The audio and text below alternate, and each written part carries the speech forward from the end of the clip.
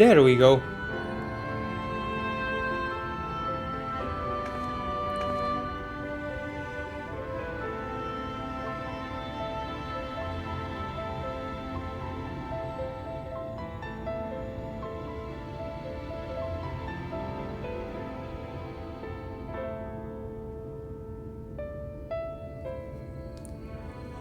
Okay. Okay, sorry about that. Like for a second, the stream would just not start. I don't know why. But, regardless. Welcome. Big stream day, like the title says. I'm very, very excited. Oh yeah, I have a lot of stuff here. Whatever. Yeah, this is all a lot of stuff here that's... Okay, this is just random stuff. Fine sand, whatever. Yeah, a coconut that someone traded me once, just sitting there. Okay, this is all just a random stuff that I don't need. While this is for the gathered facets, like the facet of fishing over there and the facet of gathering. But I will only do those later. And hold on a second. I hope my voice is coming. Yep, it is. Awesome. And as you can see, my little thingy is there. The little PNG. I am a little PNG here. Isn't it cute? I noticed that I have a very sweet little place for it here. It's right on the shape, the L shape. It's just perfect. Sits here perfectly. So yeah, it's just gonna stay there. Okay, now it's level 79, right? Yeah, 79. Okay. I was hoping to do it with White Mage, but White Mage is level 7. Oh no, it's 7. It's 79. Okay, cool. That works. Juliana, are you alright? I think a return to your sickbed might be in order. Or you might consider resting a while atop the watchtower next to the rookery. This damnable sky doesn't make for the most soothing scenery, but the Exarch often likes to stand there and feel the wind upon his face.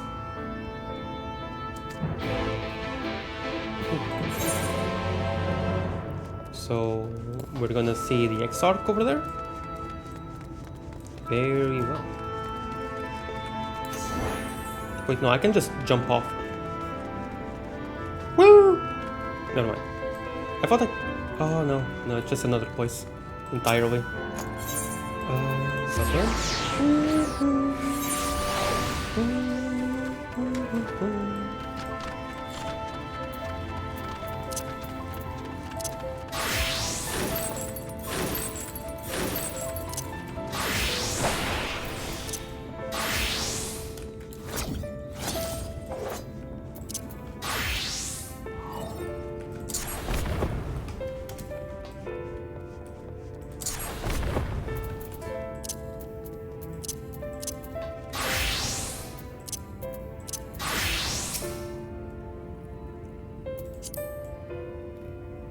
Speedrunning strats.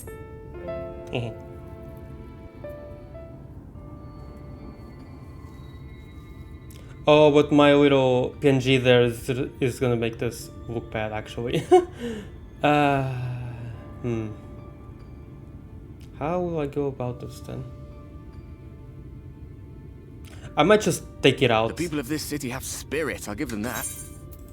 They've not lost the will to fight. I might just take it out. Yeah.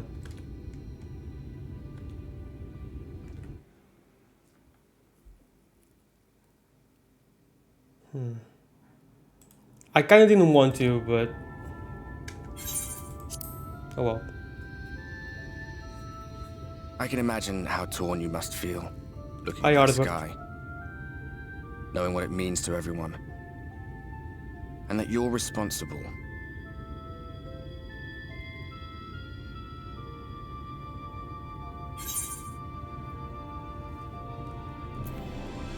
Secrecy is words that other people knew. It's all such a mess. I still can't believe it's coming from me. The secrecy is worse.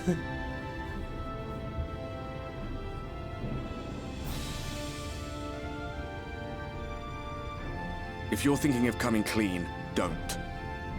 It might make you feel better, but it would make things 100 times worse for them. They're better off not knowing. That's true. Very, very true.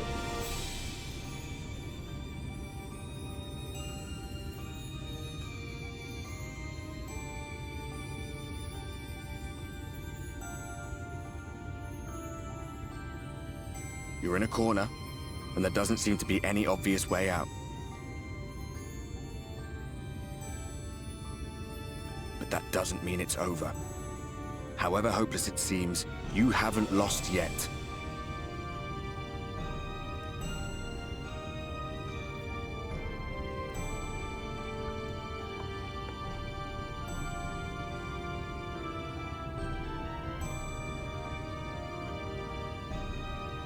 I remember looking up at the sky like this before. Being caught up in a strange kind of calm. It was after we realized we were responsible for the flood. When we resolved to journey to the source by taking our own lives.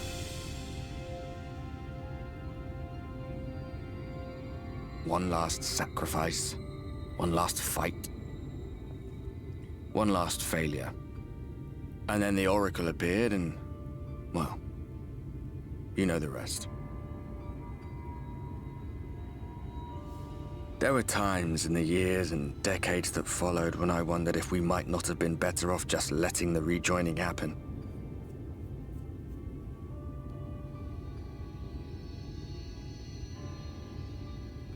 That we'd made one last mistake. But seeing that giant Talos stir to life cured me of any doubts I still had. Huh? Always we took the burden of fighting upon ourselves. That's what heroes do, isn't it? So we never had the chance to see anything like that. Our people coming together as one.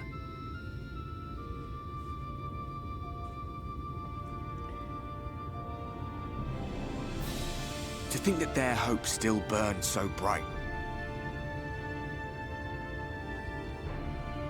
That they were still so eager to live, they would lift up their fellows, one on top of the other, till they reached the sky. No. We made the right decision. And I can finally feel proud of the part we played in helping this world survive.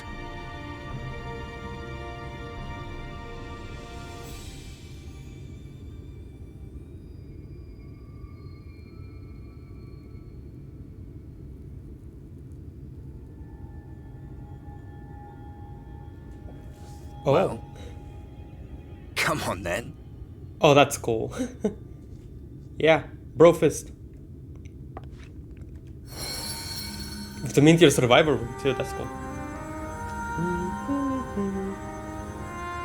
As I thought. What happened between us was no coincidence. My story may be finished, but the fates have gifted me a minor role in yours.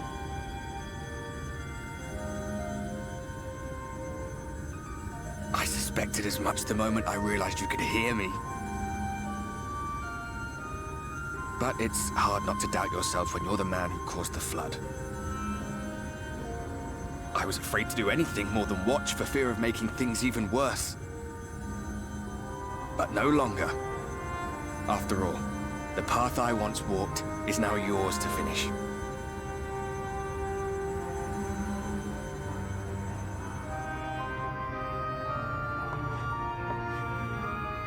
For what it's worth, I cast my lot with yours.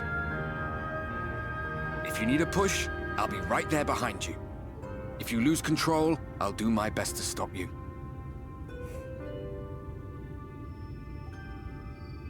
So, let us be about it, hero.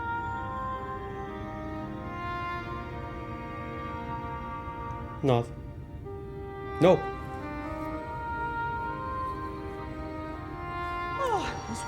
worried you were up here all alone, brooding and fretting and wallowing in your woes. But look at you, grinning at nothing like a pollen-drunk pixie. I didn't take a screenshot in time, damn it. Always happens. Look at what you've done to your ether. It's a mess. And you have cracks running all through that pretty soul of yours. My poor little sapling. Whatever am I to do with you?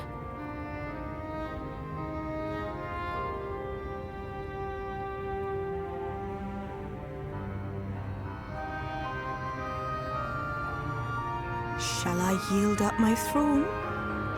You could claim it, cut ties with the mortal world, hide away in the castle.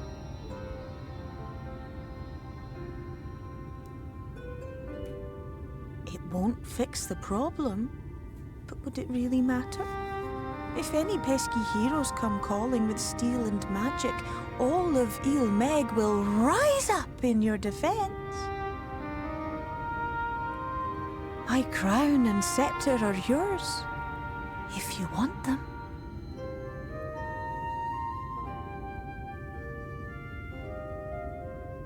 What? Don't give me that look. Of course I knew before I asked that you'd never ever heed such a wicked suggestion. Right. And besides, what would become of my precious and ephemeral flower?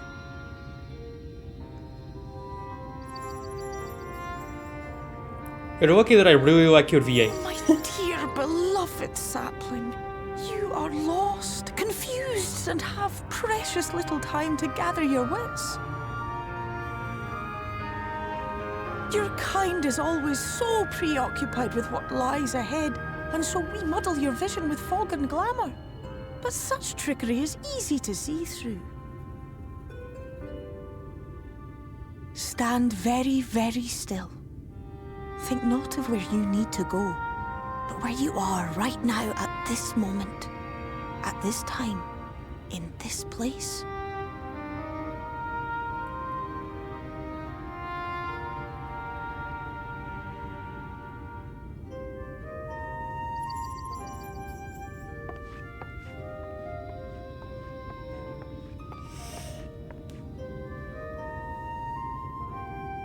Our cairn of crystal.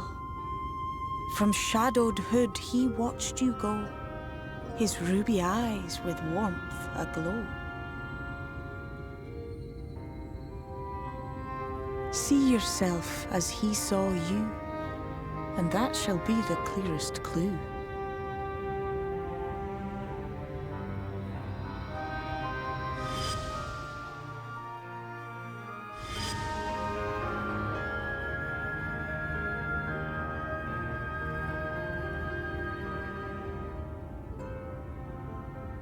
I'm gonna punch him in the face. You stand in his garden, dear sapling. That's what the Ask quenching of the his face flowers means, what right? they know, and you will surely find an answer. But what will you do with it, I wonder? I'll be watching and waiting. Waiting and watching.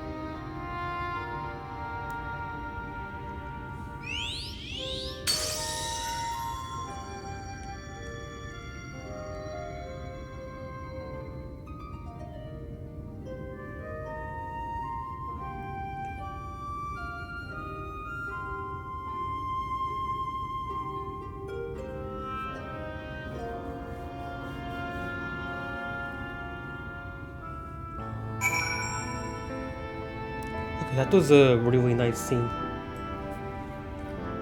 With artworks and everything. Whee! I need to talk to Zhenjinmai, if that's how it's pronounced. Oh, I did not expect to see you on your feet so soon. Surely you have not come in search of an emerald. What do I know of the Crystal Exarch? I'm happy to share, but I fear there will be no surprising revelations. As any in this city could tell you, he is a man of wisdom and compassion and many untold secrets. But none can doubt his generosity. When the Crystarium was being constructed, he even allowed folk to plunder the tower for resources. He has imposed no restrictions upon us but one. No one except the Exarch is permitted to dwell within the spire. Many seasons past, a comrade of mine was bold enough to ask the reason why. The Exarch merely smiled and said, "Because one day, the Crystal Tower may vanish as suddenly as it arrives."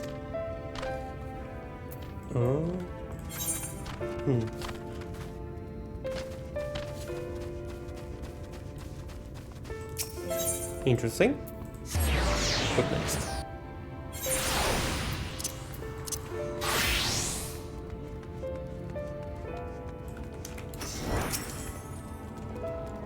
Juliana, it is good to see you awake and alert, my friend. What's this about? You're not writing the Exarch's memoirs, are you? I'm not sure how much I can tell you, considering we avoid asking too many questions. Unspoken rule and all that. If anyone has fresh insights to share, then it'd be Captain Wynne, I'd say. She lost her parents to an ether attack not long after she was born, and the Exarch saw to her upbringing. Outward appearances aside, those two are like grandfather and granddaughter. I imagine the news of his predicament hit her doubly hard. Not that our proud captain would ever let it show. If you do decide to talk to Lena, she'll be at her usual post at the Accensor Gate.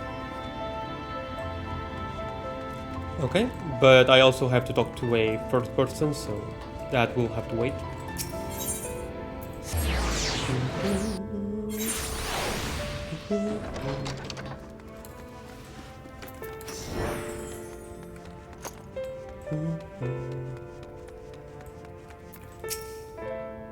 Oh, was there something else you needed? If you've come for the results of my research into this persistent light, I'm afraid there's little to tell as of yet. Crystal Exarch. Records pertaining to the Exarch? Well, I need no documentation to relay what little I know of his history, if that is what interests you. Less than a decade had passed since the coming of the Flood when the Crystal Tower first flashed into existence. Its summoner, the Exarch himself, became known to the refugees in Lakeland soon thereafter. He welcomed all who sought out the spire, be they locals who had lost their homes or Verbertites fleeing their ruined kingdom. And together they found a city which would become the Crystarium. Some fought to call him king, for he refused to share his name, but the summoner did not deem himself worthy of royal address. Thus did the people consider his scintillating skin so alike to the tower he had summoned, and bestowed upon him the title of Crystal Exarch. As for his true name, well, it would seem that is a mystery that remains unsolved to this day. Rahatia. I know it. I always knew. Always knew.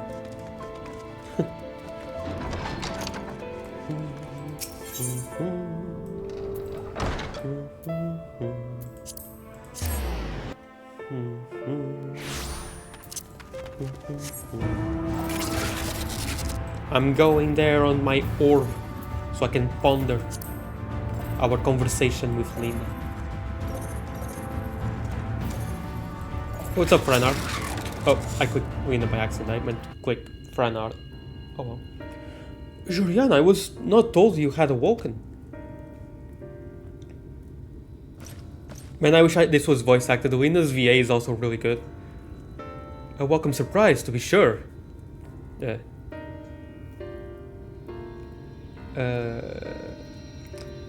I was going to make a meme, but I just realized it wouldn't fit. A welcome surprise. Now, if only Exarch was returned to us. He was taken by this rival of yours, was he not? Your companions mentioned they had an idea of where to find him. And so I bristled when they asked for patience. I did not understand their hesitation until I saw that you had fallen. Only then did I realize that I had no business rushing ahead. Even so, the delay has been no less agonizing. In the moment before he left to join you in Kalusha, the Exarch entrusted me with a key. It opens a door in the ocular, to a chamber known as the umbilicus. Like the umbilical cord? This room is the heart of the tower, into which only the Exarch himself is permitted to enter. Wow. He bid me allow none into the tower once he had departed. Only in the event that an army of Aether descended upon the city was I to access the umbilicus and awaken the defensive barrier. Never before had he left me with such instructions, but the battle with Valkyrie loomed near, and at the time I accepted the key without much thought. Since then, however, that moment is all that occupies my mind. When I recall the look upon his face, he knew that some terrible fate awaited him. Tell me, Juliana, I need to know what he feared, what battle you and your companions are truly fighting.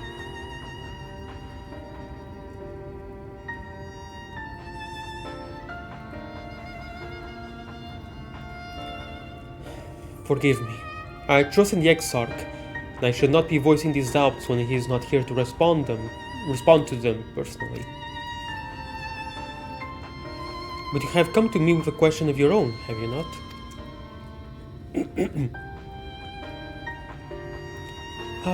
I see I am not the only one who burns for answers.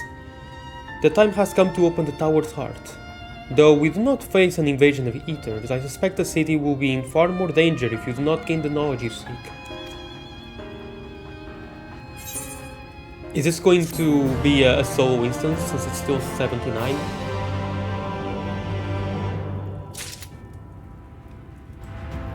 I hope it's a solo instance. The unbroken thread. Let's see. Come, meet me in the ocular, and I will unlock the door within.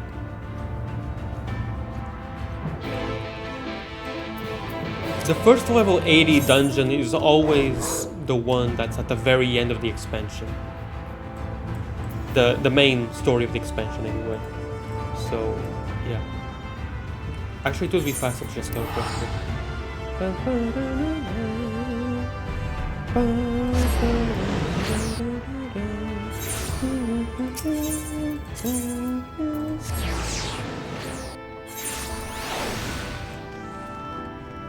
Can he actually climb that? Hold on. No. Okay.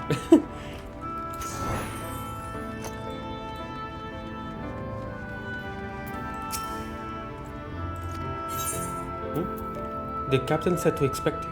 Ooh, right, the captain. I mean, that makes sense.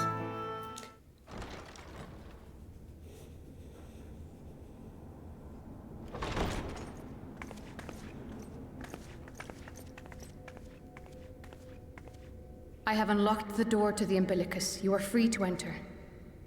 Yay, voice. Once you have what you require, I'll see it sealed once more. Until then, I will remain without.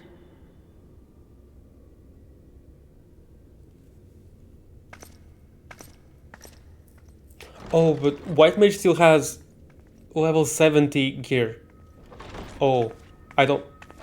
Wait, no, don't... don't pull me into a solo instance yet.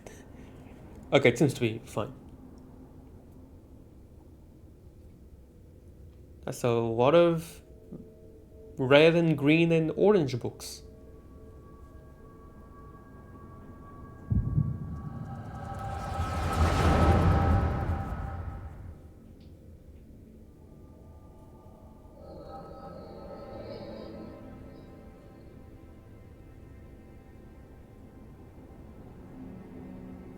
A moment to collect my thoughts, I prithee. Thy true name is Grahatia, then? Oh, Graha. By I've thy been claims, pronouncing it wrong. thou too art a native of the Source, though from an age beyond our own, when the 8th umbral calamity hath visited devastation upon our star. Thou hast, by subtle means, reached across the boundaries of time and space to unsow the seeds of catastrophe, ere its creeping vines drag our champion unto an early grave. In essence, yes. A difficult story to swallow, I am sure.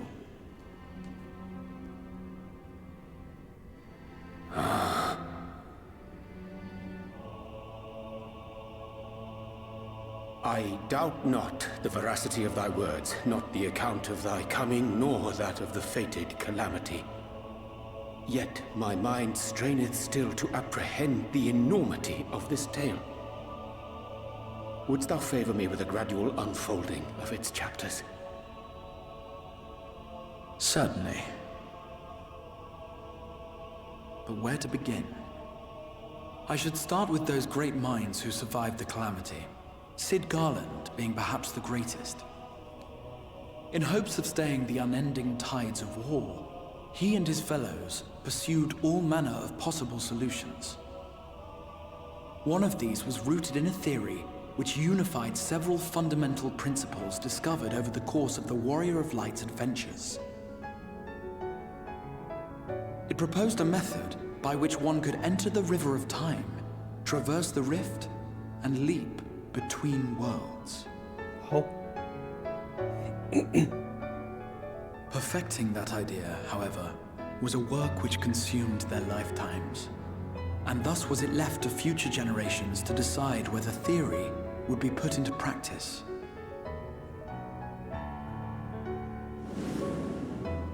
But all the while, the world continued to burn. Hope was a feeble outpost, beset on all sides by thievery and misery and murder. People cried out in despair, "There is no hope, we are finished. Mankind is finished." Then others raised their voices in answer. Answer, answer, Though we be answer beyond salvation, together. those who came before may yet be saved. We will forge a crossroads and pave the way for a different future. By the wisdom of our forebears, we will prevent this calamity from ever having come to pass.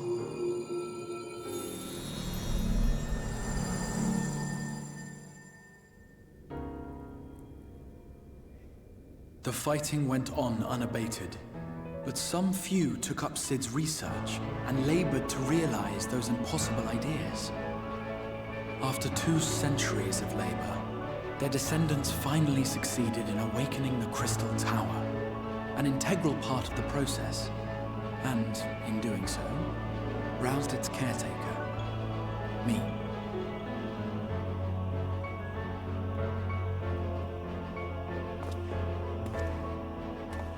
By this stage, scholars had largely established the phenomena underpinning the rejoining, and identified the first as the shard which precipitated the 8th Umbral Calamity.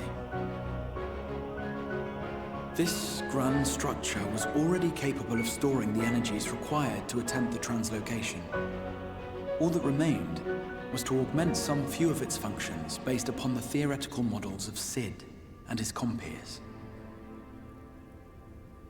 And by means of such technologies didst thou effect thine arrival in the first, to an age before this star had joined with the Source.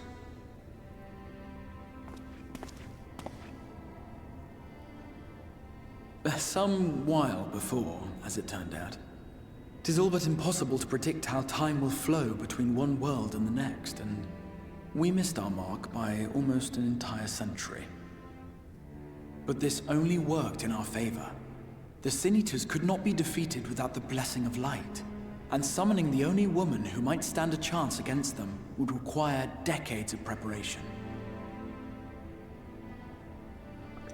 I thought for a second that he said a woman to be Undertaking of Minfilia. scarce No, it's credible the Warrior of endurance. That thou hast kept thy plan from falling into disarray these many years bordereth on the miraculous. Yeah. Yet howsoever history be rewritten, thy present self was shaped by events which followed the calamity. Should said catastrophe be averted, the very skein of thine existence will unravel. Surely thou hast foreseen this. I am aware of the consequences. 'Tis for that very reason Cid and his colleagues bequeathed their legacy as an offering, and not an edict. To give all of oneself for the happiness of others, and with no promise of reward, 'tis a hard thing to ask.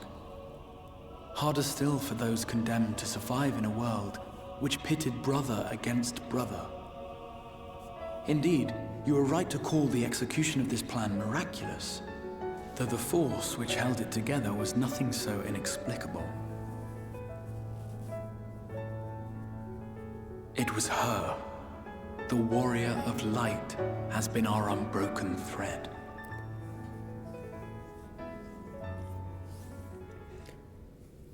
Very nice of these visions only showing... Nice of the Echo Where only others showing would this stumble vision and now. fall, she would rise above. Where others would break and run, she would carry on. The warrior of light's tale is one of unyielding bravery. To tell it was to feel courage. To hear it was to feel hope. It was a breath of inspiration in an age of suffocating shadow. In the histories of a fallen nation was our hero hailed as its greatest ally. In the time-worn pages of a noble's memoirs were her Sorry deeds about joyously the Discord recalled. sound. For many, I these forgot to turn on stories are streamer the mode. flame which warmed them through the coldest of nights.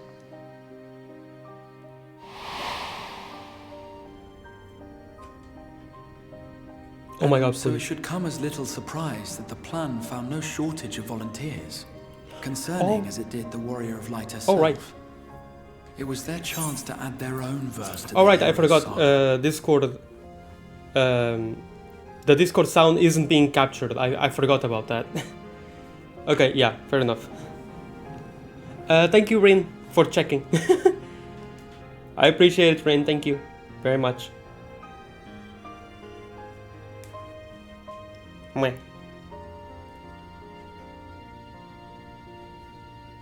Okay. Alright. Hey, time friend, thank you. I love your Twitch name, Pulleys. Just, it's cute. It's so cute. Almost as cute as you. Meh. I couldn't help myself. She was the lodestar that brought them all together to send their final message back through time and space. But thank you for helping me confirm.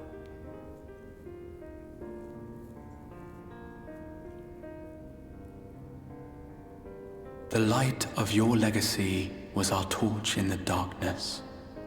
Burn bright again and live.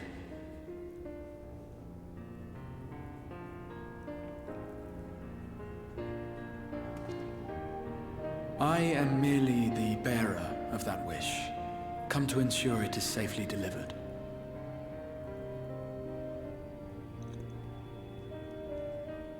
Wherefore sharest thou this burden with me and no other? What wouldst thou have me say? That you will be my accomplice? 'Twas you yourself who convinced me of your suitability. I shouldn't have been You drinking spoke of water how when you he learned said of the that. flood, and of your part in arranging Minfilia's journey to the First. Your actions showed uncommon resolve. 'Twas clear you were committed to the cause of saving this world. I knew I could trust you to choose the right path forward, even if that choice came with a heavy price.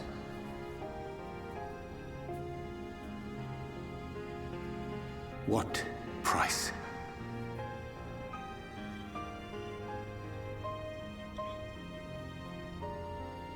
When all is said and done, and the last of the Light Wardens lies slain, I will absorb their corrupted ether, and then I will die.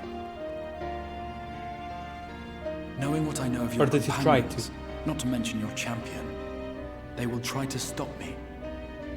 But in saving one, they would save none. Therefore, I implore you to aid me in concealing my identity and ensuring this tale ends as it must.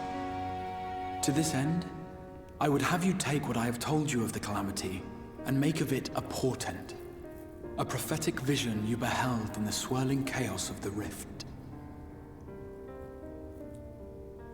Okay, yeah.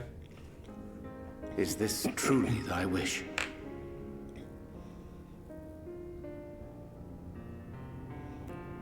History remembered the Warrior of Light, as I knew it would. And I will suffer no other to rescue the champion whose star has charted my course.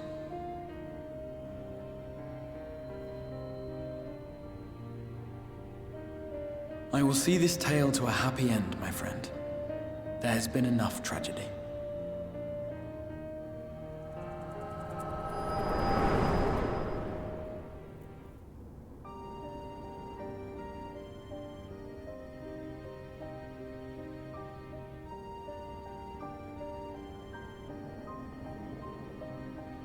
Careful now.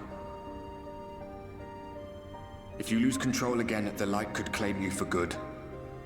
Although it's probably only a matter of time before you succumb to the change in any case.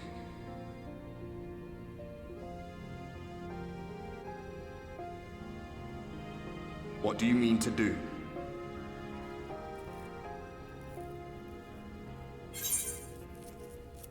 I mean to hunt down the Emmet Salk. Well, the third option. I mean to have a few words with both Emmet and the Exarch.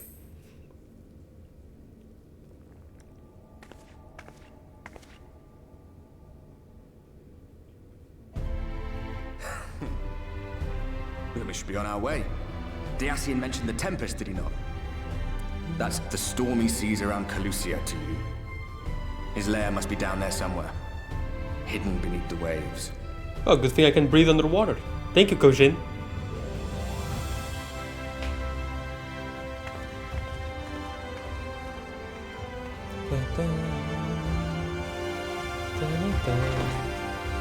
I love the Crystarium theme. But I'm also sad that I can't hear the night theme anymore. At least for now. Did you find the answers you sought? If there is nothing more you need, I will go and lock the door. I have questions about the Tempest. The Tempest? That is the name given to the seas by which Kalusia is bound. If you make a request to the Tamers, they will provide you with an armor to fly you over the waters, but... Not over the waters, I want to go in them. Do you mean to leave right this moment? Alone? I better not go alone. Wait. I'm not sure of that. Nay, I will not seek to stop. Go with the blessings of the Shadow, and I shall await your safe return.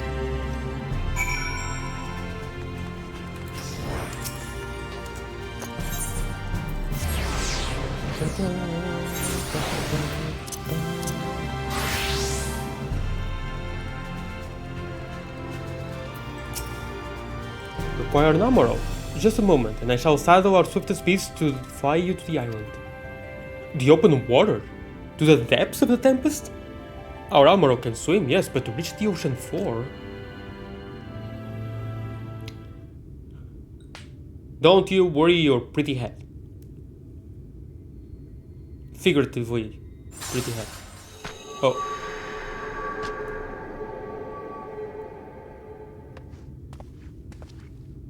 Ah, we have found thee.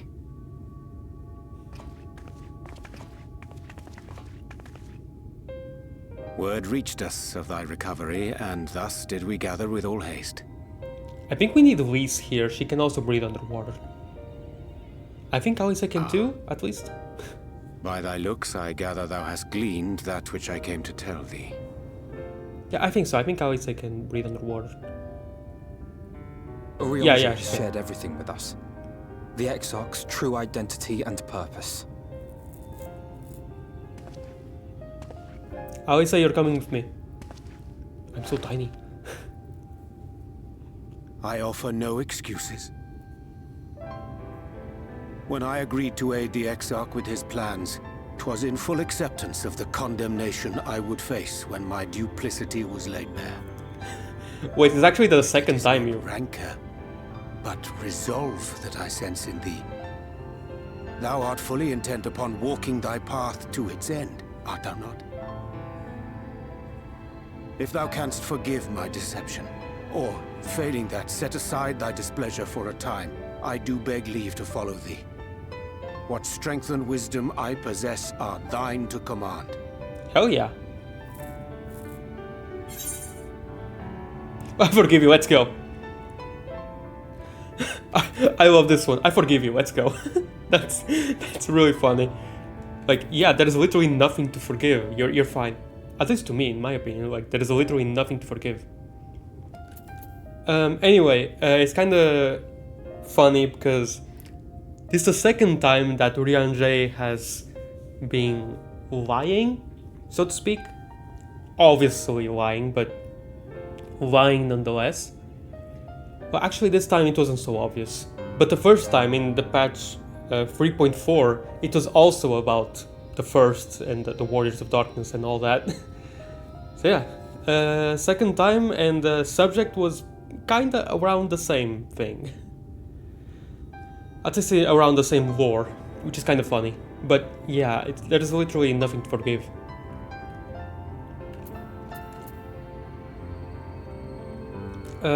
I'll just say this.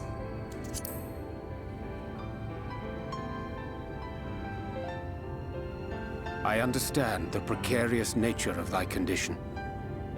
Nonetheless, it is my wish to remain at thy side for as long as I am able.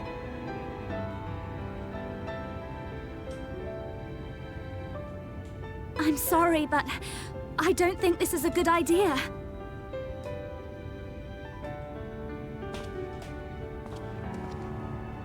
Leaving the Crystarium, I mean, with or without Urianger.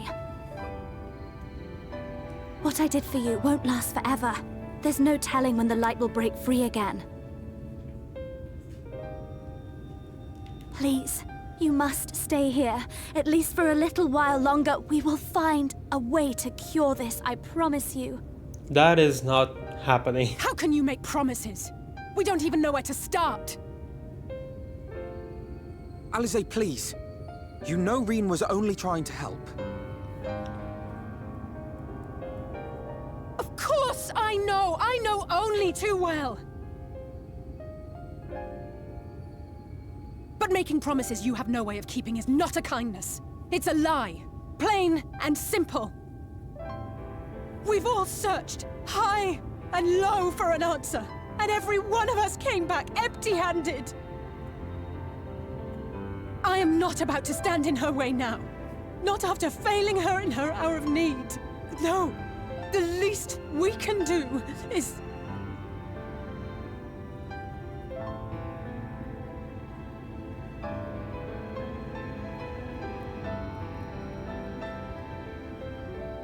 We will go with you as well. There is naught to be gained by standing still. You don't have the blessing of the Indeed, Kojin. we have exhausted every other avenue. Lead and we shall follow. If there is any hope to be found, then we will surely find it at your side. Okay, sure, let's go to the Kojin real quick. Are we all in agreement? Oh wait, you then? can't.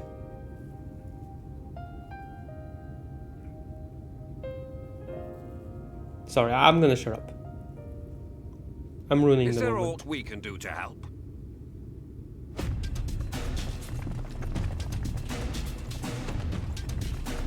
Though we may not know the whole story, we do know you're in for a fight. And while the Exarch's away, it falls to the rest of us to see the Warrior of Darkness is given a proper send-off. You told them! No! Well, not in so many words. No! Aye, we didn't need it spelled out for us. When the night sky appeared over whichever place you went to, it was harder not to put two and two together. Yeah, I know, right?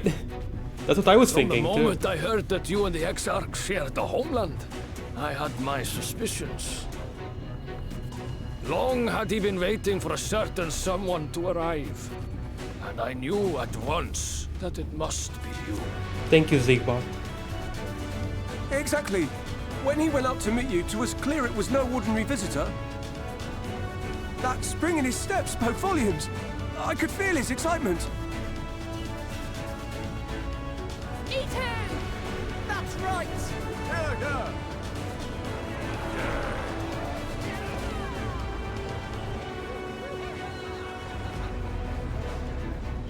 We do not fully understand where you or the Exarch hail from, or why you've all done so much to protect us. but we are deeply grateful nonetheless. So, if there is anything at all we might do to aid your journey, you need only name it. What would you have of us?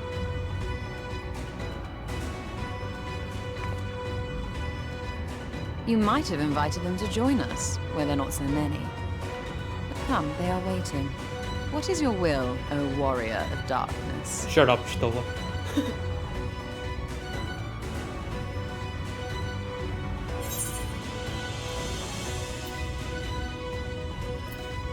But prepare for the... Wow, this is probably the worst thing you could say. Plus, we'll see the exact moment and sound. Yeah, no, have them do something. It would be kind of cruel to just leave them to do nothing. Yeah, defend the Crystarium until we return. That's the best thing you could say.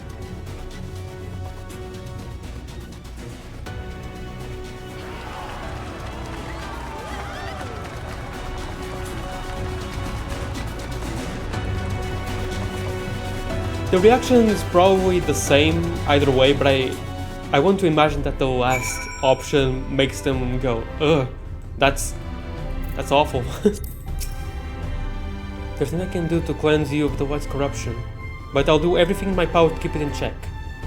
If the Warden's ether overwhelms you again, you will become a Sin Eater, so please save your strength for when it really matters. What I'd like to know is why we didn't share. Why did we not share the light corruption thing? That's what I would like to know. Why was Joriana the one just getting like all the light corruption in every light warden? Why didn't we share with Bryn? So it still doesn't make sense to me. The volunteers who journeyed to Kaluja have all been safely returned to their homes. They've also assured us that they will do their best to hold the Eaters at bay in our absence. Cool. Gods know you've spent enough time charging into danger on our behalf.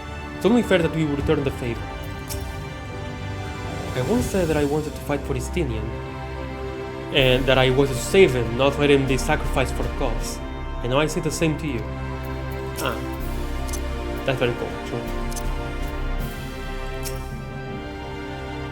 Just so you know, I will not look kindly on any further attempts to leave us behind. We do this together. Fair enough.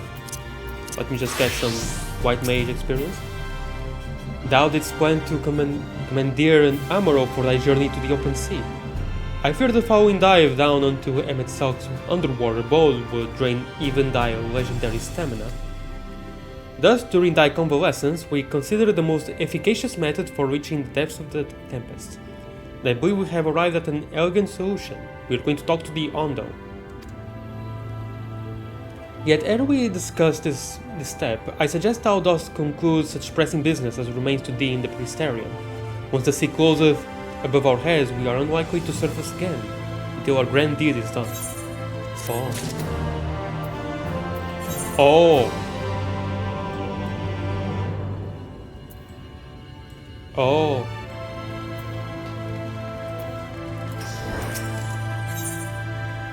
Simple gifts.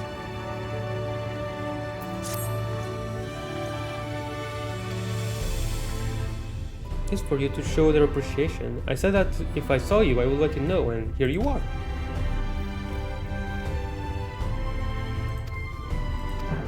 Okay.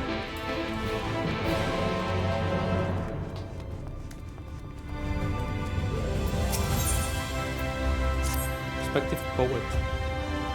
Are you the wandering minstrel of the first? You like poetry? This requires a sensitive soul.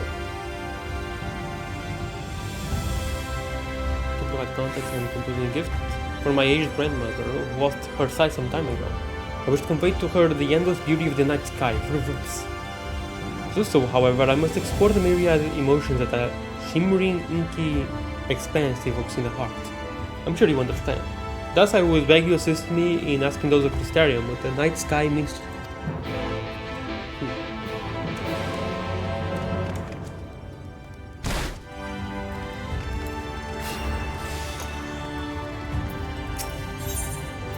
Made more hope. Maybe a sandwich? Everyone likes sandwiches. What? Oh, if it isn't the Warrior of Darkness, what fortuitous timing. I'm worried about one of our recruits, you see. He was one of the residents of Holminster Switch, and after the attack he fought to join up.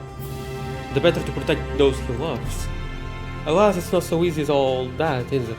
And because his training isn't having as immediate an effect as he wished, he's become rather depressed. I know not what to say to him. As his superior, I fear that he will take my encouragement as chastisement.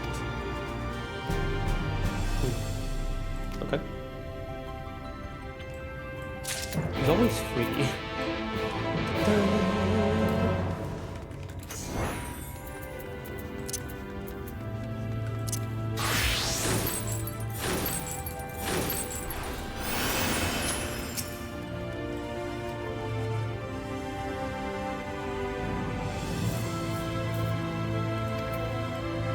I am reading everything, don't worry.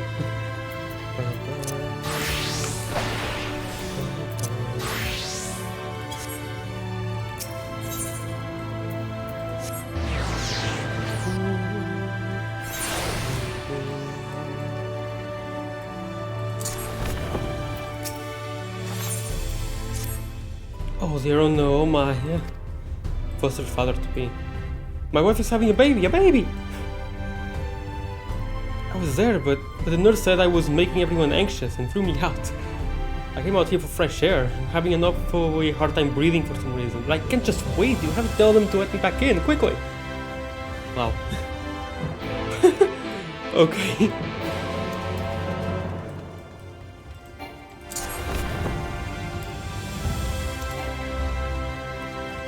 Oh my god, I can't...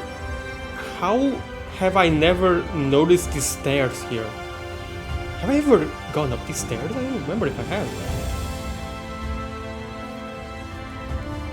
I might have. Wait, no, I have not, definitely. Where do these crumbs come from? I definitely have not. What the heck? Exhausted, yeah, I bet. Surprisingly quiet, given... That's cool. That's fun. Wicked White's a baby! Yes, a lovely baby girl, and both she and your wife are quite well, so please, do calm down. It's a baby or child. Goodness me, you brought the Exarch's guest with you. Well, since you're already here, would you like to welcome this little one to the world? That's cute. Welcome. Welcome, Olentrand. Thank you, I'm sure that she understands. This will make a wonderful story to tell when she's older. I'm so happy I can barely breathe. Actually, I really can't breathe. I think I need to step outside for a moment. Okay. Sure. How come I have never been here up the stairs? I never noticed I could go... How? Oh yes, I'm fine, just a bit overwhelmed, to be honest. I'm a father. And that you were there to greet my daughter. You grew up knowing the tales of your heroism, I promise. That's cute.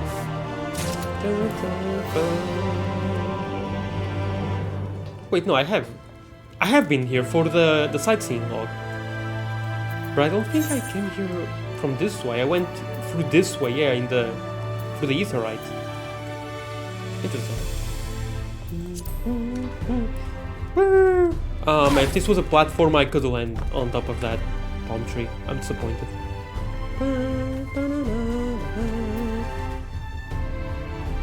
Docks.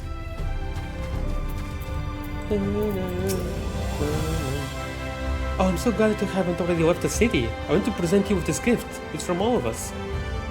We want to give you something homegrown, but we're worried about burdening you too much. We use fruit from the orchards to make juice. Hopefully it will make for a refreshing treat on the road. Oh, this is so cute. This is actually so cute, I love this. I'm glad I'm doing this side quest before going.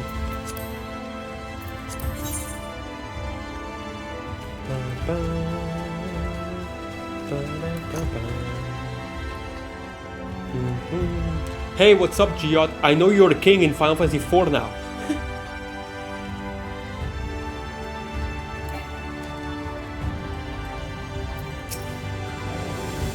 Thank you for stopping by. I very much wanted to present this to you directly. You probably won't be surprised that this is what we came up with, but the merchants here thought that a piece of armor would be most useful to you.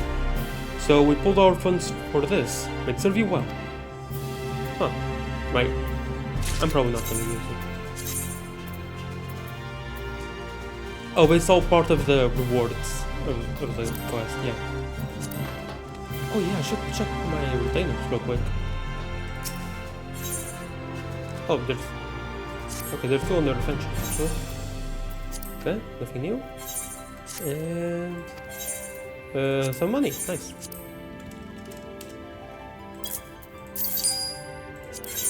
Is there anything I have that I don't need? This probably. Nice.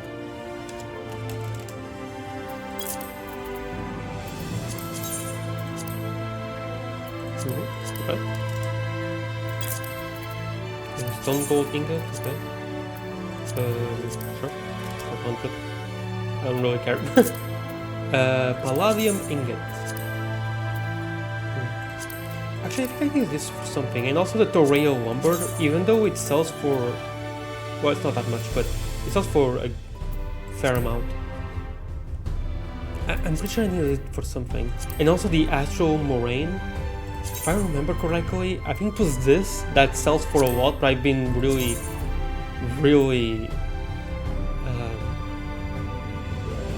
been kind of lazy. And also I need the Young Water Lily. I can buy the Young Water Lily, but it's a lot, which is why I'm leveling up a Fisher Retainer. I don't know. And hopefully, I'm hoping to get lucky. So far I haven't gotten lucky at all in trying to get the Water Lily. Unfortunately. Oh, but they're on the side, okay.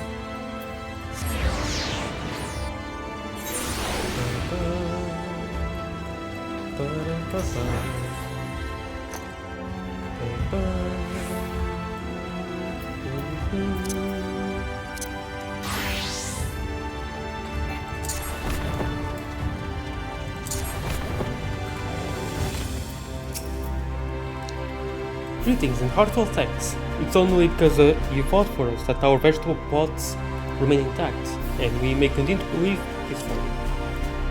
It is but a meager offering in comparison to what you've done for us, but we've prepared some food using the vegetables grown here. Cool. I like vegetables, kinda.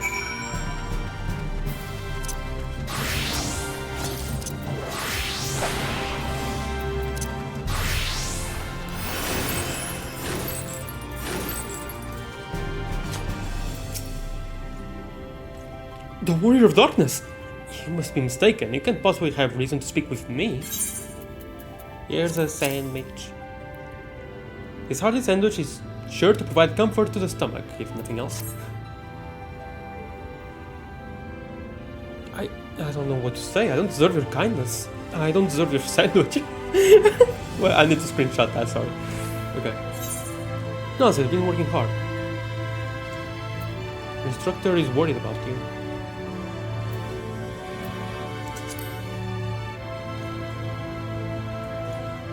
He is? I never expected him to notice that Well, I had hoped that this would go differently, I suppose. I'm in the garden now, yes, but my spear still feels heavy and awkward in my hands.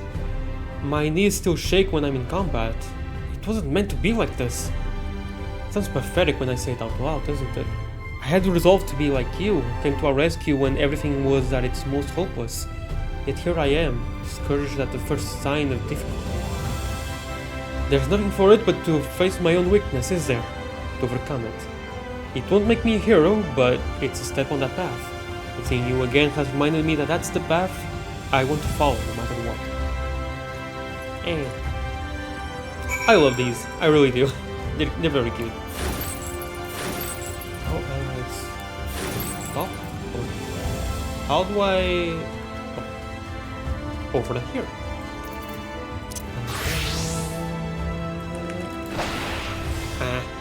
Oh well.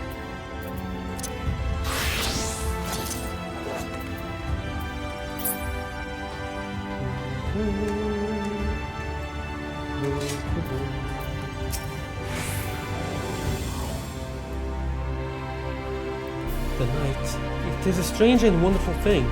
Were I to ride my Amaro ever upward, I wonder, will I arrive amongst the stars? I think I should like it. Yeah, you have to wait until Endwalker for that, sorry.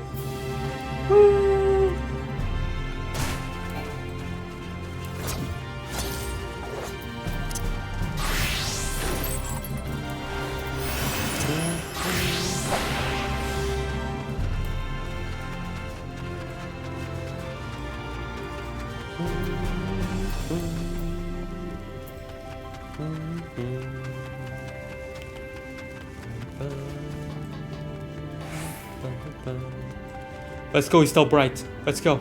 Let's do our best. It's going to be a pizza cake.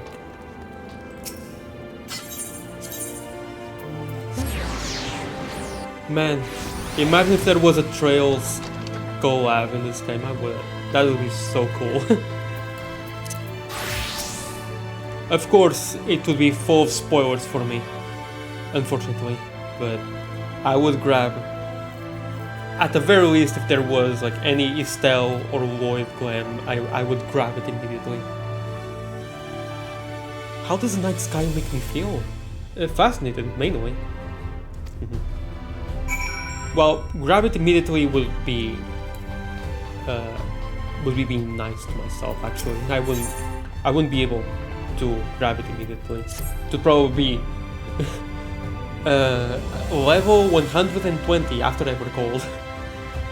If it were to exist, it's not going. Terribly pale, and I know scholars who haven't set foot outside in weeks, so that's saying something. Please pay visit to Spagirix post haste. Very many times, and suffice it to say that he has learned to listen. Okay then.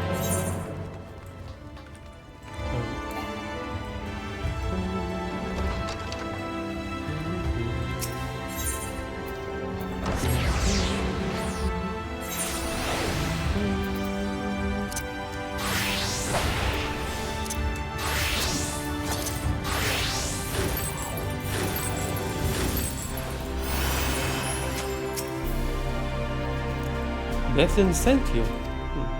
You do look rather drained. Why, the circles under your eyes are almost as deep as the Exarch's. Please, take this. Coffee?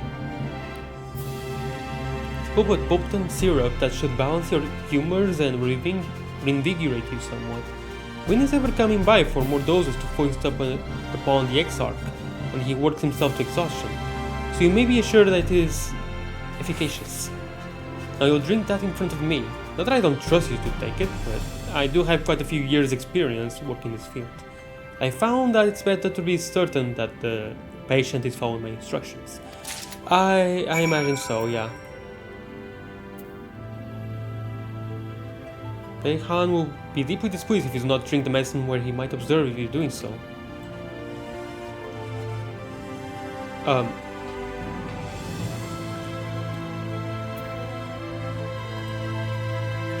Okay, you just have to fit in there.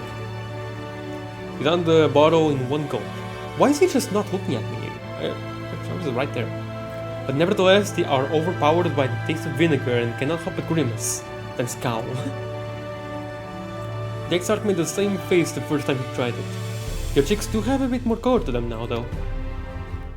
Please bear in mind that I'm merely doing my job. Though if you feel you must be avenged in some fashion, I might be persuaded to provide you another dose to best them.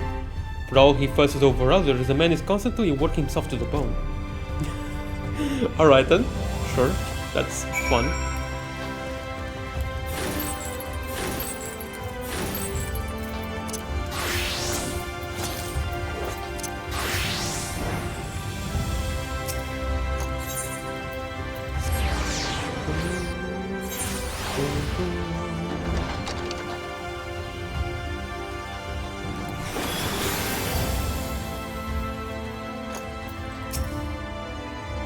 He went. I imagine that he gave you the syrup then. Yep. And I'm gonna give it to you. Ah, that really won't be necessary. I'm quite well, I assure you. The very picture of health. You can talk your way out of this. very well, but please don't make me drink it here. They see my face, the others will never let me take it down. Go on, take it. In any case, I'm relieved to see that you no longer seem to be on the point of collapsing into a heap of books. Do take care of yourself. Or else. Or else? I will send you to the Spurgirix Club. That's a threat. That is indeed a threat. Don't mess with Bethan.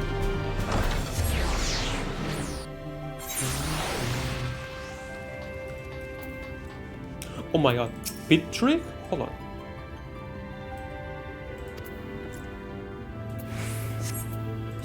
Sorry. I'm gonna...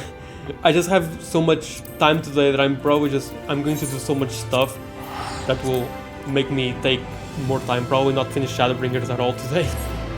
Hold on a second, sorry. Oh, Pip. Pip, not Pit. Okay.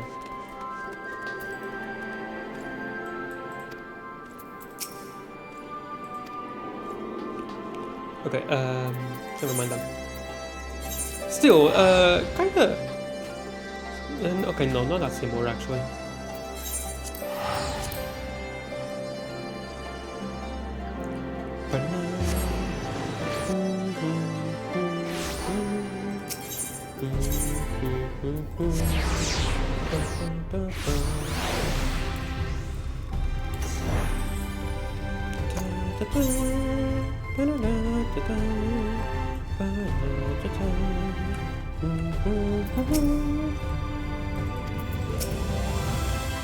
Seems that your mere presence was enough to restore his fighting spirit. I cannot thank you enough. Nor can I. Thank you for coming to me when I most needed it. I swear that I will do my utmost to follow your example in the future. In future? In future? Not in the future? Sir, may I join you on patrol? Quite frankly, I need the practice. And you shall have it. With me, guardsman.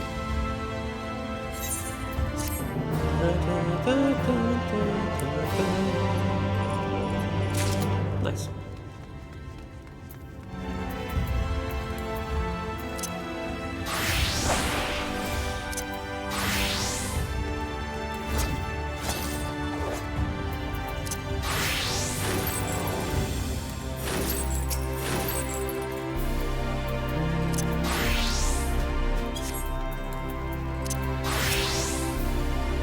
You met with everyone then, wonderful. If you like, I can prepare those gifts for you to carry more easily. He's cute. Here you are, and please know that no matter where you travel, you'll be in our thoughts. Yeah, it's all the reward. That's so cute. I'm gonna sell the... Oh no, I feel bad. I feel bad. Hold on, no, I'm not gonna do it. I'm not gonna sell the thing. What is it? There it is. Okay, no, I'm not gonna sell. This is way too cute. I'm sorry, no, I'm not gonna sell that. I will keep it. Just like the Carnation from Raymond, I believe, from Ul'dah, and also the Solarimar.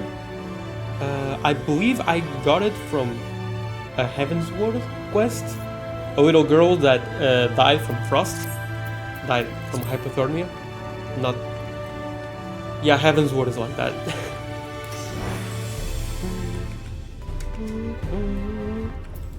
Hey, what's up, Wandering Minstrel? The first. Wandering Minstrel the first. And how did they speak of the night sky to you? Oh yes, that's good. I can feel the woods stir within me. I must recite this to my grandmother at once, whilst the image remains vivid in my mind. When you have the moment, might you come to the Catenaries and meet her? She's always so delighted by travelers' tales. Sure.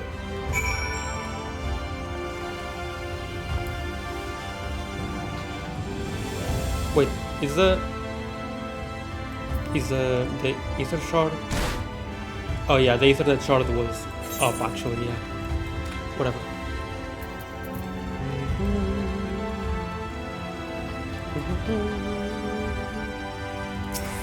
Then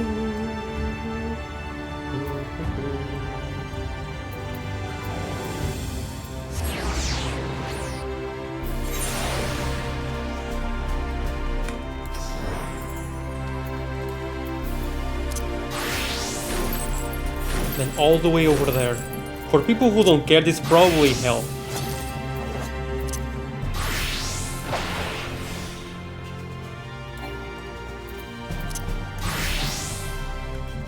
Oh. Oh god. Damn it. Oh wait, no, it's over there. That's...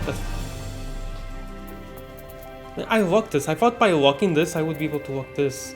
Oh wait. Okay, there we go. Now it's on. Yeah, it's a separate hotbar, I forgot.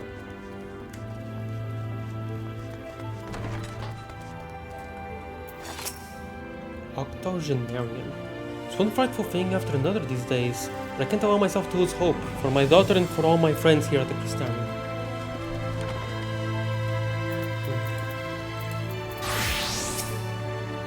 Now this is a surprise. This is the traveler I told you of, grandmother. The one who assisted in finding inspiration for my poem. Haha, get banned, bots.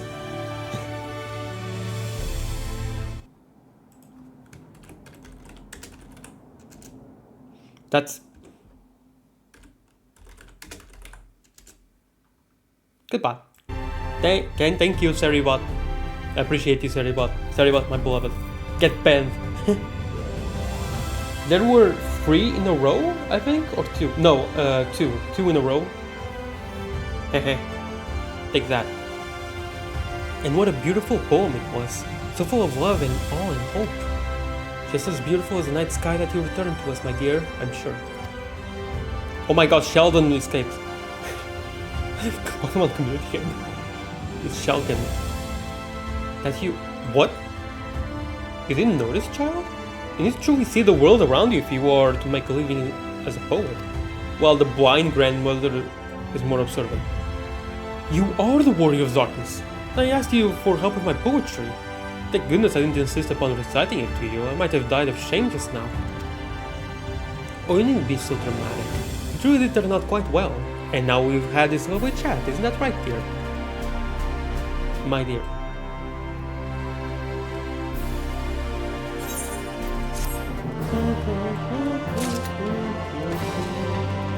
Okay, now to make my way over... Oh, that worked.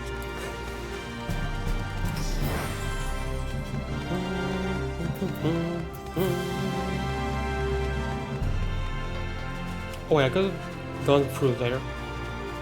Yeah, okay.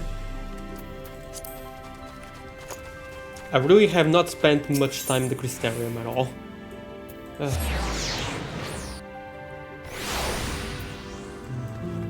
Level 79 still, okay. Alright, sorry for the wait. Well, give me those oysters. Thine affairs are in order, and I shall unfold to thee my proposal. Our destination is the ocean floor, yet our goal is not simply to arrive there. Nay, we must needs have the means to breathe and fight freely. Thus will I petition the aid of one of the Fae, a being with whom I have yet to meet face to face. Okay, yeah, it makes sense. I can breathe underwater, but I can't fight underwater, I think. Rather than waste words on explanation, I bid thee follow me unto the hamlet of Sullen, which lieth to the south and west. All will become abundantly clear, I promise thee.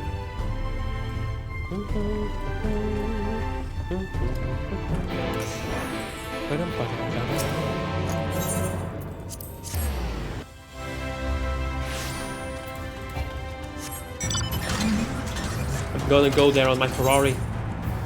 Oh, wow, okay. That is a lot of quests all of a sudden. I didn't think there would be that many. Well, to be fair, I think there was a weird lack of quests, side quests here, so I guess this makes sense. Oh, but now I'm wondering how many side quests opened up all over the first.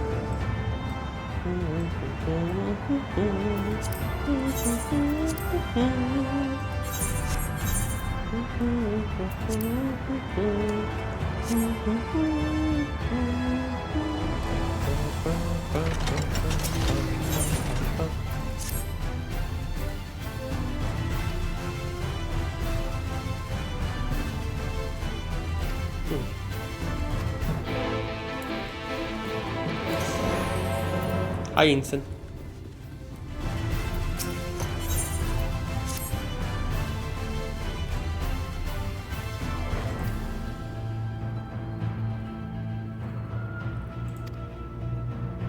A lot of brotherly issues today.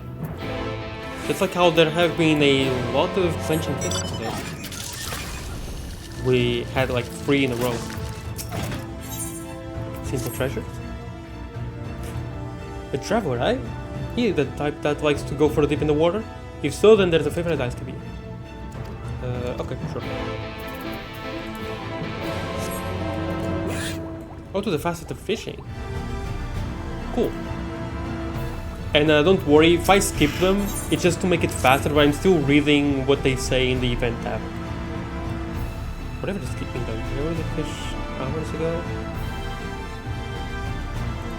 Okay. 3 lazy arts fishermen have yet to arrive with the dried fish from this one. Okay.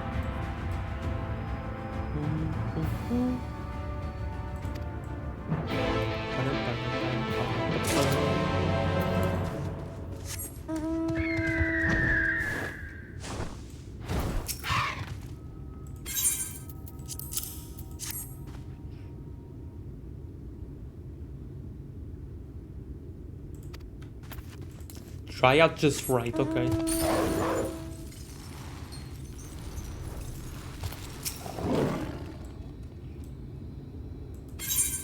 An unfamiliar face, and before I just passed by you saying your name and everything. I'm very offended. Yeah. Okay. Tastiest batch I've made all week, that's nice.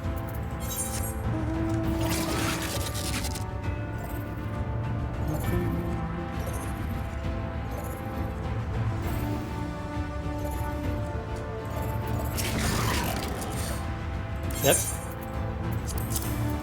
Almond. Wait, that's keep me here. Perhaps you could deliver the fish in my stead? Okay, sure. That fort. That fort?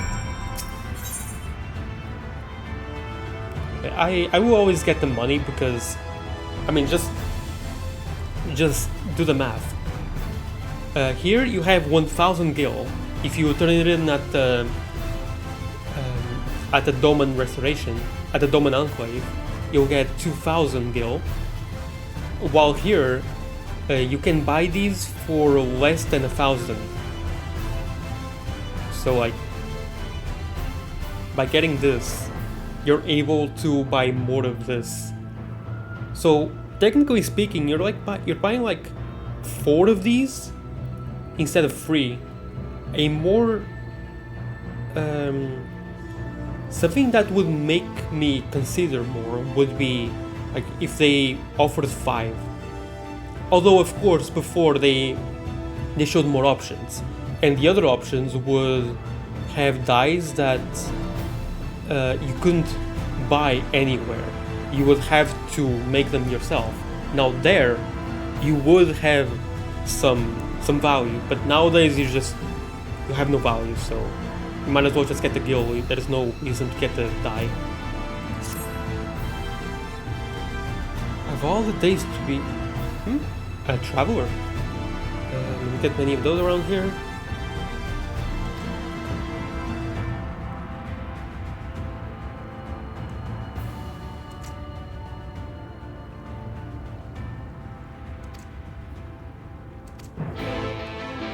Do you have anything? I don't think I've ever been here. That's not what I want. Items. Okay, just... Oh, you can buy fruit worm here. Interesting. I don't need it anymore, but interesting nonetheless.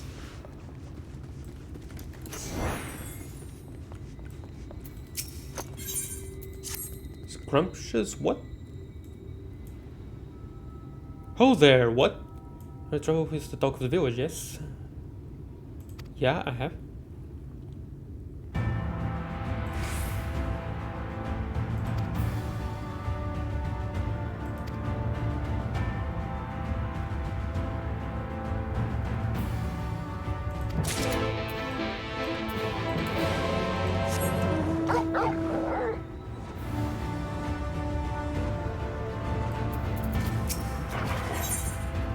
Oh. Oh. Dang you, it'll be fine. Let's go and find the treasure.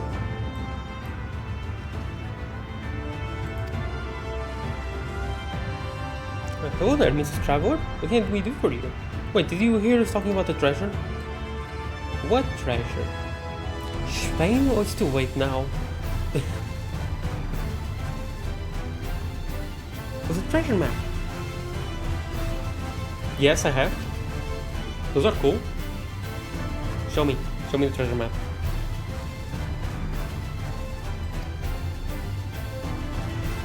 Dig up the treasure, but fine, it can go as long as we get to split the treasure 4 ways.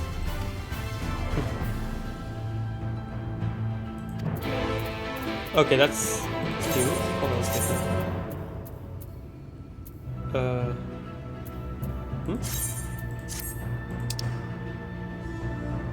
Oh, that sucks. Okay, oh well.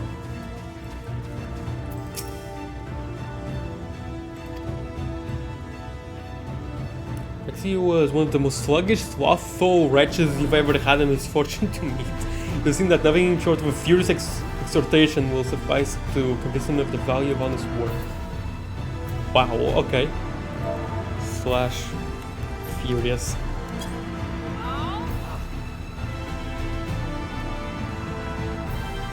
Hey, what's with all the shouting? I didn't even know you.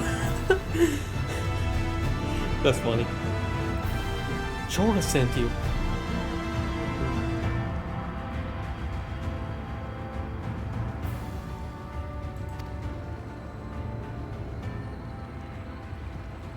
Come from the place, same place as the Crystal Exarch, you say? That's right. I mean, pleasure to meet you. You won't yell at me anymore, right? Some men dream of being a hero or going on grand adventures, but I'm a fisherman's son, and I reckon the slow life suits me just fine. It's just sitting. Oh, by the still waters and... Right, time to go help Chora brush the chocobos. Just stop looking at me like that, okay? Blankly, staring into your soul.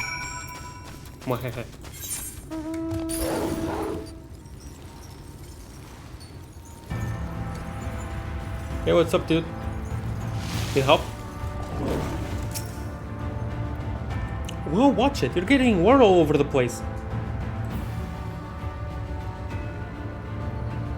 Water all over the place, you say. How does it seem so fast anyway? Anyway, if you want something from me, you're going to have to come back another time. I'm busy searching for the harpoon Papa lent me. I kind of dropped it, and before I knew it, it has sunk all the way to the bottom of the lake. Wait a minute, if you're such a good swimmer, maybe you could dive down and fetch it for me. Yeah, I bet you could. You'll do it, won't you? Sure.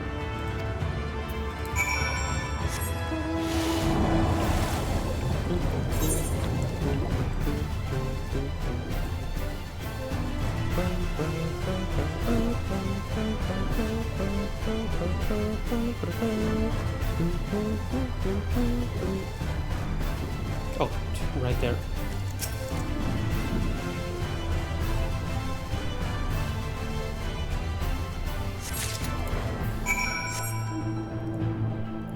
A pyramid to ponder.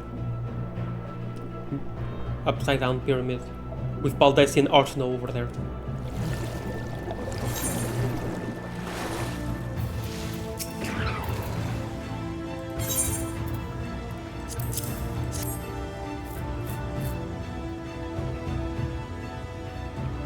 Lake spirits Grandpapa always talks about. He says in the old days the source was full of them, and that one day they'll come back and save us. He says they're huge and swim through the water like giant fish. Like that thing? Grandpa? From Xenoblade Chronicles 2? It does kind of look like him.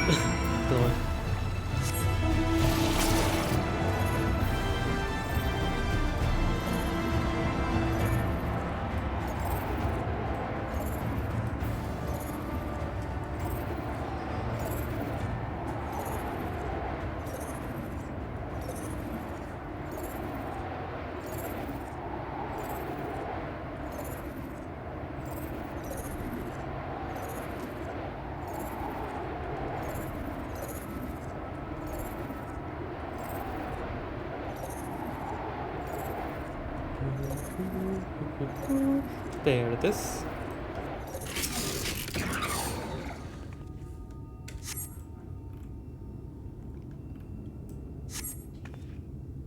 Find a weathered wooden casket. Okay. And now over here, and then over there, and then over there. Then we'll do all of those in quick succession.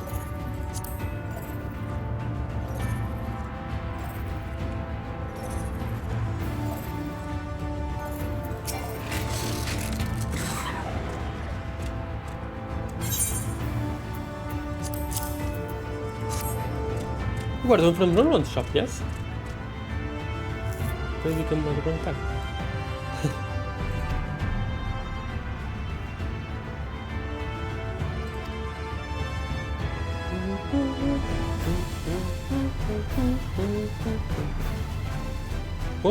Plumpest, juiciest, squirmiest worms you've ever seen. I don't gobble. Wow, okay. I mean, there are people who eat who eat snails, so is it even unrealistic? I don't think it's unrealistic at all that there will be worms that will be tasty and people would eat them. And of course there's also much more bizarre food than snails, but that's just an example.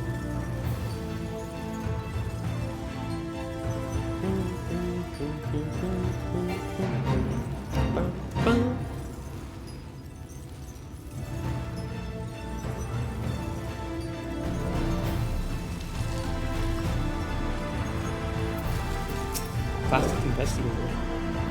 Hey, don't stick up on me like that. Can't you see you gave me a terrible start and you almost fell off? Wait a minute, I know you. You're Keshi Ray's friend, yes? Pardon my little outburst. People tell me I frighten easily. Anyhow, whatever are you doing all the way out here? Is there something you need of little old me? That fort is worried for me, you say. Why, how terribly considerate of him. I wouldn't have thought him the type. I must head back to the village at once. Just one little bitty rub. I seem to have misplaced some of my possessions. Well, perhaps not so much misplaced as dropped them whilst running away, crying and screaming when a pirate appeared before me. But same difference, right? What sort of possessions, you ask? So that means you'll be helping me, I presume. Splendid. I thought you looked a generous type.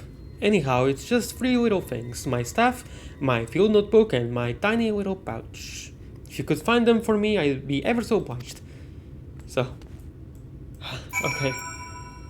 How did you lose them like that? All the way over there, while you were running away. From a pirate, though? What? You said from a pirate. I screamed when a pirate appeared before me. I guess someone who appeared before you with an eye patch probably didn't help matters. Simply pouch. What do you mean a pirate though? I'm still curious about the pirate. Oh, there you go.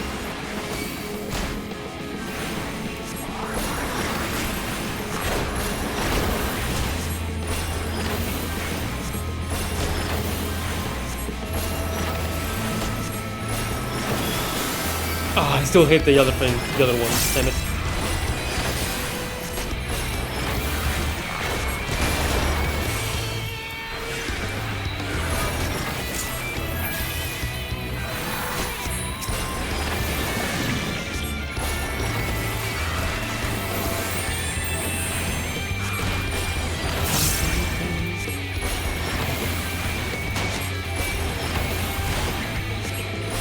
Well, I'm gonna have a chance to test out the blood lily. That's cool.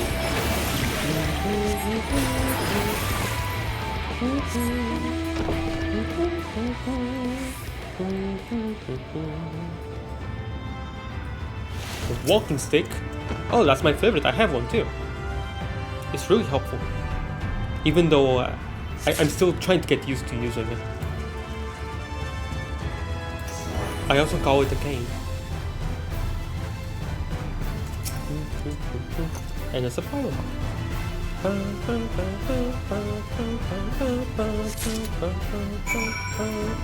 Oh, well, is that just the one guy? I thought there would appear. I thought more would appear, to be honest.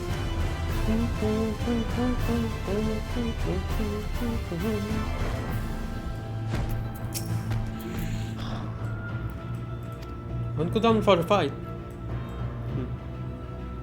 Oh, Staff sent you. What a little baby. I swear, every time I so much as leave his sight, he starts sniffling and sobbing. I told him I was just coming here to perform our village's time-honored rite of passage. Tradition has it that all boys of a certain age must fly here on the wings of an armor, retrieve 3 treasures from the ruins, and bring them back to the village. Wouldn't you run out of treasure? Probably someone leaves them here and then has them retrieved. I have an idea. Since you came all the way up here, why don't you find something for yourself too? Sure. I'm not gonna have a choice. Go so guilty. Okay. Ooh. Okay, so no one put treasures for me to find, that's for sure, so... Do they just think that there will always be relics here to find? Like, for all eternity? A small key, okay. Sure. Why am I taking so long to pick up a small key?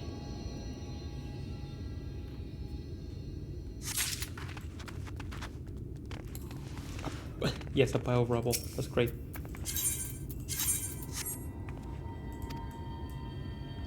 Oh no. Okay. Where's the chain? That works, right?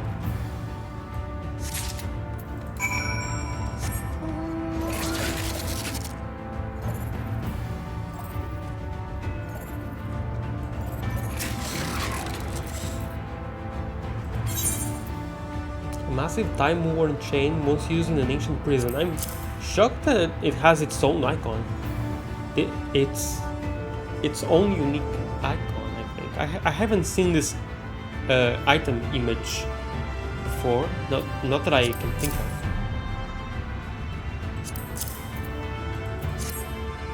I found 3-2. We got back at the same time, so I guess that means it's a tie. Oh well. Anyhow, what are you waiting for? Show me what you got. Oh, these look like the chains that were used on prisoners, and this stone tablet, that must be the cell number. And here's the key that opened the cell door.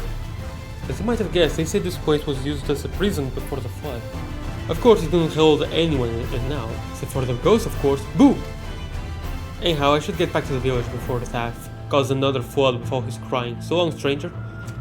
You're definitely an older brother. Or at least... you're the mental image that I have of an older brother.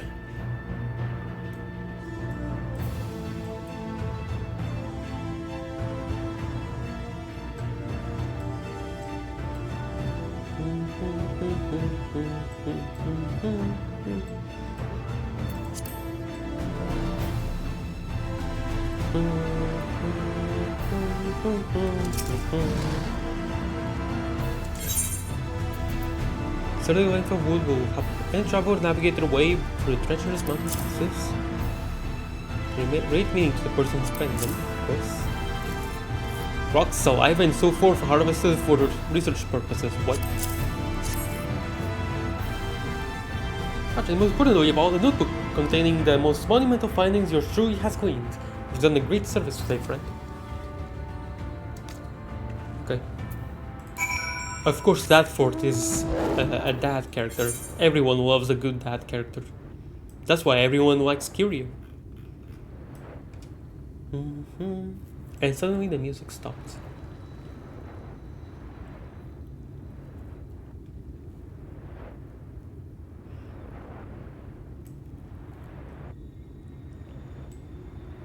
Okay, let's go over there and then work our way to the main story.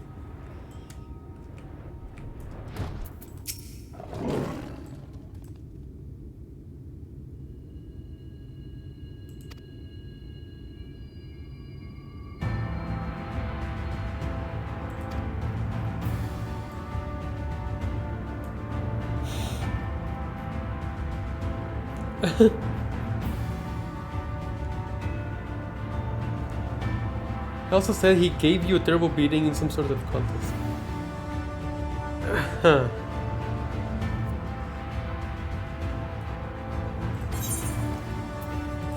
Okay, sure.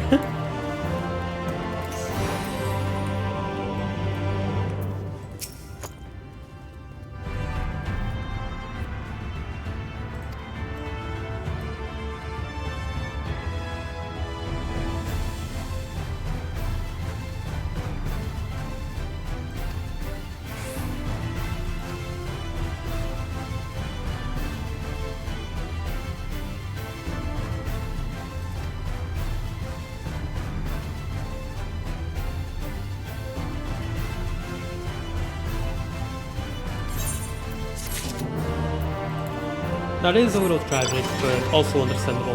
The tank! I have a tank. Hey, dude. Oh. Oh, you're back. My boy's off to the Crystarium with a spring in his step.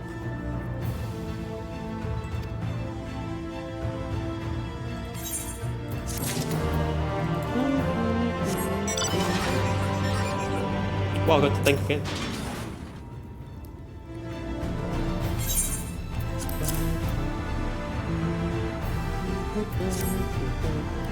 That's about the best I could have hoped for. Thank you, friend. The guards are notoriously picky about both the quality and quantity of the rations they order.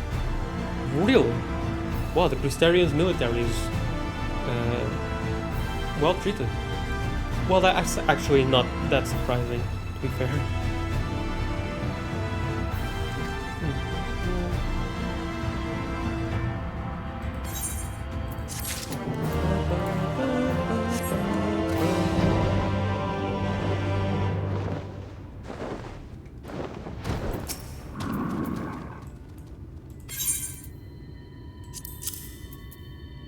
Fish bait, ride, and squirm in the sink. Look at those worms. Perhaps not.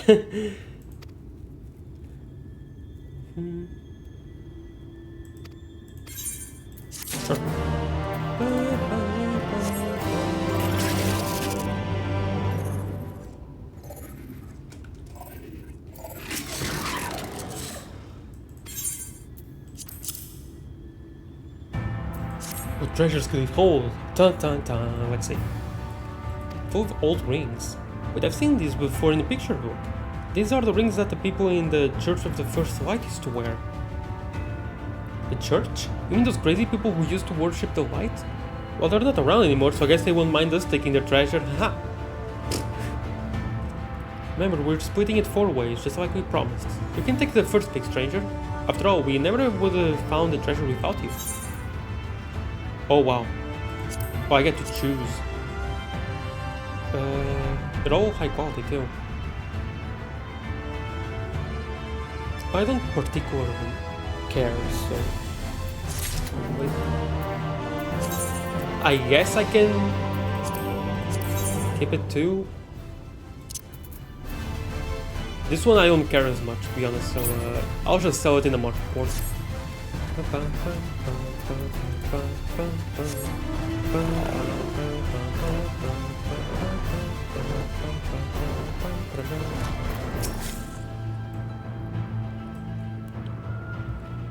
Cup of tea from old Dafford. Instead, it gave me a tongue lashing like you wouldn't believe. Why didn't you warn me? I dare say the pirate I met out there was more welcoming. Never met a man more fit to serve as elder of the village they call Sullen. They named the damn place after him. Yes, I know that the name is far older than that, and it came from the dour face that many fishermen tend to wear. I also know that all of them, Dafford included, are actually gentle souls deep down. They just aren't so good at showing it. Anyhow, I'm not afraid to show my emotion, and I'm incredibly appreciative for all you've done for me today. Take this as a token of my thanks and tell old Dafford that I sooner die than come back to this stinking backward little shanty town. Okay.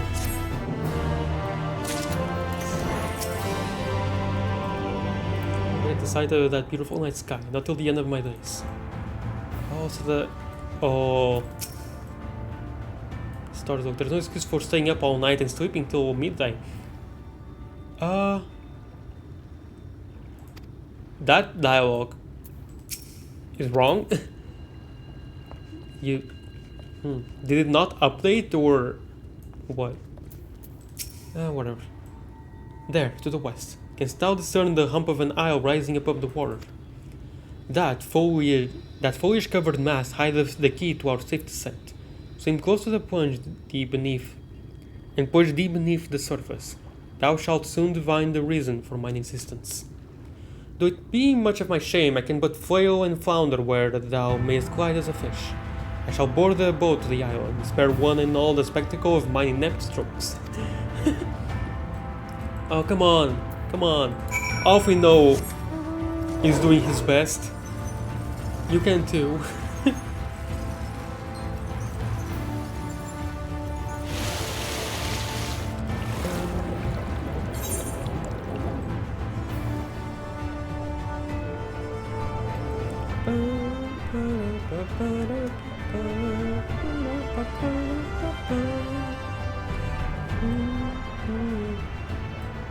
Suspect rock formation. Crooked slabs of rock seem squeezed together here, giving the impression of giant stone islands. Right? Don't tell me this thing can come alive. Though it appears solid enough, the rock yields slightly under your touch. Was the surface gently shifting, or was it just your imagination?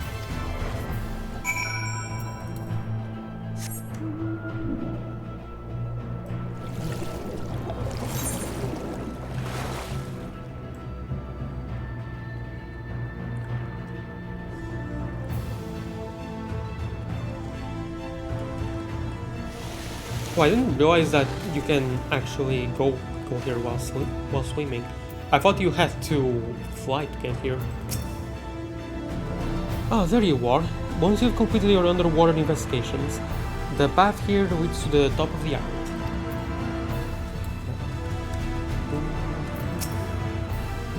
If you've solved Urianjay's little mystery, then you can find him further up the slope. It was all rather obvious in my eyes, though I could see that I have an unfair advantage. Yep. That you do. But I can also see shiny things. Thanks to the echo, I know. Even seeing it up close, I'm still not sure what's so special about this island.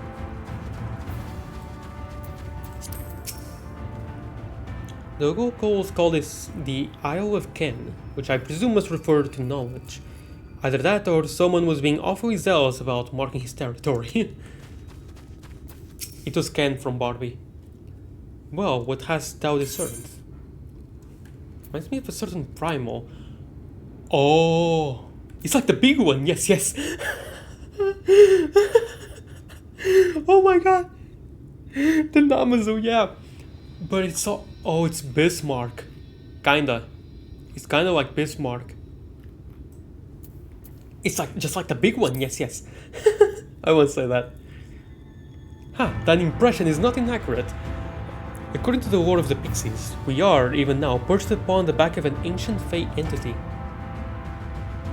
Its name is Bismarck, the self-same title by which we know the great feathered whale, revered by the Vanu of the Source. I would enlist its aid to bear us into the deep, and then Spanish the water with an airy sphere, alike in form to the domes which do shelter the hamlets beneath the ruby sea. Within its compass we may move unencumbered, and defend ourselves when the hour of battle cometh, as it most surely shall. Now I must needs ask for silence whilst I make my supplication.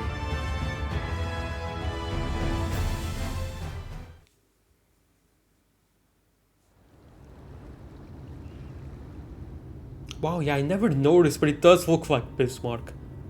What the hell?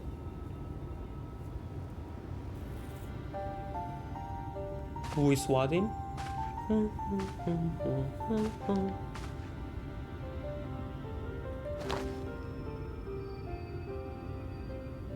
Wir Sach, Bilan Bismail.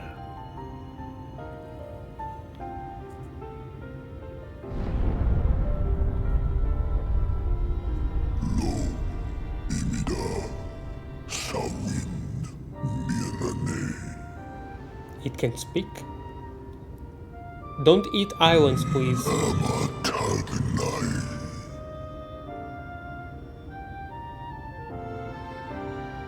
Fallen si lor wislan. Ada si alina.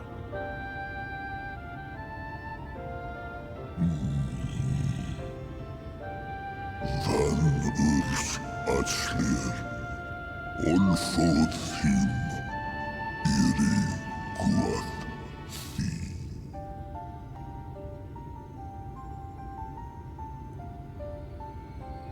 Oh dear. I don't need to speak Fae to know that didn't go well.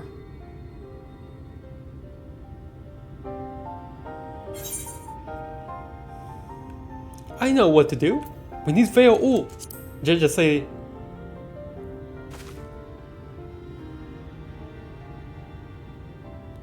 Finally, we call to Feo Ul. This is the ending of our main story arc in Shadowbringers. Oh, my snake yak! You've learned to call me at last! Hell yeah. And where do you go? On a trip? A journey? I knew you wouldn't give up without a fight.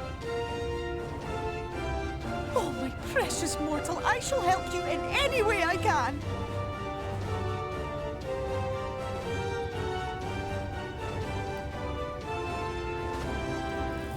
Gers Bismael win picked. Van Dromi Drom Jacob. Van Reed Rithje.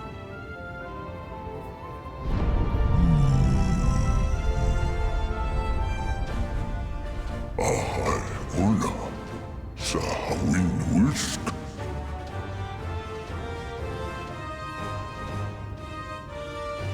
Isnerim. Sor Dierlo.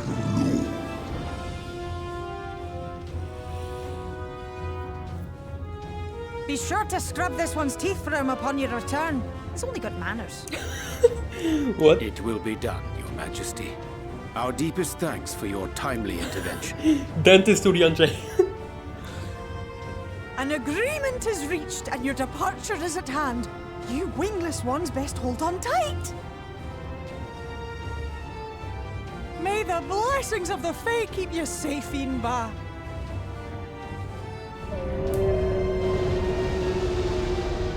I would never have thought about the Bismarck. Narsitar. Dir Sidagnai.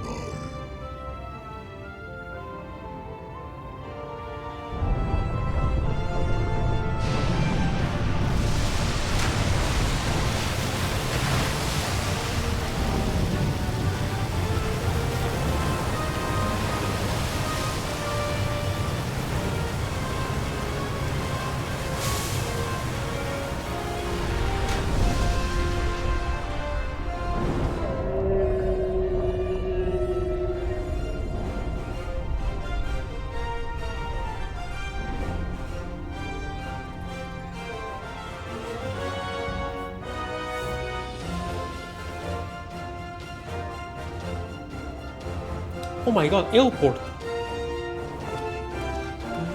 And just like that, it's all gone back to the way it was. What was you expecting? 100 years of honey and rainbows?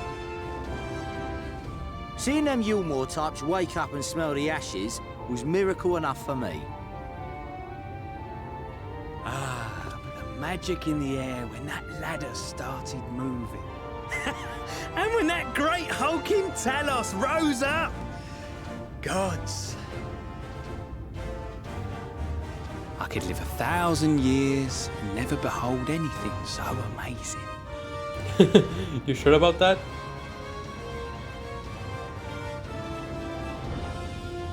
What the? Do you see that?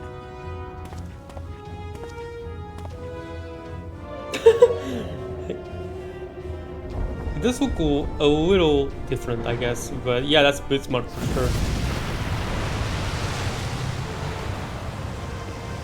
What a monster! Where did it even come from? It's so I would never have thought to include Bismarck here as a solution.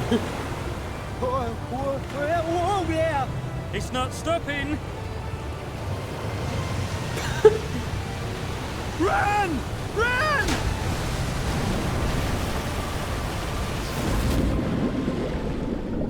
I hope they're okay. That was funny, but I hope they're okay. Vanana Anna Tilden Sito Aren't you going to help us get back? You... Halsi Funne Aktma Thonyasni Tagnai.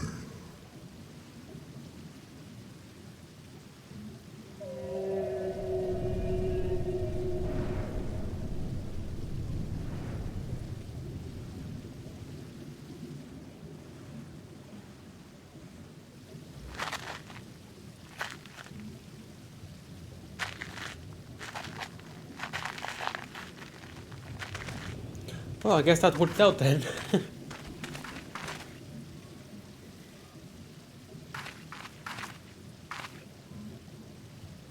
Wow.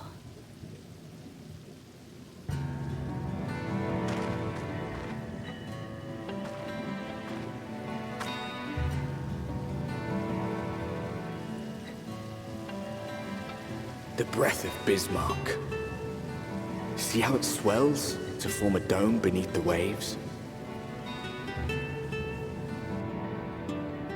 The waters recede. The Tempest's floor is laid bare. In defiance of the blinding sky, this place holds fast to its gloom. The last refuge of he who denies the light with every fiber of his being.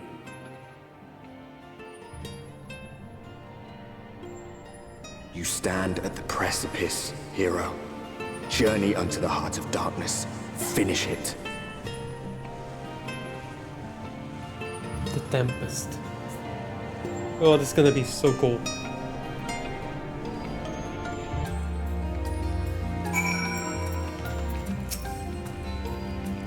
I dare say Urian J endures much playful attention from the pixies to earn the word of Bismarck. He's nothing if not a dedicated scholar. With all that water out of the way, we'll be able to venture quite some distance. Emetzelk must be hiding around here somewhere. This is amazing! I can't even see the surface! Bismarck must be powerful indeed to create a dome of this size. I can only pray to whichever gods are listening that it continues to hold. I remember being impressed by the domes of the Ruby Sea, but this makes them look like bubbles in a stream. Oh wow. How glad am I that Bismarck was true to his word. We arrived in the Tempest, safe and dry. It is here that we shall find the lair of Emetzelk, and I believe the imprisoned Exarch as well. For Nassian alone, it is of course a trifling matter to flee into the rift, but I suspect such travel is not impossible with a mortal in one's custody. Nay, he will not soon risk surprise when the Exarch's very body serveth as the key to the Crystal Tower, and its powers of temporal transportation. Thus am I all but certain that this underwater realm harboureth our friend and enemy both. We have but to find them. Give me the oysters, thank you. In the event that you leave the area, speak with Innewill at Venmont Yards in Galusha to return to the Tempest. Right? Well, 79 still? Okay. Now, as for where we should be looking, I rather doubt Emetzelk will be sitting around out in the open.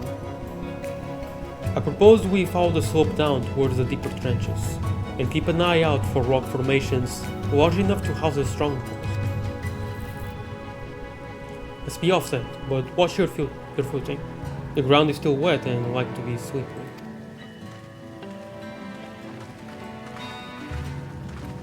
Hello? Only one is right. Oh, Ondo. Yeah. Okay.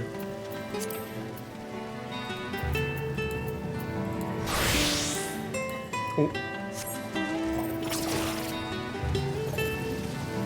Wow, level 80 unspoiled thing right here. That was kinda lucky. Let's see, what do we have here? Rarefied sea salt, rarefied raw onyx. I'm probably gonna need these at one point, so okay, sure. Wow, okay. Even with level 500 stuff, still pretty high. Okay, let's see.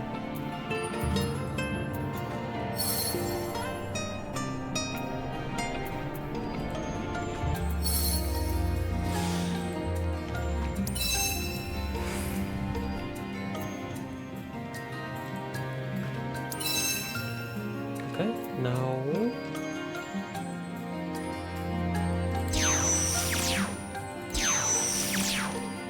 Right, go ahead.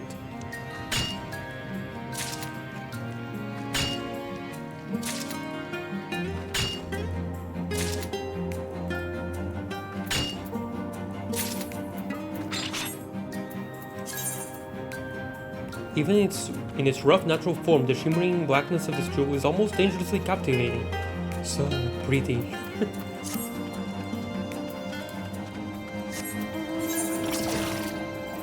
Okay, let's see. My friend's enemy is an enemy of mine. A lot to swallow. Okay.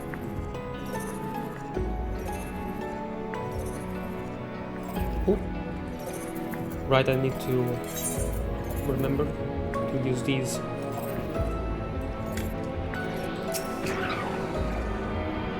Over here, okay. Where did the Alfino go? The other two.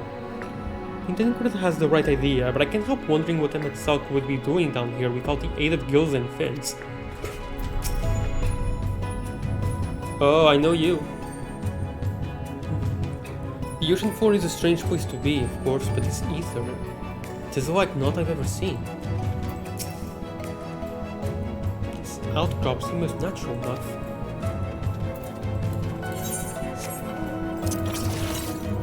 Southwest.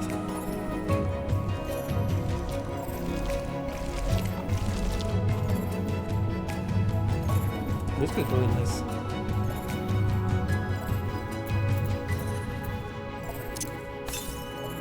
South. Okay, so it's just where the main story is taking me, pretty much.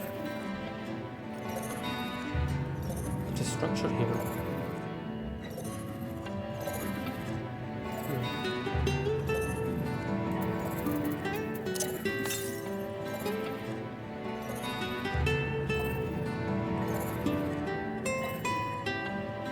Oh, that's just a player. Okay.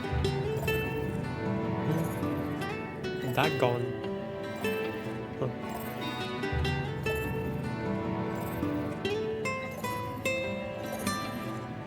On the roof. Okay.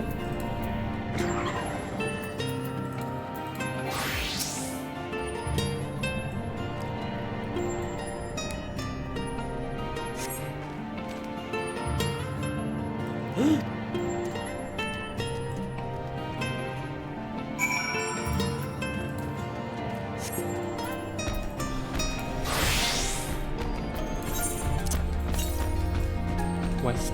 Okay.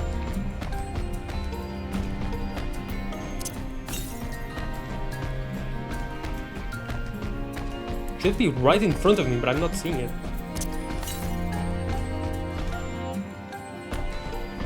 What? Am I blind? Is it above me or something? Has it just not shown up yet? Do I need to continue the story? I don't think I've ever seen that before. They're usually around, no matter what.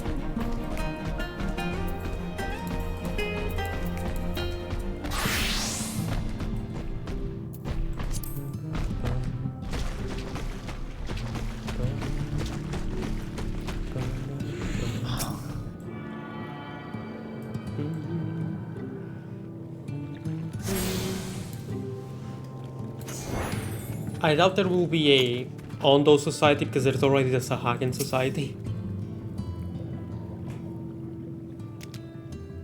The Venus ones, they followed me! Why have you come? Was it you who took away our water?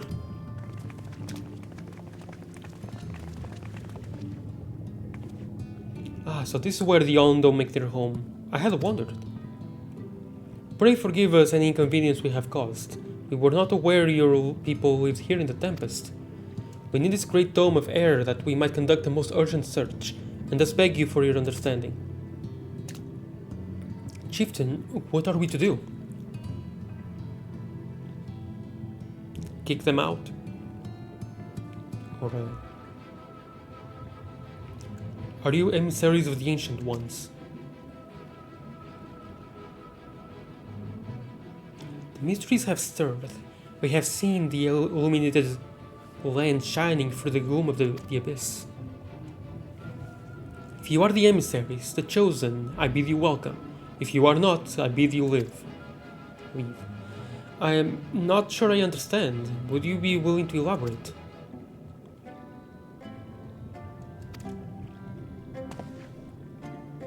It would seem not. I suggest we withdraw for the moment.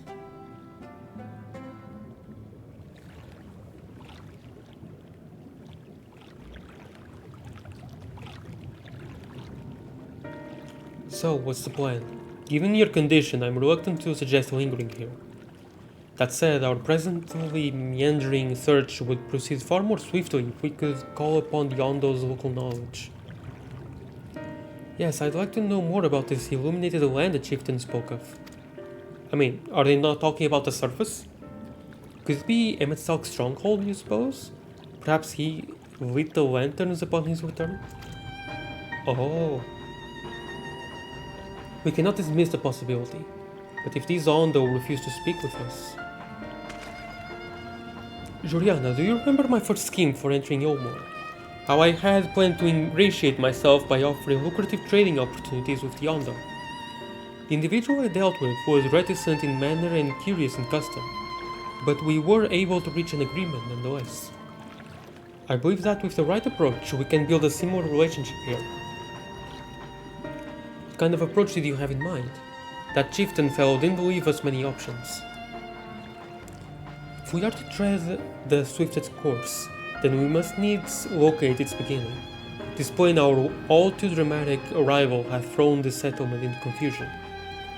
Were we to solve such problems as we have caused, and assure our hosts thereby that our purpose here is not inimical to them, they may yet prove amenable to reason. I smell chores, but very well, if it can be done quickly. What do you think? I have nothing better to offer, but I do worry what will happen if the Ondo stills end up leading us to a dead end. I cannot say for certain, but I sense this tribe has a deeper connection to the Ascians than first meets the eye. It warrants for further investigation. Thus I cast my vote in favor of aiding the settlement for the time being. I'll do what I can, I suppose. We will make allies of the Ondo.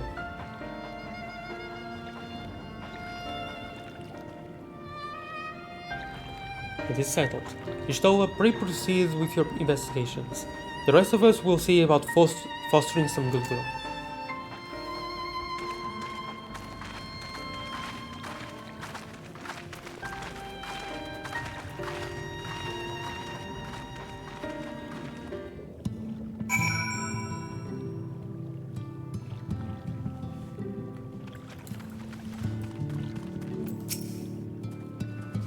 Juliana, you won't believe who I have just bumped into. The same one. His posh zone. The very fellow I did business with prior to our ill-fated stay in Ilmor. I waited and you did not come. Then the Misto came, but his visits did not continue. I'm truly sorry, posh zone. Things did not proceed as planned. Is there aught we can do for you by way of an apology? Perhaps. Where the Dry Return, a cavern to the north, is home to giant crabs. Where the Dry Return? We not fear the crab, for we are the swiftest swimmers. But now there is no water. We run and they scuttle close behind, snipping and snapping with their claws. There are too many of them, too many. I believe I can be of assistance there. And what of you, Juliana? If you've not found a task, you are most welcome to join me. Indeed, I should appreciate the company. Where the Dry Return has a rather ominous ring to it. I mean, we are dry, so we can return just fine, right?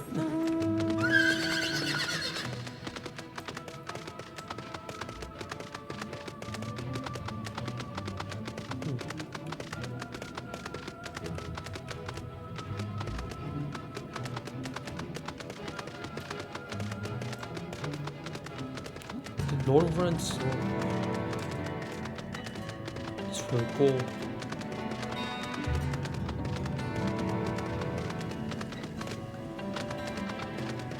I hope I can finish the main story today. I really do.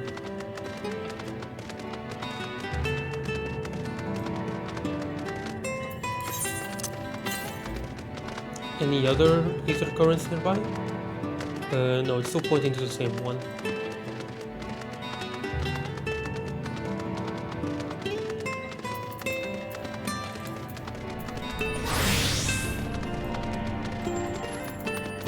What about now?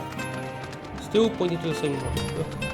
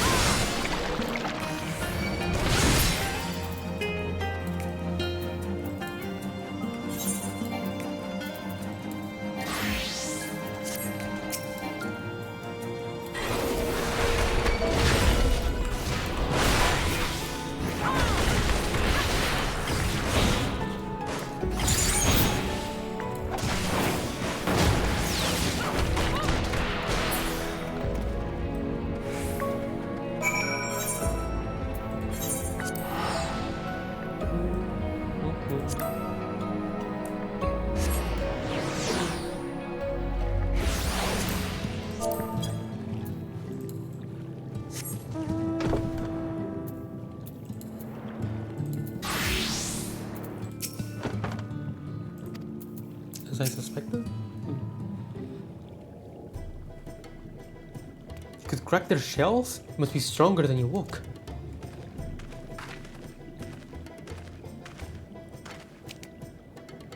I see you reached your quota first again. I shall never be your equal in such tasks. Still, I would say we have reduced the local crab population to a far less threatening number. It was only 3. My thanks to both of you. You must have a reward. Nay, poor soul. This was to be a part of my apology to you, remember? Besides which, the lack of water is our doing, for which we must also make amends. But I convince you to tell us something about your village instead. I would very much like to learn more of you and your people. Very well. Before the flood came, it is said that our ancestral home was found in the seas to the south. It was utterly destroyed by the light. Only those who were out hunting survived. They swam, aimless and lost, until they spied buildings here on the ocean floor. Strange buildings they were, and long had they stood under the water, yet somehow they had been spared the scars of time and current. These structures provided shelter for my people, protection from the Tempest's turbulent waters and the predators which hunted within them. Their very existence seemed a miracle. Could they be ruins of Amarot? Perhaps. Oh, maybe. Maybe that's why Emmett Salk is here and makes this his abode, just to remind him of home and all. Why would there be ruins of Amarot in that first though? Maybe there are ruins of Amarot in every dimension, like in the source and all the other shards too. Yeah, maybe. Okay. These structures provide shelter for my people. I already read this line. The first settlers pondered their good fortune. It was clear that the race who had built such wonders had guided their course, and from this did they discern the truth. that the ancients had chosen us to serve as caretakers of their eternal sanctuary, until such time as they returned. Thus, if it is judged that your coming, and this great vanishing of war, was by the ancients' design, you will find a warm welcome here. Interesting. A truly astonishing history. Yeah, the ancients... Yeah, before the sundering. Okay. A truly astonishing history, yet I cannot help but wonder, how will the significance, or otherwise, of our rival be decided? The ancients have blessed us with protection and prosperity. If your presence serves to bring us the same, there will be no doubt in the matter. And to seem our earlier decision was the correct one. No. We thank you for the lesson, Posh Stone, and we'll continue to do all we can to assist your people. Should you desire our help with any other trouble, pray do not hesitate to ask.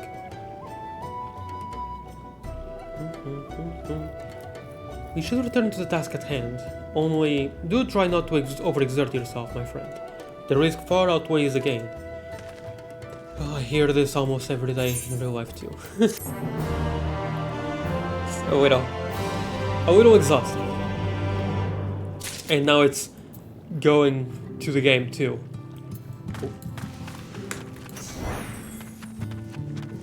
And that's a lot of side quests that I'm not gonna do yet. I'm gonna do them off stream. Hail, Finless One, and welcome to the Cups. But I will do this one for the Ether Current, obviously. Juliana Hamoin. Curious. Before we speak at length, there is something I would show to you. Let us leave behind the Cups and head due west. Come. Okay, before that.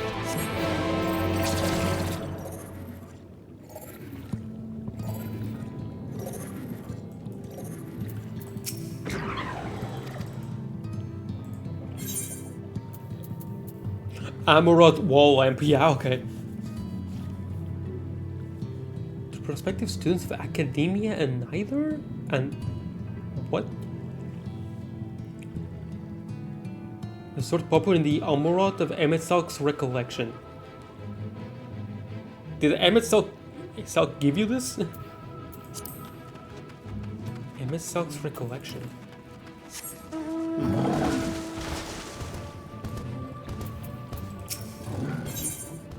City of the Ancients. Ah, Juliana, have you learned aught of note? Fascinating, and precisely the sort of information I was hoping to hear. In fact, if you have a moment, I'd like to borrow your eyes to confirm a theory I've been working on. Come. Are you going the same direction? Kinda. Alright, that works. I was hoping for that.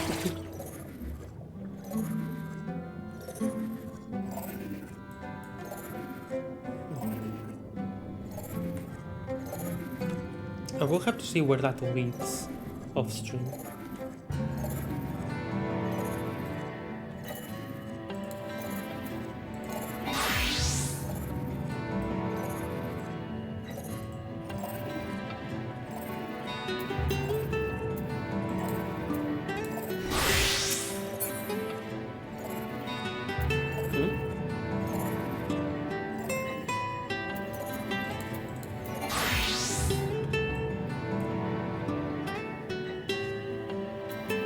Why does only these two show up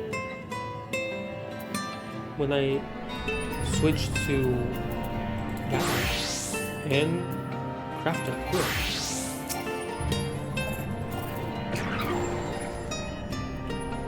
These are relic of your kind, yes? I believe it's a ship that sailed the seas above long ago.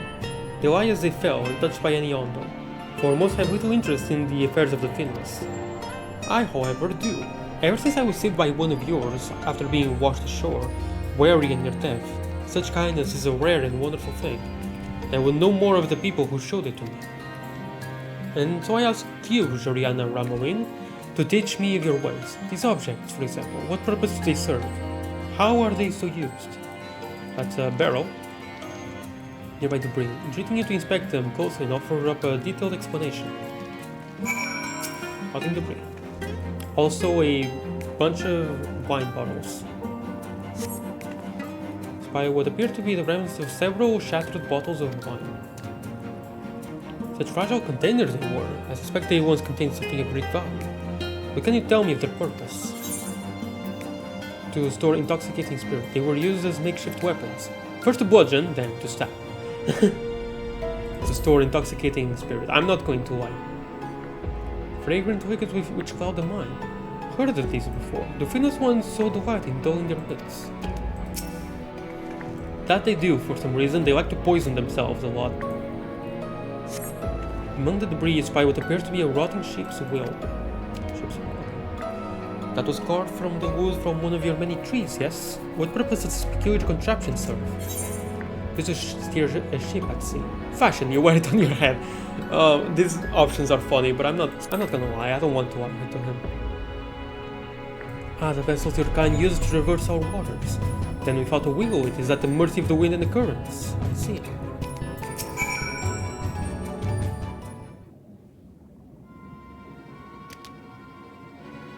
Thank you, Joriana Ramoin. In our short time together, you have already taught me so much. Why the ominous music? A pity that none of these pearls of wisdom will serve my needs. I will know all about this when I do your side quest chain off stream.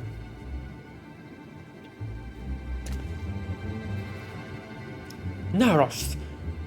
What are you thinking wandering off on your own with this finless one? There's no time for you to fiddle with their leavings. The Clutch Mother is in terrible distress. They also call the chieftain the Clutch Mother. Or Clutch Father. Wait, no, I think it was Clutch Father in the source, right? Interesting. No, you do not understand. I brought her here to... Pray forgive this child his impudence. I am Zeroth's own, and on behalf of the Clutch Mother, I come to entreat your assistance. This is not the correct clamor. It seems you do not realize that in driving back the wards of the Tempest, you have placed our beloved Clutch Mother, leader of the Ondo, in mortal peril. She is pregnant. Here in the depths, she will give birth to many, many eggs. We male Ondo will then take them into our care and raise them as our own. But absent the following warriors, we know not if she will be able to deliver them safely. If not, the future of our people will be in jeopardy. That is concerning. The Flood of Light claimed many Ondo lives. Though we have rebuilt our numbers somewhat in the decades since, it would be devastating to lose an entire generation, or worse, the Clutch Mother herself. She wishes to speak with you directly, that we might together find a solution to this dilemma. Will you return with me to the Cups?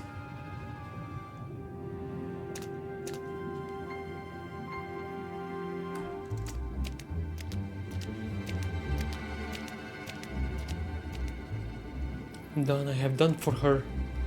Oh.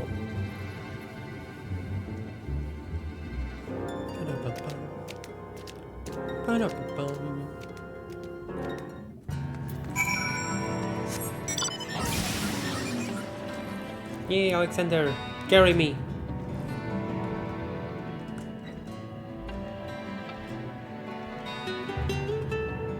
Oh, this player's still here. Wait, what? They moved in, but no, they're AFK? How? Now, there are two tasks I will have you perform. The first requires you to inspect the buildings which surround the Ondo settlement, and note their most distinctive characteristics. For the second, I wish you to use this knife to take scrapings from one of the remnant walls. Pray be as thorough as you can. I shall be waiting here for the results of your investigations. Okay, it's just idle animations, cycling. Okay. Okay.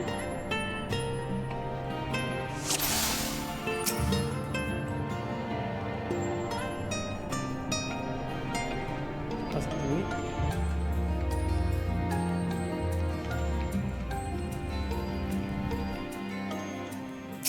Distinctive window. The tall, slender towers feature many elaborate windows, the likes of which you have seen nowhere else. Okay.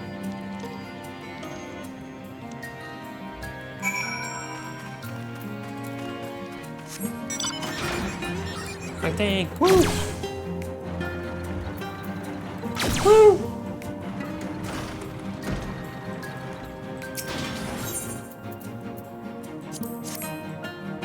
Mithril knife.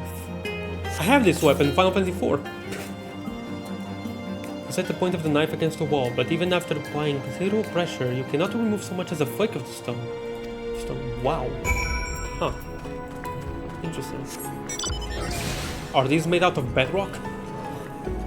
I got Alexander again.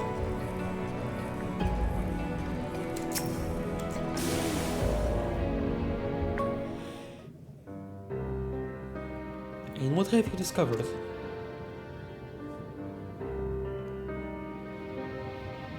Yes, I would agree that the windows are most distinctive.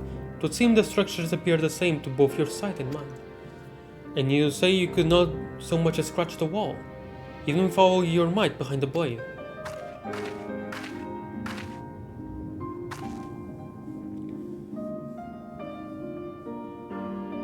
Juliana, everywhere I turn in this place, my gaze is drawn by peculiar materials for which I do not have a name.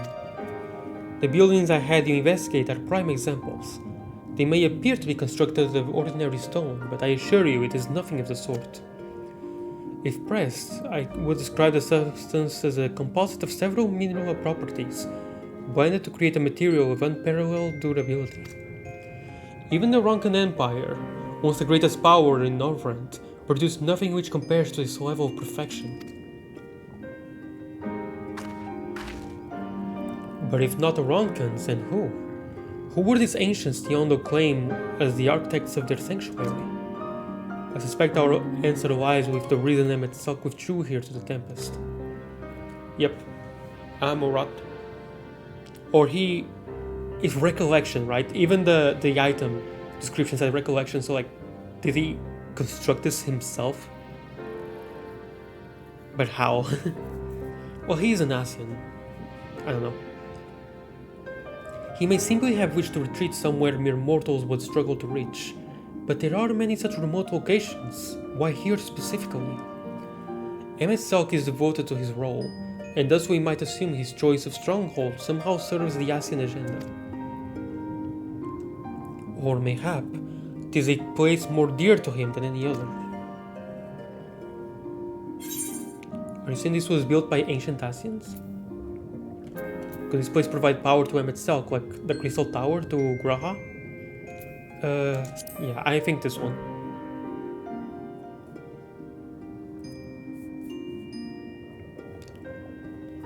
That is my theory.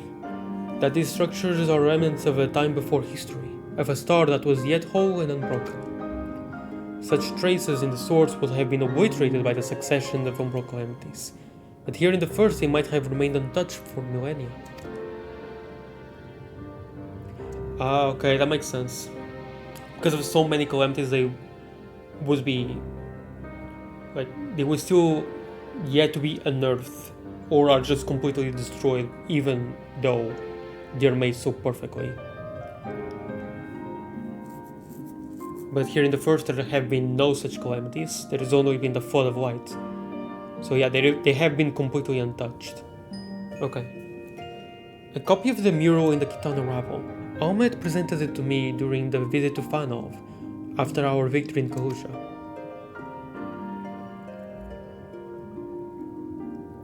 Yeah, I remember one of those drawings.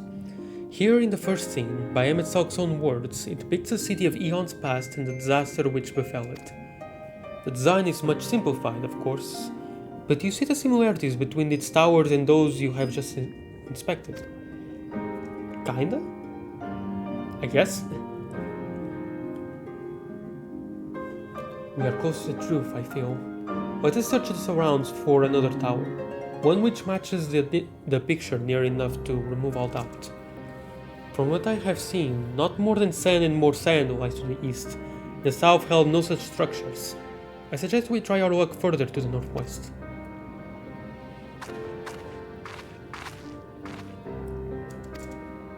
The quest destination will not be displayed on the map. We must search for a structure which resembles the buildings in the mural. Okay, cool. So this kind of quest in the main story, that's a lot to ask. That's awesome. That's awesome. That's actually really, really cool.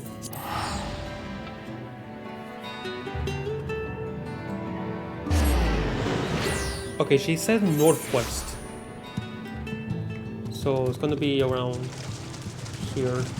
But first, let me just do this.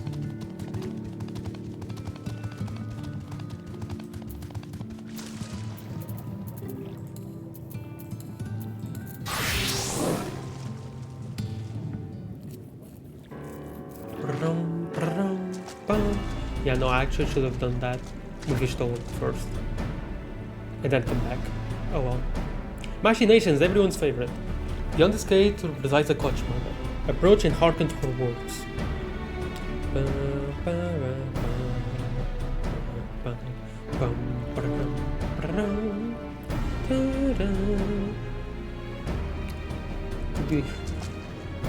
Oh, hi. Do they not have a character model for you? Well, forgive me for receiving you in this fashion. For the safety and well-being of my children on board, I must remain within, away from the dangers without. As you know, under normal circumstances, this place would be filled with blessed water, from which I would draw strength and support to bring these eggs into this world. Alas, I am but half submerged now. I fear for my ability to fulfill my sacred duty. You to understand, you and yours are the ones responsible for drawing back the waters of our realm. With good reason, I am sure. However, it is my sincere hope that you will agree to aid us, given that you are responsible for the state of affairs. Fear not, I desire no direct assistance. Rather, I will beg a boon of your people's knowledge. Of childbirth, and how the finless ones ease the burdens of their struggling mothers. We just let them suffer. Okay, no. I'm joking. Zerosh Own will be my agent in this matter. Get his words and answer his questions. This is all that I ask. You consent.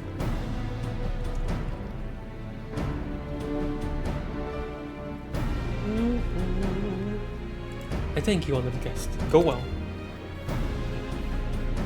It is agreed. However, I must consult with her attendants before we speak further. For now, I bid you and Narosh Cole go about your business, but be ready if called upon. Fare thee well. Oh, wait, Juliana Ramoy. You don't need to say my full name the whole time, every time. Have you a moment to converse in private? Outside the cups, please.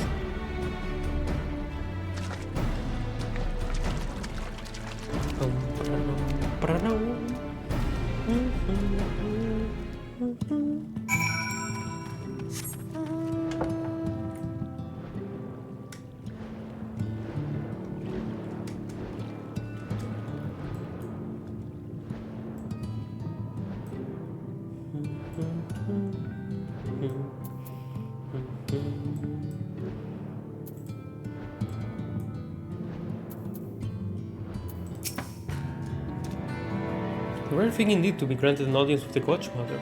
I hope this serves to help you understand how important these eggs are to us. Before you came to the Cups, I had been searching for a means to assist her in giving birth. That is why I have been studying the relics of your people. Unfortunately, I found nothing that seemed suitable for this purpose. I cannot stress to you enough how important she is to us. She is a mother to all Ondo, her every egg brother and sister. We will do anything and everything to welcome them into this world, and see them grow into healthy, happy Ondo. There must be some way in which you can help us to achieve this end. That is cool, but anyway.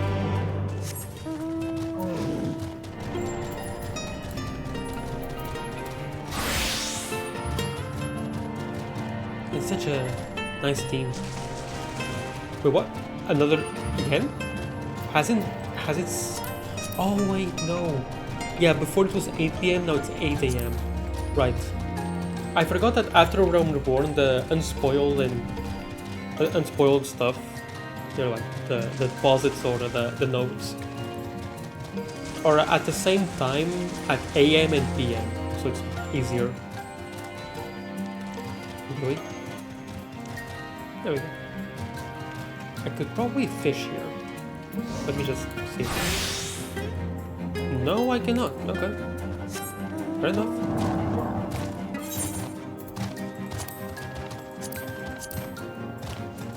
Oh Oh yeah, fish is level 83, I forgot.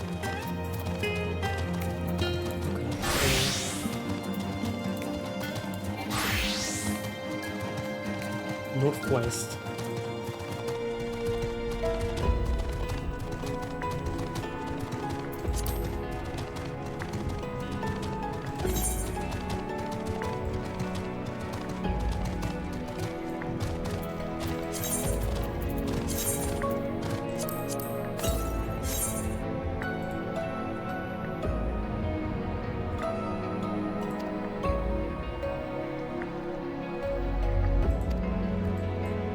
Am I going too far?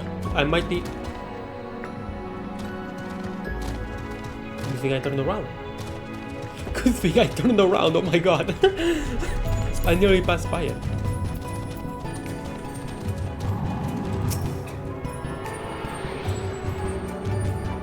And I would have found it anyway if they used it, I suppose. Good thing I turned around, wow.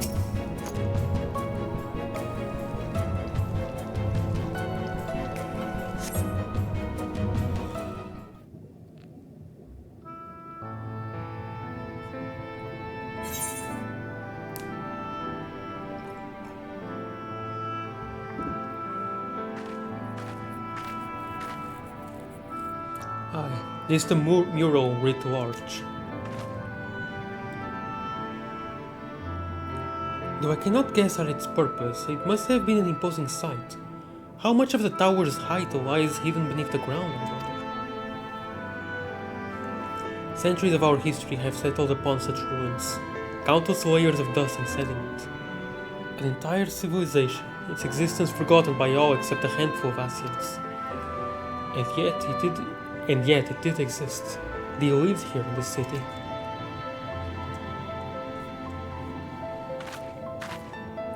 But let us focus on what we've learned thus far.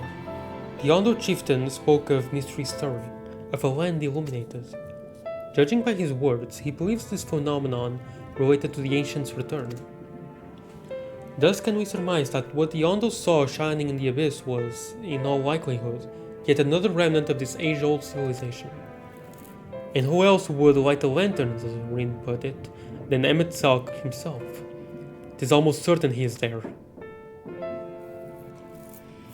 Let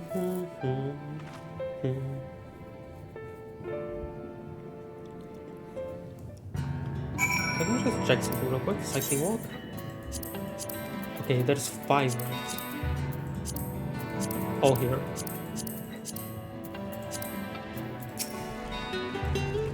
If we are to find a stronghold in a timely manner, it seems gaining the Ondo's trust remains our swiftest path forward. I only hope our deeds are enough to win them over. The light of inspiration. Thank you for assisting me with my investigations. I shall seek out our companions and share what we have learned. Much as I would like to tell you to sit down and leave the rest to us, your condition demands that we make all reasonable haste.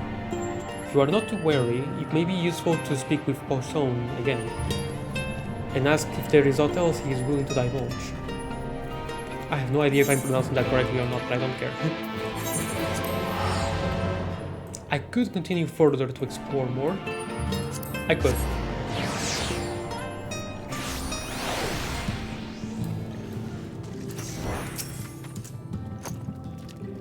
Ah, Alfino's friend. You and your companions have done much to repair the damage caused when the waters parted.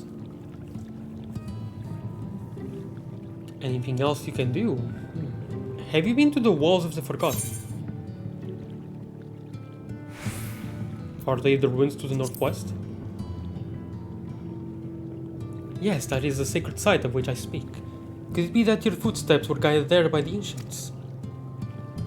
I believe it may be so.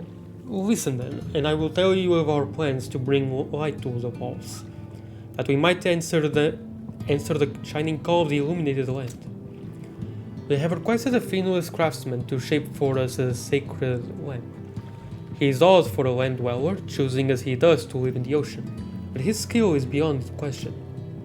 It is concerning, however, that we have heard nothing of his progress. If you were to visit this artisan and return with our long-awaited light, then any doubt as to your purpose would be laid to rest. His name is Granold. Damn it, of course it is. You'll find his workshop in the metal structure to the south. Oh my god, he's all the way down here.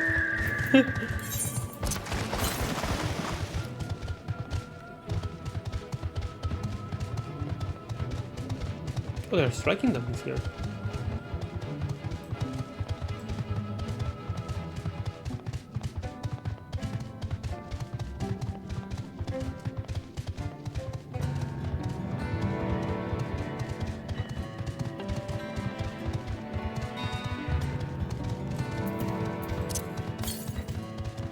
The compass is still pointing to the one that's supposedly over there, but I just can't see it. So, Reynold, how did you get here before the water parted? That's what I would like to know. Was this enough to get you over here now? How were you able to... Oh. This facility was built by the Crystarium native, a genius artisan seeking to escape from the distractions of the outside world. Although he simply calls the place his workbench, the mundane naming is at odds with the fantastical concept of a forge constructed miles beneath the ocean. How did you do this, Geralt the First? Wow, you have hair. Oh, that's just great, that is. My mind's playing tricks on me now. Look, Reynolds, someone's come to visit here at the bottom of the bleeding ocean. Or it might be as you're a ghost today. Go on, foul shade, feast yourself on your rotten soul. I've got no use for it. A craftsman what can't craft is more pointless than a sea slug with a dome and hammer. And that's an insult to bloody sea slugs. I gotta psych you up, I see. Eh? You wouldn't be trying to raise my spirits now, will you, spirit? Not that you'd expect from a servant of the netherworld.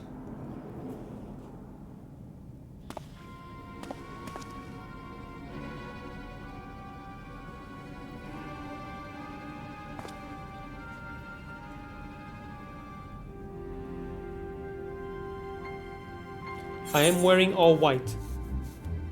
Has it really come to this?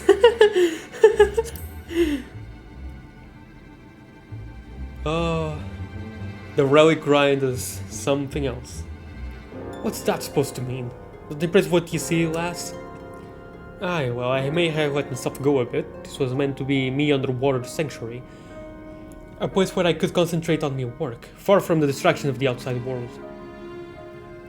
And yet here you stand. Now what's so damn important you dive all the way down to the bottom of the bleeding Tempest to bother me?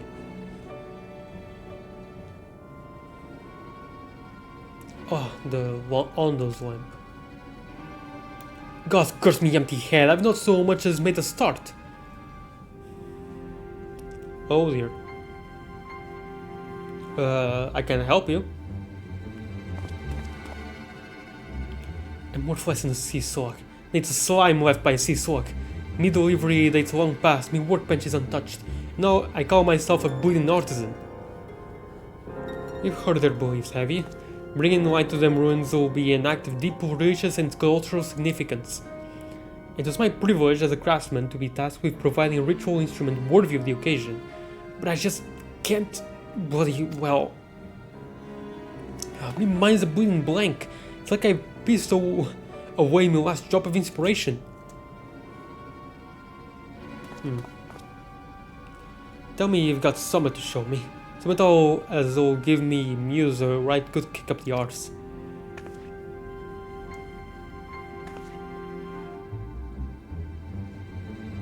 The honor want to honor the coming of these ancients, so their answering lights got to blaze with the right kind of brightness. Like the spark of life caught in a crystal. But just being sparkly is not enough. It's got to dance with joy and sorrow and a sense of hardship endured. You know what I mean? Your thoughts turn to the warriors of light from the first. The crystals you discovered at the end of their journeys.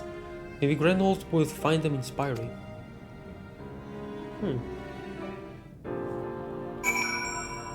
Or this, an ethereal lamp given by Emmet Salk. I don't think there's anything better than that. I let the Ondo down, aye, but more than that, I've let myself down. Might as well go back to mending kettles. Crystal which once belonged to one of Arthur's companions? Yes.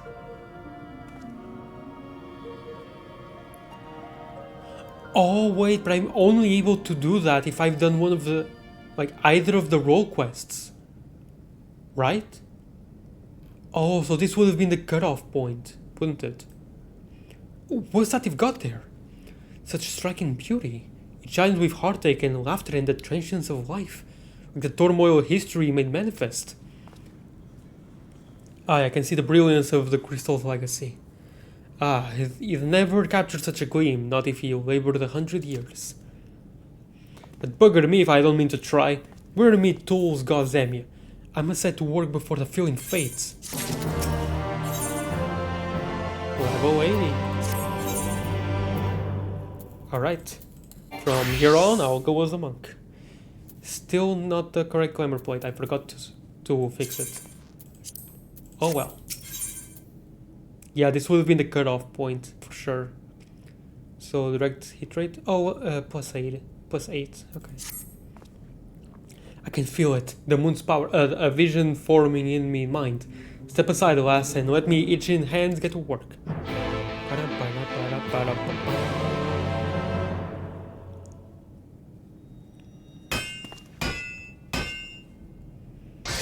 Very cool stuff. And done. I'm surprised I didn't play the jingle. I've taken the wonders that Crystal showed me and channeled them into a new shape that befits the Ondo's spiritual character. Oh, whoa. Yeah, that works. How are we going to get that outside, though? Are we going to pull blah blah? Yeah, blah blah, the Phantom Thief. He somehow put a whole statue inside a small bedroom. Not a bad job, if I do say so myself. I will never forget that day. And to think, it was this close to hanging up my hammer after studying the craft of the ancients. Oh. When it crossed the length and breadth of Northrend and gobbled up every scrap of crafting wisdom I could find. But no matter which technique I tried, millwork was just no comparison. I couldn't even figure out how they put them damn buildings together. A mystery for the ages. That's what drew me here in the first place. I built me a workshop, got forges burning, then lost me bleeding will to craft. I think the gods for that crystal of yours, or I might never have gotten it back. I won't pry into your business, but I reckon your little miracle there has been through the kind of journey they sing songs about. The echoes of the memory it holds just speak directly to your heart. I can still feel them coursing through me. The inspiration's not fading away, swelling up stronger and stronger. Give me the chance and I reckon I can weave the Crystal Saga into other things as well. But bugger me, I'd almost forgotten the Ondo's commission. He could drag the lamp over to Dolch's aft for me. I'll stay here and dream up new armaments for you to try. Relic weapons? Hopefully not. Now that would be for the exploration zone. Well, actually, there's no telling. The exploration zone could be in the first, and Randolph could be part of it. Equipment rewards will become available for collection based on the role quests you have completed. Oh! Oh! Ooh! Glamour!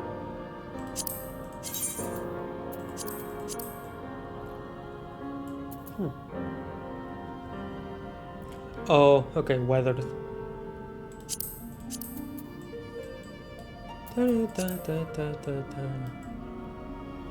Okay. Oh, this actually looks cool. This looks... Hold on a second. And here I thought I got a new Paladin glamour. And this comes along, it actually looks really, really nice. But I'm gonna have to go there to be able to see properly. God hands. Okay.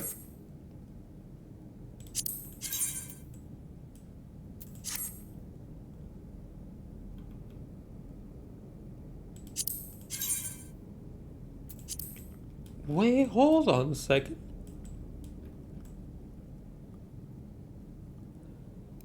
That... that is almost perfect. Oh, it's so close to being perfect. Oh my god. Oh man, if it wasn't for the hair here. But that is so good. Okay. Well, I can just get them? I can just get them for free. Oh, as long as they're level 80. Interesting.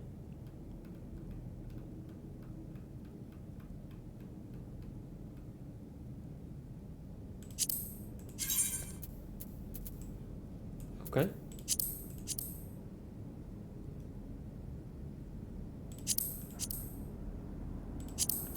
Oh, cool.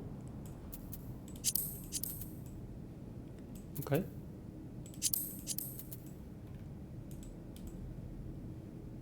Okay.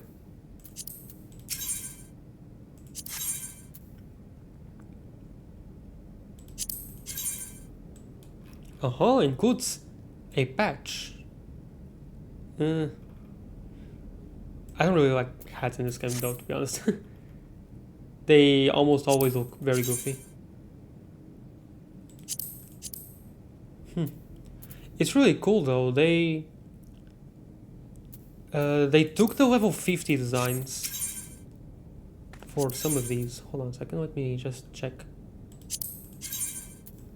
Yeah, they took the level 50 designs for the Realm Reborn ones and redesigned them. Now it's really cool. Yeah, and this one looks pretty much like the Dark Knight glamour that I have. Okay, this is the weathered ones though, so there's probably a better version that's dyeable too, which would be really cool.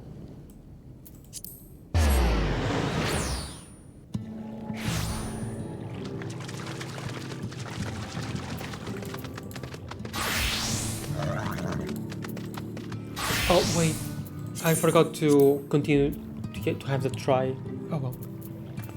Well, this was the new Paladin glamour that I decided on. I think it looks cute. Not exactly something I would envision for a Paladin, but it looks cute. I think it looks kind of cool. Cute and cool, but I think that one that I saw there is actually really, really nice. Okay, now we have the correct glamour here. Nice. What is that you have there? This thing, massive, enormous thing, 10 times my size in my pocket. My people tell me of the many deeds you have performed in the name of the aiding the cups, and now you come to me, bearing the light we had almost surrendered hope of ever seeing. We can doubt your purity no longer. Your arrival was the will of the ancients. Yes, the time for fear has passed. We shall take the lamp and unveil its austere illumination upon the walls of the forgotten.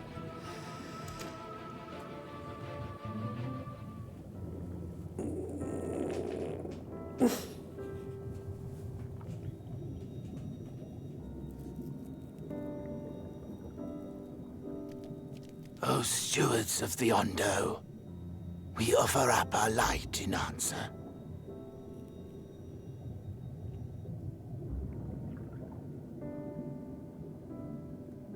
That crystal you showed the artisan. Was it... Did it belong to one of my friends? Sorry about that. I thought you were always watching.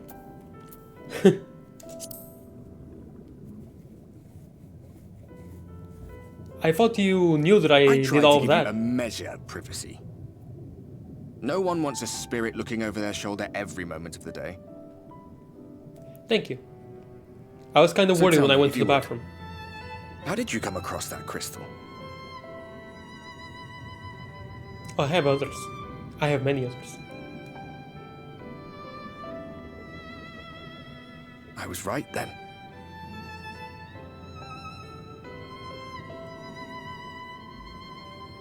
Strange that I should learn such things now, after they're long gone. They were fine friends, every one of them. I didn't expect death to teach me so much. About them, about Seto, about you, about the hope that hides at the heart of this world.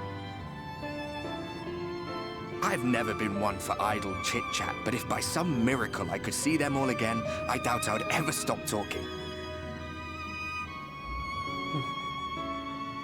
I'm grateful I got to bend your ear at least. And just for that, I reckon I'll stick with you. To the very end.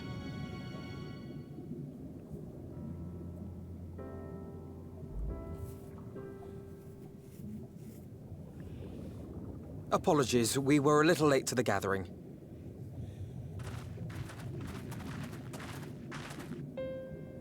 It seems we succeeded in gaining their trust. The delay wasn't exactly welcome, but at least our many hands made light work. And they seemed especially impressed with your contribution. Our hero indeed.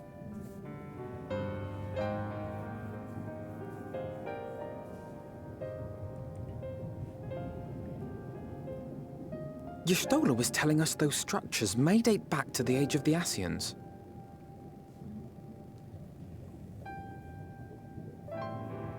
An Ascian homeland.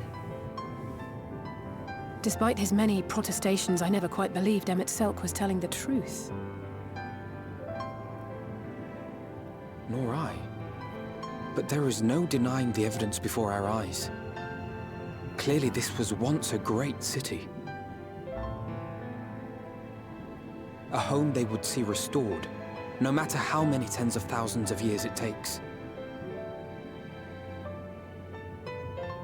It's a hollow dream when you think about it. Even if they manage to rejoin all the worlds, they'll never bring back the ones who were lost. But would I have done any different?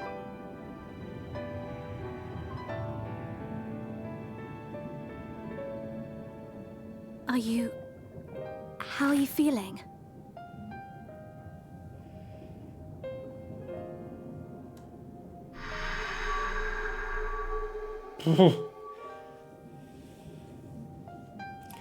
Yeah, that's scary.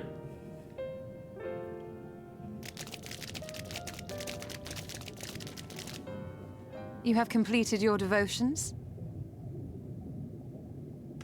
Yes. To the honored ancients have we offered up our prayers and our gratitude. You too have our thanks. Might we trouble thee then to tell us more of the illuminated land of which thou didst lately speak?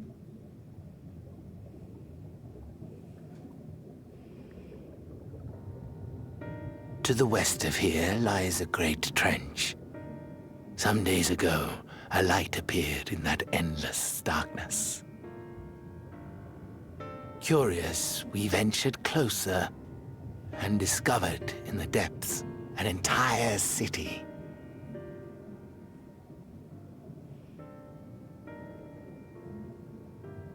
The buildings we spied were akin to our own everlasting abodes, impossibly so. We understood at once the ancients had risen. There could be no doubt. Taken with terror, we retreated to the cups, and I decreed that none should enter the trench until such time as we received a sign.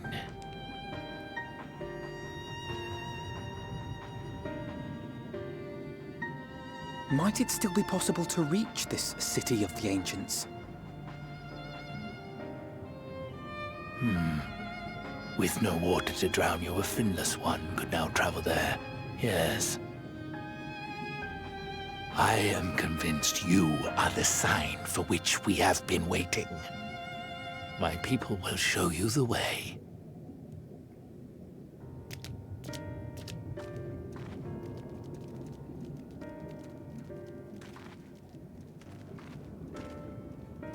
Shall we?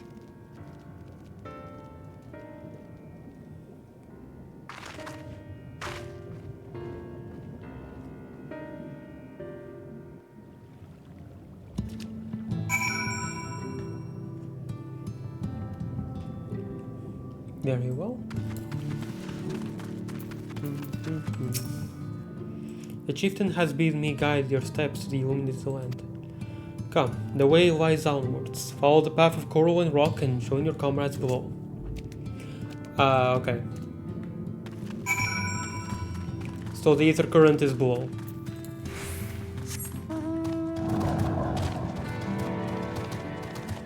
Northbound slope. Now it makes sense why it's called the slope. Is this like the golden saucer? It is. Cool.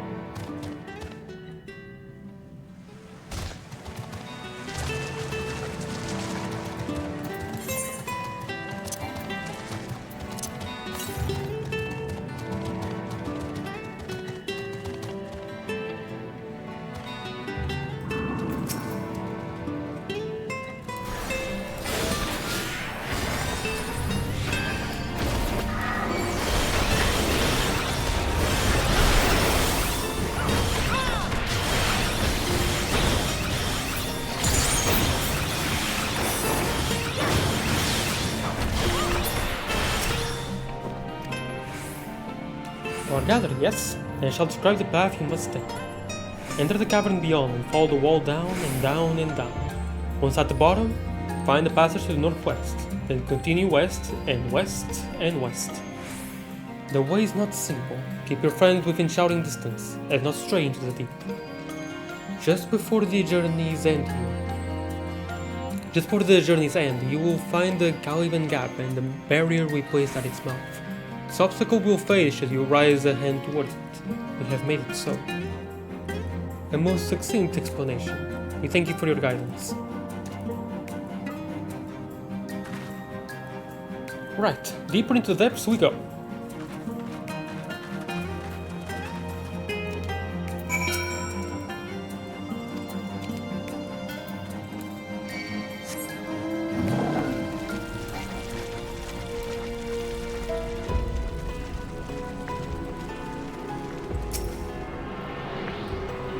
Ooh, that was close.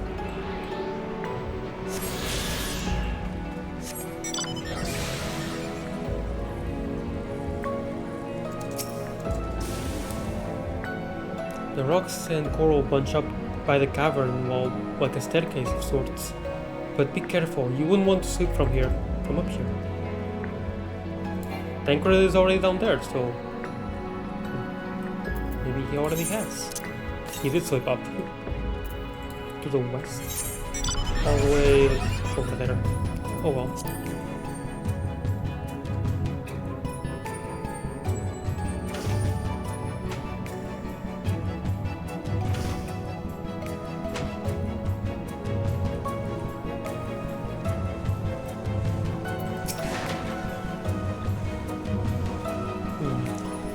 I'd wager these bursts of water could carry you clear up to the top again.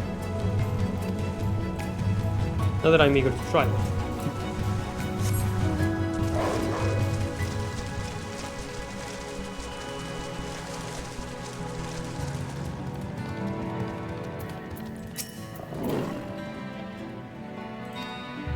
It would seem these twisting tunnels defy such simple instruction.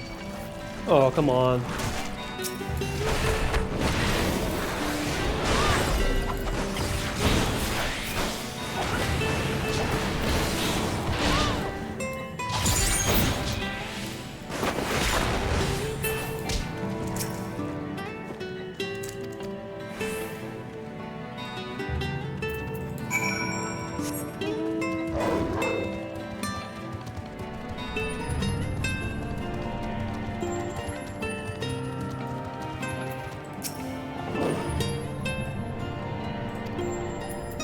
Yes, we shall. Or actually, let's see. Oh. Can I fish here? How come I cannot fish here? Come on. They introduce all of these different kinds of fishing and then just don't use them. They barely use them anyway.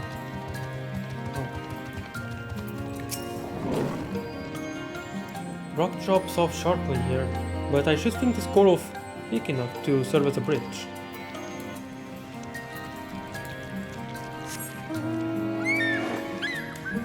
I believe I can fly. I believe I can touch the sea floor. Actually, no, the sea ceiling, the surface.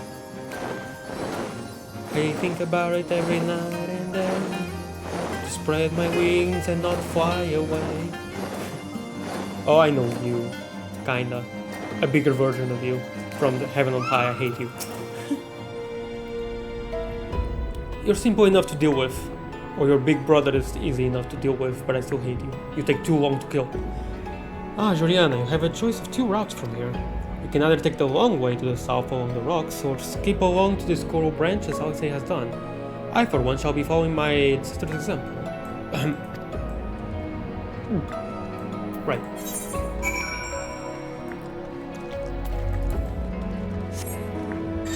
I'm gonna lock more of the map. This is cool. Why would I not want to go all the scenic route? This looks cool. Look at this. The Caliban Gorge.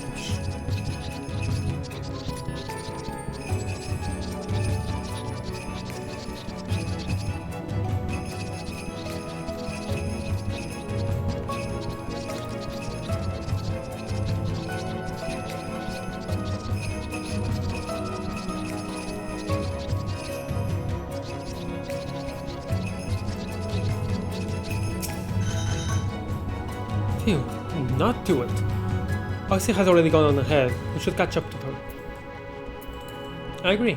Come on.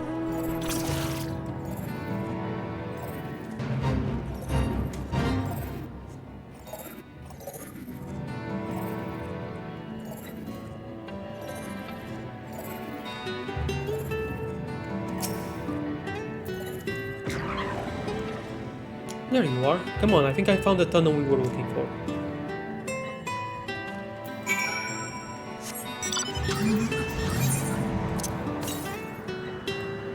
Okay, I'm already going the direction of the ether current. Okay. This is all main story. All the ether currents are just given to you here. Although, or it seems like anyway. Is that an evil Londo? Huge ass swift claw. Alright. I'm not taking my chances. Even though it's just a B rank, I'm not taking my chances.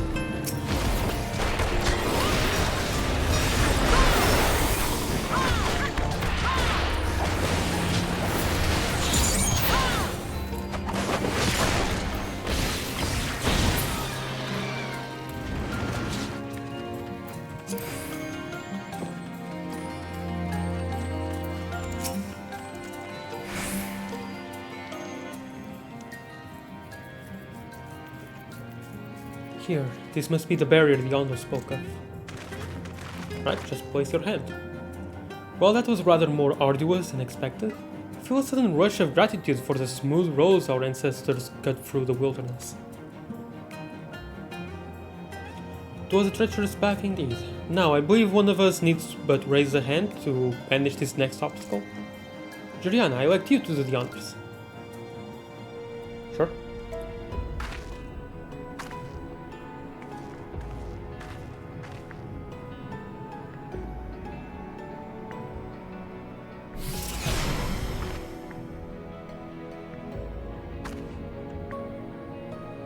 I like how Rin is the only one surprised.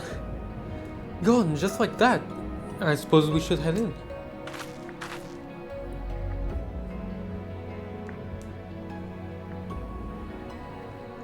Like as not, this tunnel will be just as perilous as the road we walked to get here.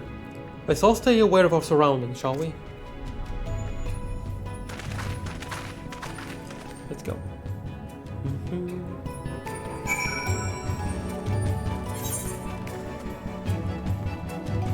urchin fish. What I would like to know is how all of these fish, all of these enemies that were used to all the water haven't, you know, died. That is a very long drop. Please, no heroic jumps over the edge, Oriana. I don't think my heart could take it. I mean, I can't. I can't anyway, but I want to, but I can't. I can fish here, let's go. I wonder what I can get from here.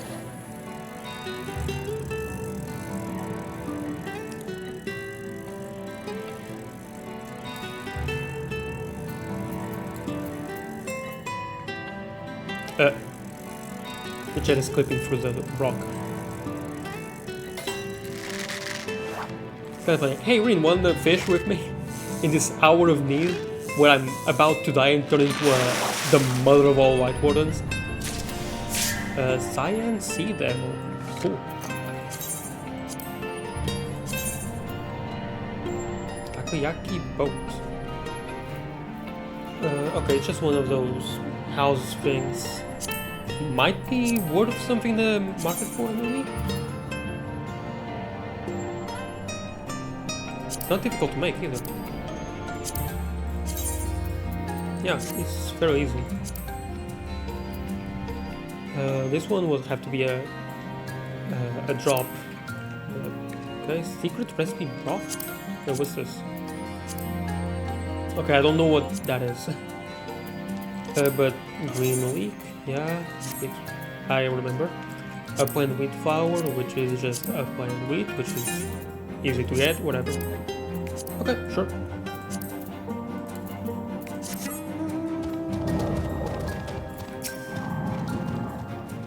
Nay, I not want to chance that leap. Hugging the northern wall on the way down seems the wiser proposition.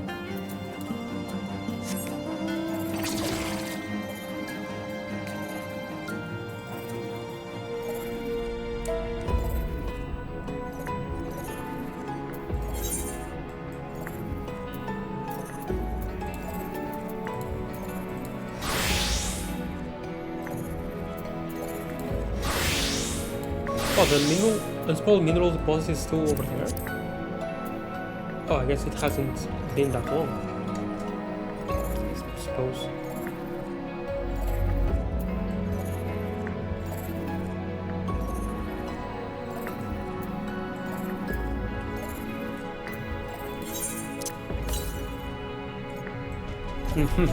Oh wait, no, south.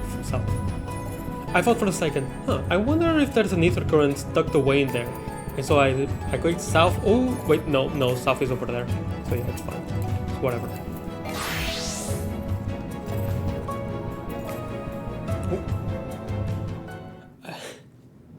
I wonder if it would have loaded in the cutscene if I was still a fisher. That would have been funny. Oh man, I wish I hadn't switched so soon. By the gods.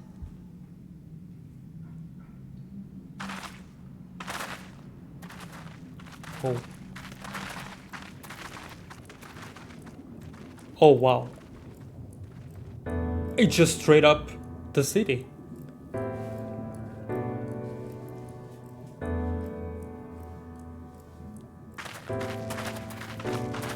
When Biondo spoke of a city, I did not think they meant an actual city. Yeah.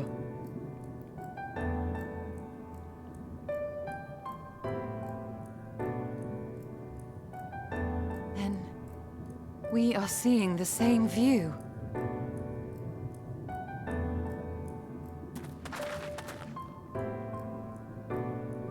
The remnants in the Ondo settlement were solid material structures.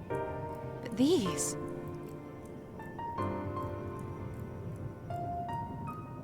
Everything here pulses with ether. 'Tis an enchantment on a monumental scale.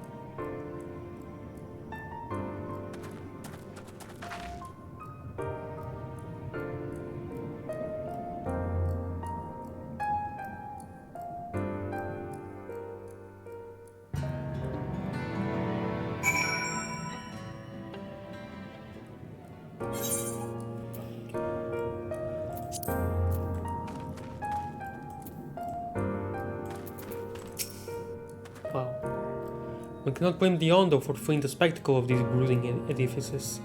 We, however, have not the luxury of fear. You think all those tall, dark buildings would be frightening, but for some reason they just make me feel sad.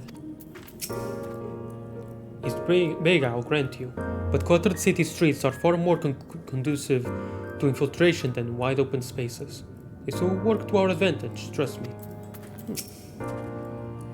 Emmetstalk holds the Exarch captive somewhere within that vast city. Yet even if we must search every alleyway, we will find them. When the chieftain spoke of lights shining from the abyss, it is not at all what I imagined.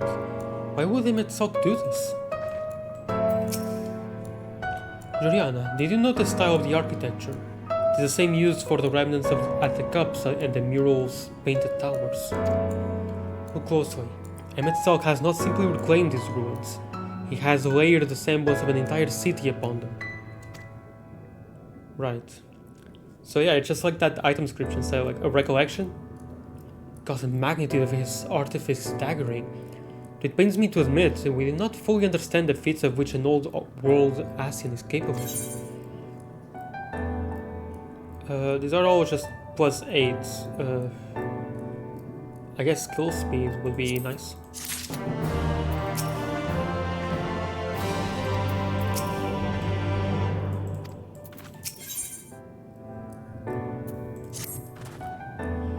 It's intimidating, yes, but we have to start somewhere. Why don't we have a closer look at that tower to the southeast? We might be able to reach it from the edge of the trench.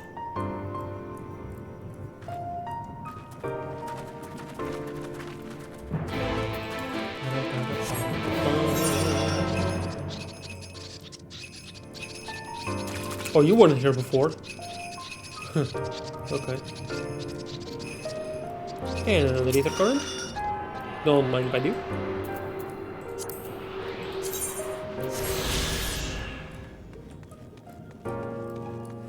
Okay, I've gotten all the ones that are out in the field. Alright then it's just, I suppose, main story.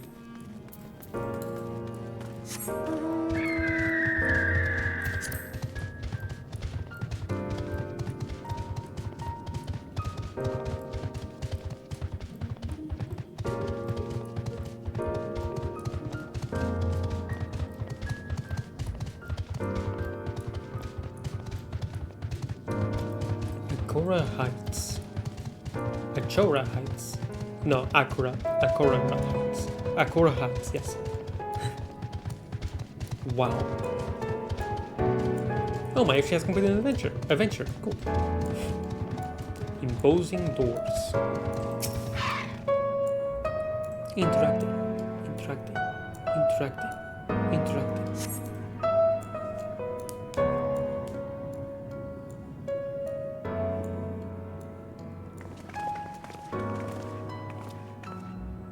Look at the size of those doors.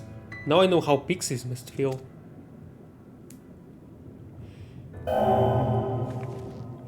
Juliana Hamoin recognized.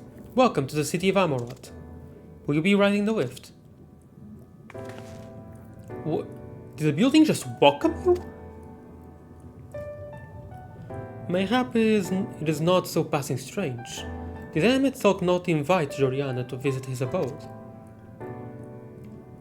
This plane that coming was expected. Yeah, and I was supposed to go alone. So he's probably not very happy about that. And where will this lift be taking us? The lift services at every level of Akora Heights, but is presently configured to convey passengers directly to the ground floor. Well, there you have it. In the absence of some few hundred yelps of rope, we have little choice but to accept the offer. With emphasis on the we, I'm not about to let you walk into that place alone.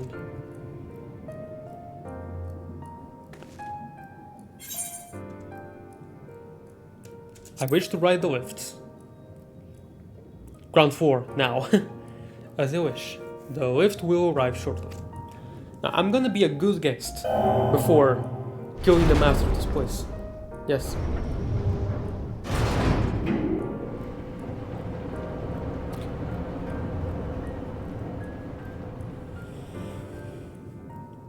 Next stop, ground floor. Facilities include the Bureau of the Administrator, the Bureau of the Architect, and the Capitol.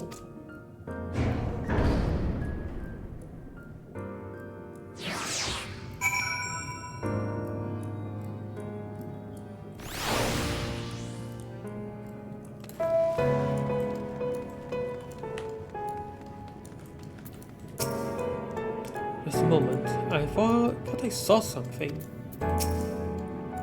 If mine eyes do not deceive, we stand in some manner of communal square. I just can't believe how tall everything is. Seems peaceful enough, he said, tempting fate. Each of these towers seems a veritable city in itself. Even the Gygas would feel inadequate in such surroundings. Yeah, Jesus. This looks so good. I was not expecting something like this.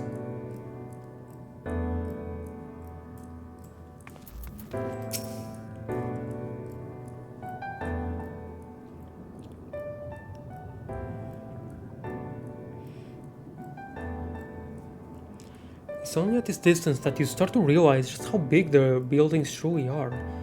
What did that voice call the city? Amorot?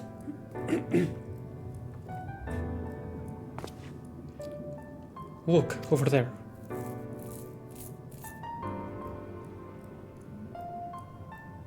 Is that a person?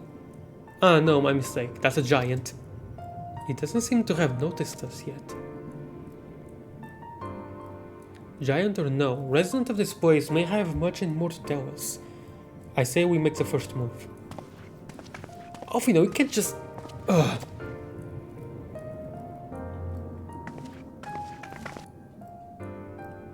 The heck?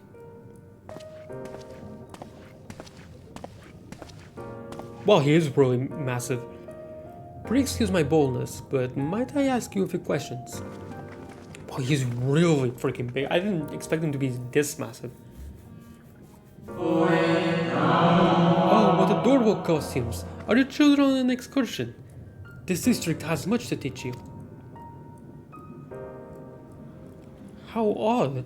That sounded like no language I've ever heard, and yet I understood every word. Just as he understood us. Kinda like the dragons, eh? And which district is this exactly? You must be lost, poor things. You stand in the Polvi Verite district, wherein lie the institutions most vital to the management of our star.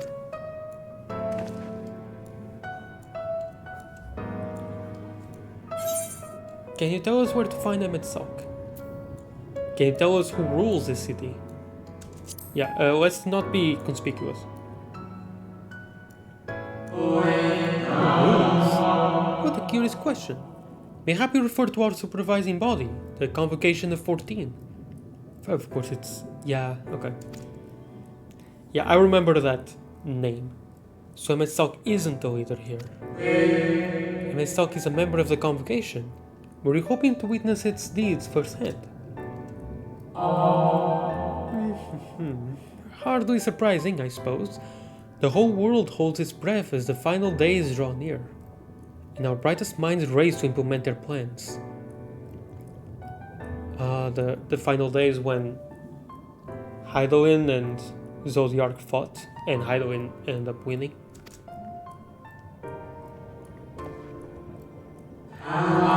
Thus you must understand that killing an audience at this time will be next to impossible. You just hurry home now, before your families begin to worry.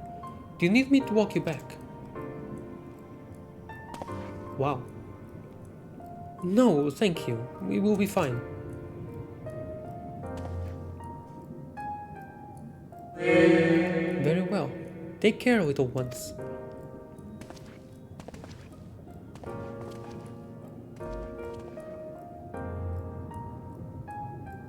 And it just disappeared as well. What was that all about? To my eyes, these people appear as arcane entities. I suspect Emetsalk wove them from ether, much as he reconstructed the rest of the city. So he just he made a bunch of citizens that behave like the original citizens. Interesting. The final days. Yeah. What Emetzalk already told us about, just different name, I think. Such words well befit the oblivion described to us by our Asian foe. A catastrophe of unprecedented scale, which did set in motion the summoning of Zodiark, and thence Hydaelyn herself. Oh, wait, yeah. No, it was a calamity that appeared beforehand. And then they summoned Zodiark and then Hydaelyn. Okay, yeah. No, I got it wrong. I kind of forgot that there was a reason they summoned Zodiark in the first place. My bad. But that happened centuries and centuries ago, didn't it? That man spoke as if they were rushing to avert a disaster here and now.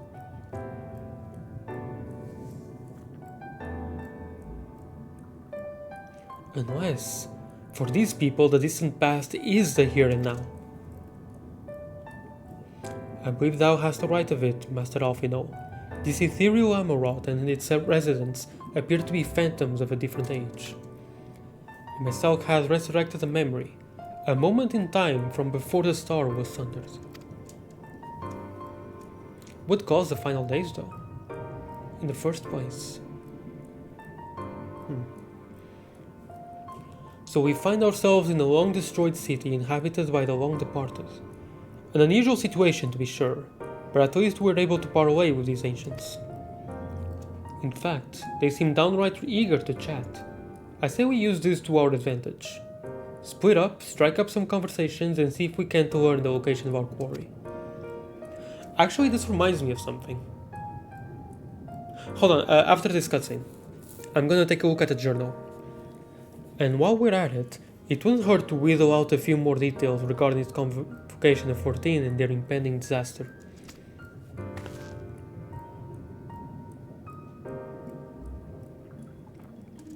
To mingling then.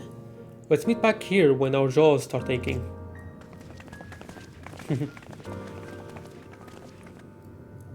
I'm actually a little curious, hold on. I need to check.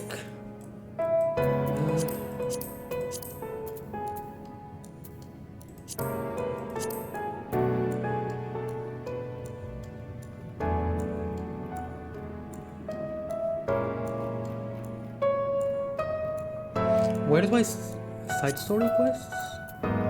Delivery Mughal? No.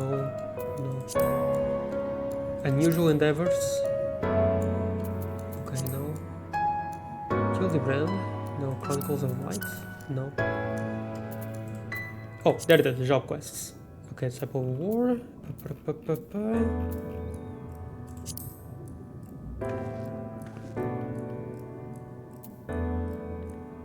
War job quests, yes, okay. Bard, where is Bard? There it is. And starting from... no. On the road again.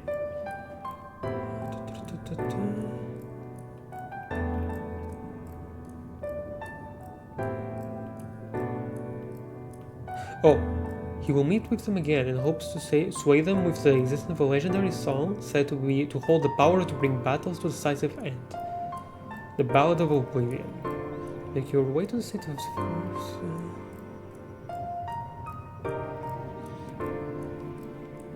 Tennyson declares his intent to go on a journey to find a song.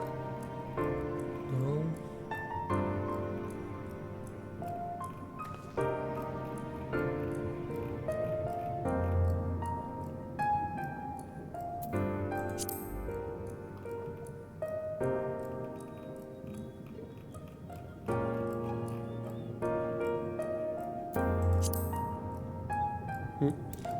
Information from Sir Almanane on the Ballad of Wind. Specifically, the woman who is said to sing the song is a soldier stationed at the Convictory. Where that a preview? Okay. No.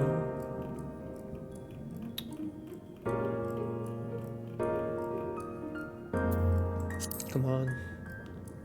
There has to be something here. I don't want to go check the entirety of the part quest.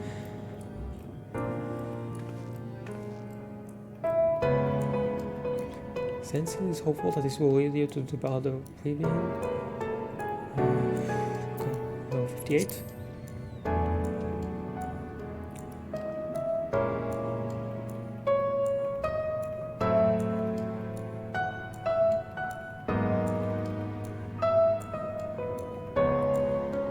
The Ballad of Oblivion is exceedingly dangerous and hence is forbidden among Mugokan.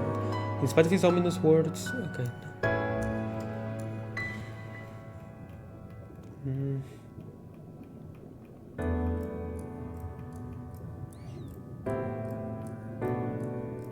Nope. Let's see the last one then. Informs you that the Ballad of Oblivion is said to originate from the skies to the east, and you take this to mean the Sea of Clouds. Right, and then we go to the Mughal-shaped island, I remember that. The Serpent's captain takes his leave.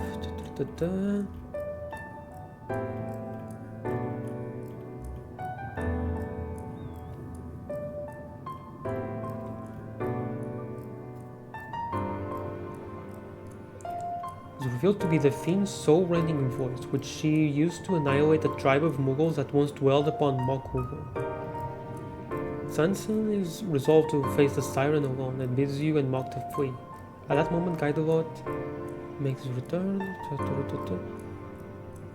Though the Ballad of Oblivion never truly existed, Sanson believes that such abilities as you have mastered in the course of the... Okay, so it never truly existed anyway.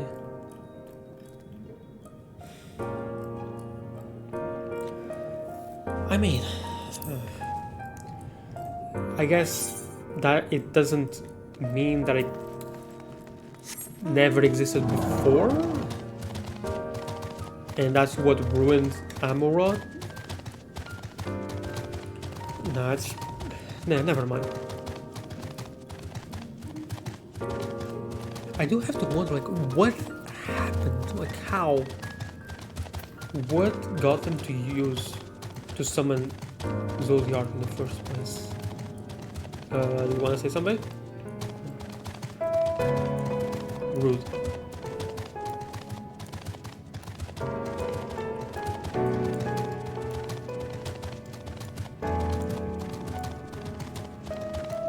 Considering the implication of this latest calamity, you must admit, trust in the scholars, they will find a solution.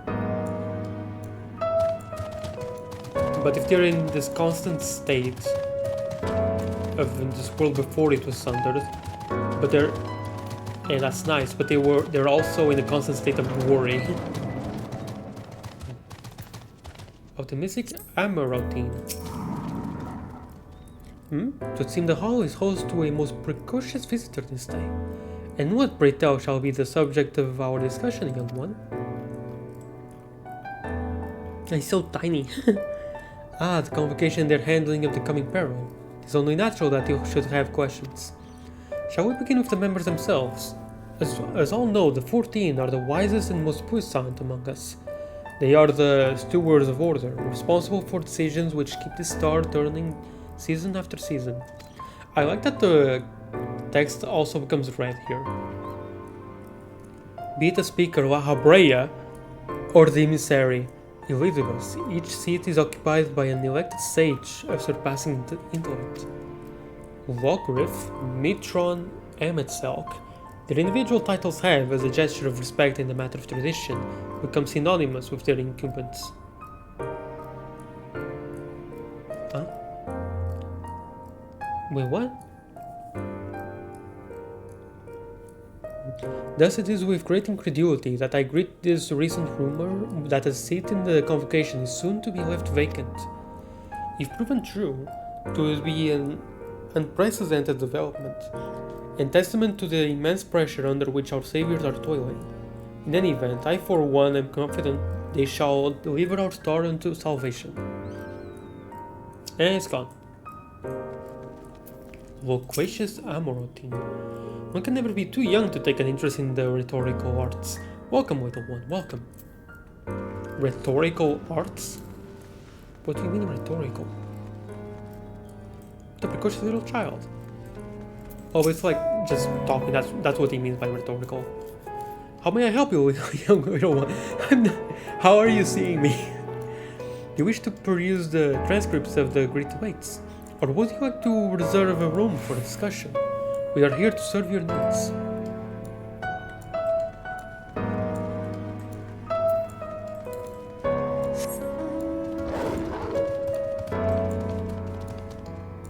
You do not speak.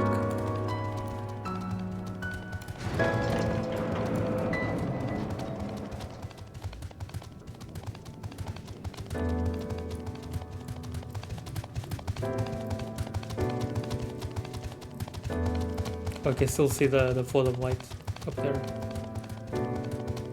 Or rather the sky of light.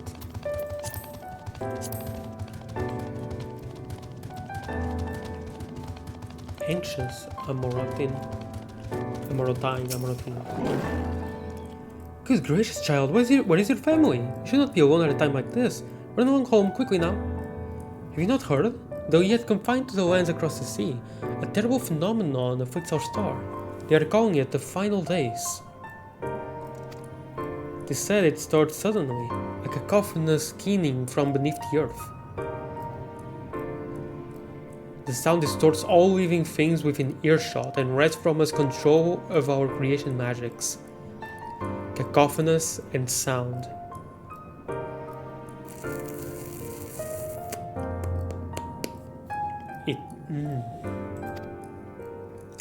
Once that happens, all is lost. Fear, pain, despair. Every dread impulse is siphoned from our minds and given substance. An eternal fall of fiery rain, an incessant spawning of nightmarish beasts. None can point to the source of the phenomenon. It is as if the star itself has fallen ill, as if a force inimical to life now festers and spreads. It's only a matter of time until Amaroth, too, resounds to that discordant squall. Just stay with your loved ones, child. Stay with them.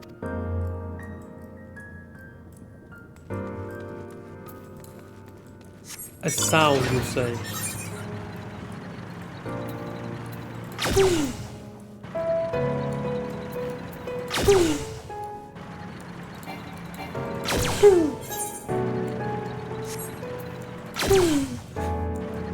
This is fun. Man, these rocks are really made of a really solid material. Bureau attendant. It's a bureau of the architect, little one. If you require assistance, I should be glad to assist you. But are you certain this is where you should be?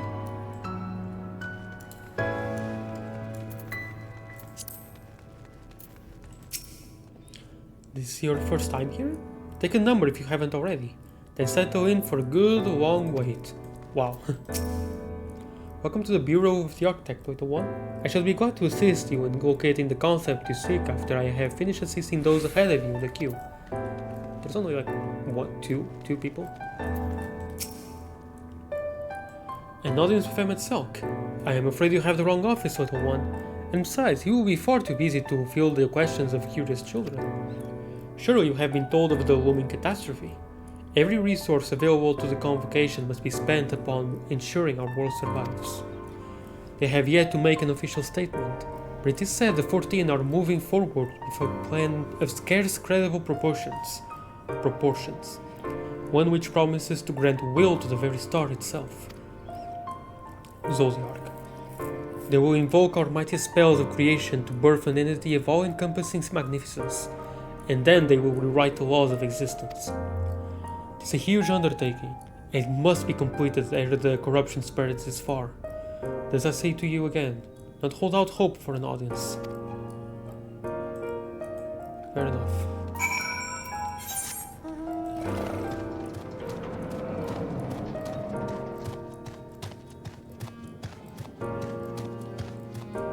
Oh, cool. After fees.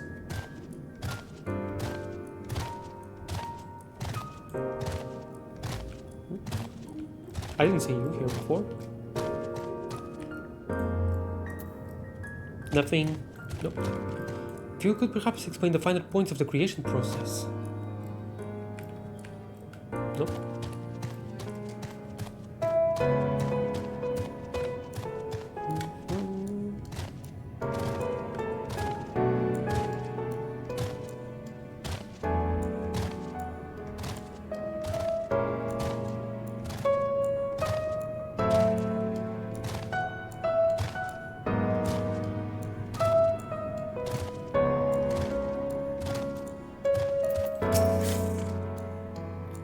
Well, that was an experience. I was never very fond of being treated like a child, but it did make asking questions less suspicious. Yeah, true. Joriana, if I was not certain before than I am now, the people of this city believe they face the end of the world. I cannot imagine what purpose compelled Emet to recreate this ancient Amarot. And yet, I fancy I hear his words to us echoing throughout this ocean trench. He will have his story known.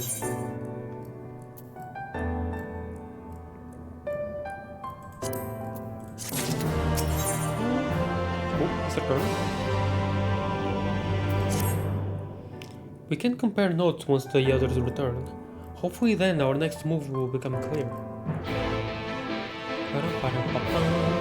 Oh, there was a full quest there.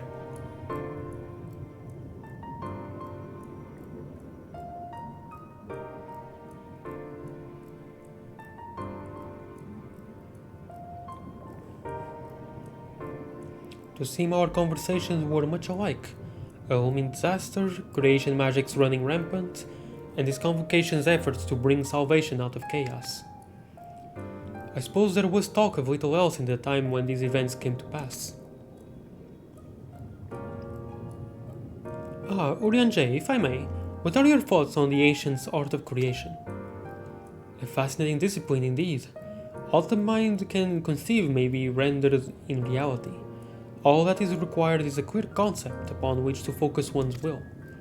It is not dissimilar to the primal rites taught by the Asians, wherein ritual ceremony breathes life into figments of myth and legend. I see we arrived at the same conclusion then.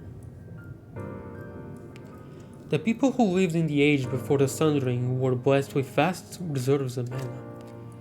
No matter how draining these creation magics must be, it seems they pay the cost with not more than a fraction of the ether which coursed through their own bodies.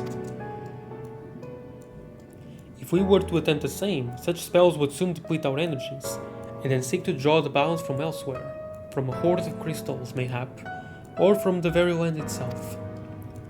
Thus, when this art of creation was placed into our hands, it became, in effect, a means for destruction. An interesting matter which no doubt bears further study. But despite all these revelations, I worry we are no closer to finding Emet. Has anyone learned aught which might lead us to his location? Not directly, mayhap, but from what we've heard, it seems the Convocation of 14 is sequestered in the nearby Capitol building. When we went to see for ourselves, the attendant wouldn't let us through without a writ of permission. So we tried our luck at the Bureau of the Administrator, where we thought these permissions might be issues, but the clerk there said he couldn't help us since our names didn't appear in the registry. And that was where we gave up. I wonder though, Joriana, could you be eligible for one of these writs? The voice in the lift seemed to know who you were. It might be that your name is registered at the bureaus as well. Worth a look, I'd say. Meanwhile, I'll head back to the capital and search for a less official point of entry, just in case. Pray allow me to accompany thee on thy reconnaissance. An arcane perspective may prove needful.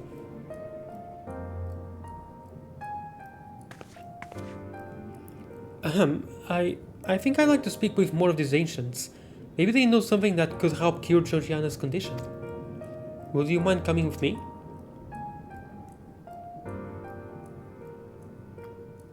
Of course I don't mind, just lead the way.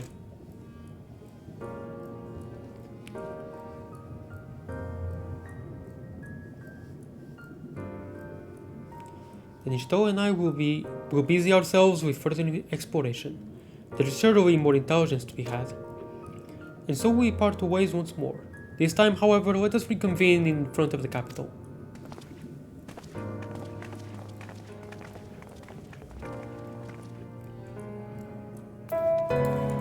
Huh.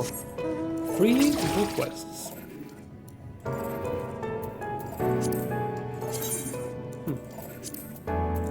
Could it be that all of them are ether currents?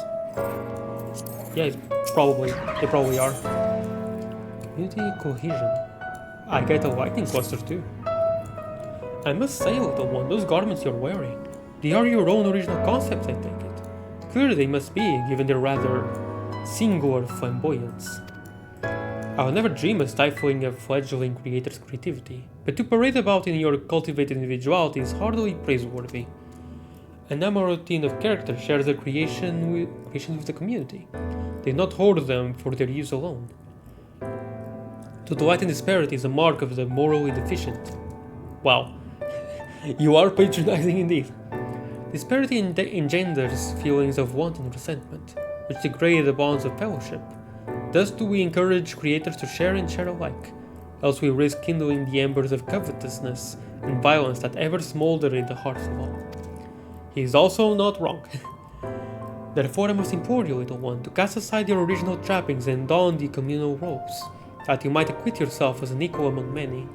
In so doing, you will be afforded greater respect and autonomy. But it's also an extreme. Worry not, for this will be a simple affair. I recall seeing a gentle soul outside the Hall of Rhetoric, carrying robes perfectly suited for one of your diminutive stature. I'm sure they will be glad to share their wealth with you. But do hurry, little one. The eyes of the collective are ever watching and weighing your worth. Damn. Weighing my worth. He's not wrong, but he's also not right either. This is insane.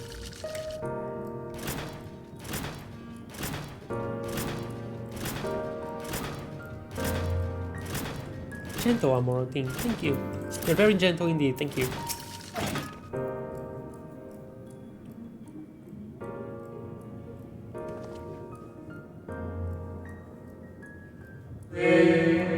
Oh, aren't we looking rather smart to stay? What can I do for you, little one?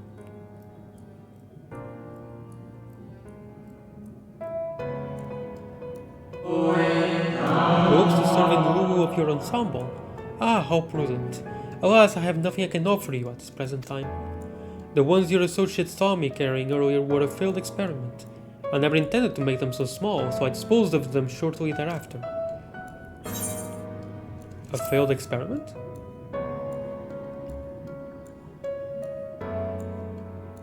By your bemused expression, I gather you find it odd that your elders can fail in so simple an application of creation magics. It is more common than you realize, little one. In this instance, a gaggle of children was passing by as I held the image of the robes in my mind's eye. Simply by becoming aware of the presence was the form influenced by the final product changed. Huh. All things considered, it could have been worse. Just the other day I was attempting to conceive a white-haired lion, when all of a sudden this exquisite eagle lighted on the nearby railing, giving me quite a shock and dramatically altering my initial concept. Did you make a chimera? You did not make a chimera, right?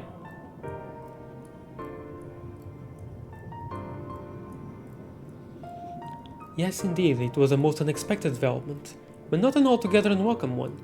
Great strides are often born from unexpected impetuses.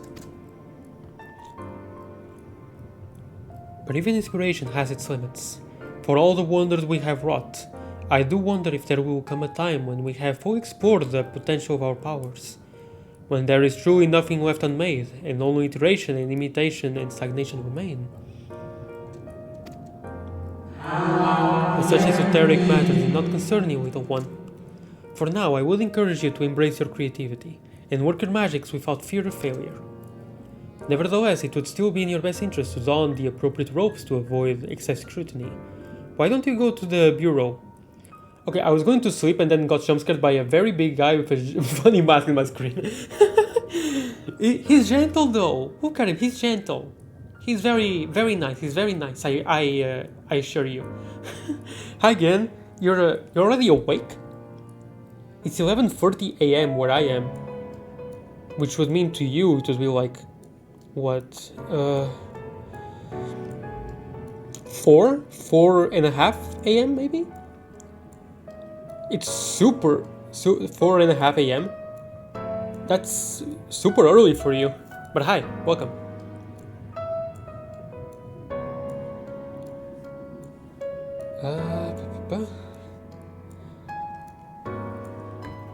I woke up to people screaming about reaching phase 3.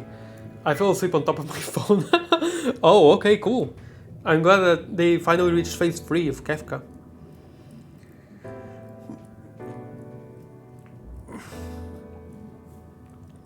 Why don't you go to the Bureau of the Architect and request the appropriate concept so you can fashion one yourself? Then go to sleep. In about half an hour or so, I'm going to stop the stream. I'm going to end the stream and then go have lunch, and then I'll come back and start up the stream again. You will probably be here in time. It will be fine. I've also been delaying it a little bit because I've done all the side quests so far too, except these ones of the Ondo. I will sleep, but welcome to Amurat. Thank you. Despite the name, this place is very much not rotten. It looks kinda cool. It's very well preserved. Thank you, Emmet Salk. Also, again, well, actually, I can tell you this afterwards, but the Ballad of Oblivion.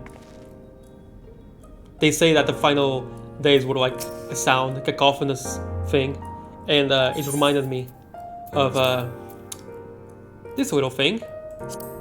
I even went here, yeah, it's saved here in the journal. Reminded me of this, even though it says here, I came here to read, and it says that it never existed. Made me think. Anyway, ether current. Okay, good night, Ken. If you're still listening. Anyway. Greetings, little one. Come to debate? That's so young an age. How wonderful. Shall we retire to the benches and settle on the topic? Oh, my apologies for jumping to conclusions. My friends are not quite as fond of the Hall of Rhetoric as I am, so I have a habit of chatting up any potential conversation partners. So if you are not here to debate, I presume you are here to learn about the mysterious and esoteric goings on here. It would be my pleasure to act as your tutor in these matters, if you indulge me. I find it interesting that all of them have images. Are they all side quest chains? The Hall of Rhetoric is, as its name indicates, a place where citizens may freely gather to discuss and debate all manner of topics. This central forum is ideal for open discourse, but smaller rooms are available for those desiring more intimate conversation. Oh, and there is a wealth of reading material concerning rhetorical techniques and history penned by the greatest minds on offer as well, should you wish to refine your techniques through self-study. To my mind, however, rhetoric is a living, breathing thing that is best experienced in the moment of conception and execution. Perhaps a demonstration would best serve to further your education. I saw a contemporary of mine engaged in a lively debate earlier, just outside the hall. Go and see if they are still there, and issue to them my personal invitation to a friendly battle of wits. Okay then, I will go there in my Demiosma, in my orb.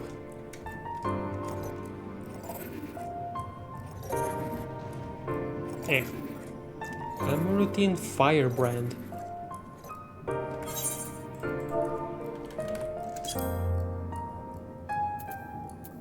Isn't there... No. Yeah, there is.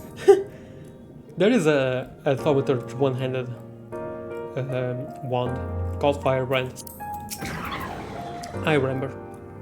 But that is precisely my point, that their obsession with this so-called mandate to approve only the most beneficial concepts for wider distribution, never mind the ridiculous subjectivity of their criteria, has led the Bureau of the Architect astray from its original purpose.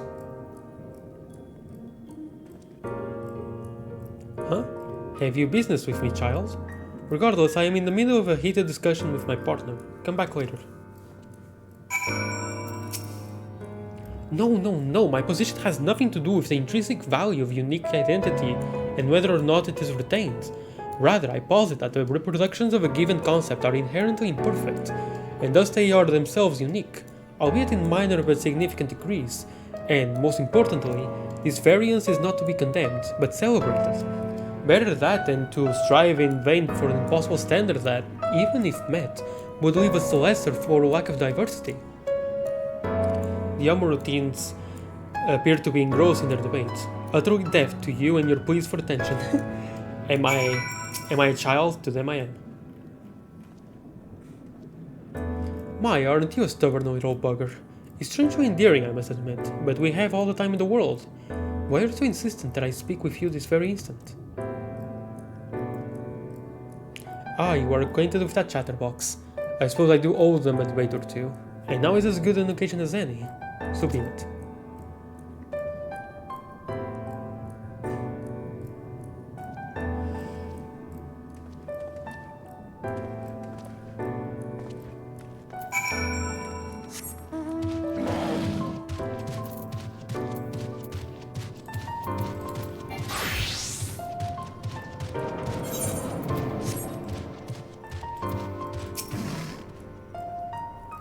I see you found my friend. Thank you, little one. And without further ado, let us commence the promised debate. Okay.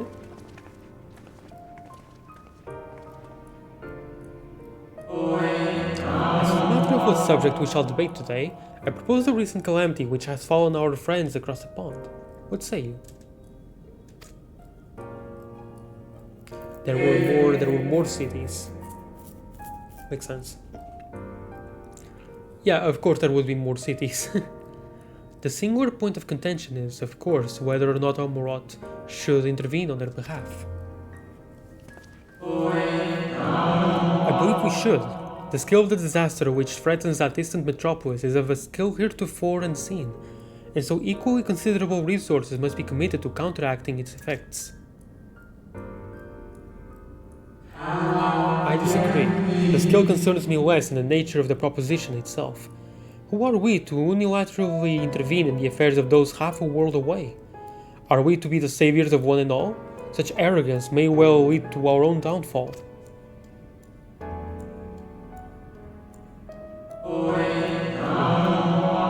While I understand your concerns from a philosophical standpoint, I fear you are too quick to dismiss practical considerations out of a desire to maintain an unassailable moral authority.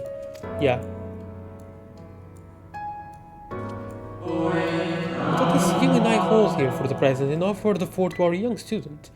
You have heard our opening salvos in this debate concerning the fate of our neighbors across the sea. What is your opinion on the matter? To ignore the plight of those one might conceivably save is not wisdom, it is indolence.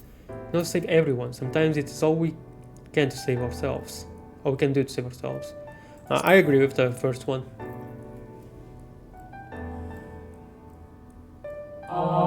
Indeed, indeed.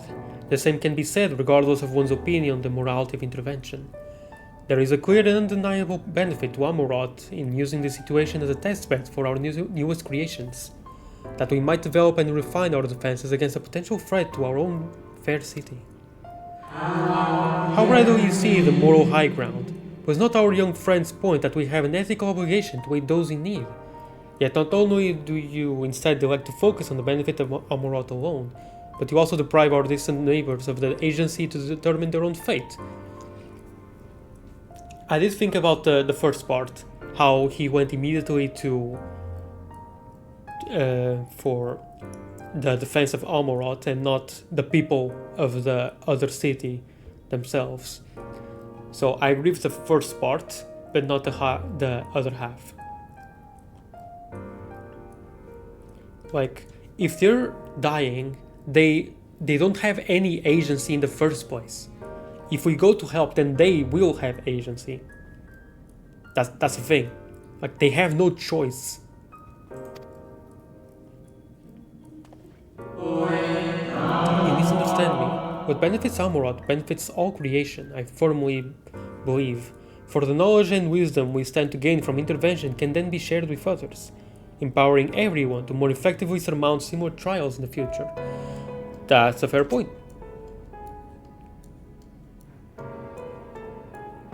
I retract what I said, it is a fair point.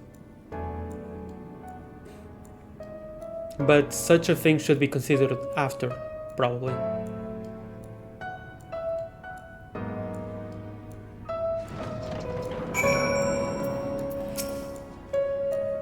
I must say, it has been far too long since I engaged in such a refreshing exchange of ideas. My colleague was equally delighted by the opportunity, you may be assured.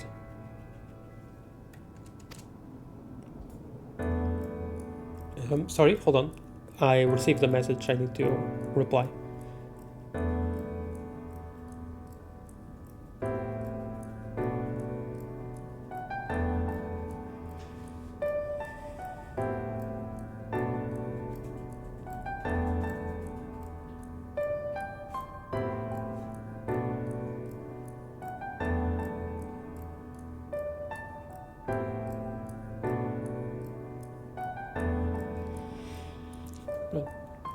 Some decry it as little more than an academic exercise. After all, we failed to reach a meaningful consensus. But I dare say they missed the forest for the trees. Are we not more enlightened by the experience? Have we not been exposed to a greater variety of viewpoints? Is there not value in this alone? There is. I truly believe we are blessed to be part of a society that exalts the free exchange of ideas, and that encourages active participation in the public discourse. This may have been no more than your first foray into the exciting world of rhetoric, but I sense you have the soul of a debater in you. You may well have the potential to change Almorot in ways no one ever thought possible. I shall be watching your trajectory with great interest, my young friend.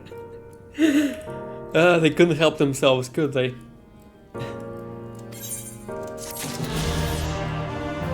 Oh, they're not side quest chains, but still important all the same. So they have images on them.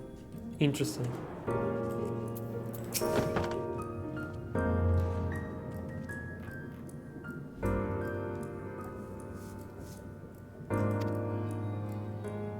Did you have to... Okay. Do you have to slowly kneel down to say that?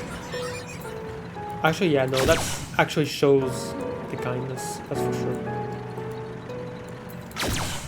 Like, the best way to speak with a kid is by getting to their eye level and speak with them. That's the best way you can speak to a child. Pew. Pew.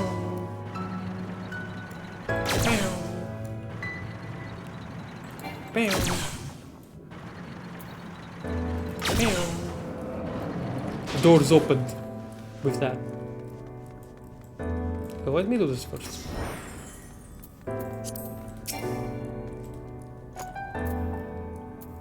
Welcome to the Bureau of the Architect, little one. Are you here to request a concept for personal use? If so, what sort of concept did you have in mind?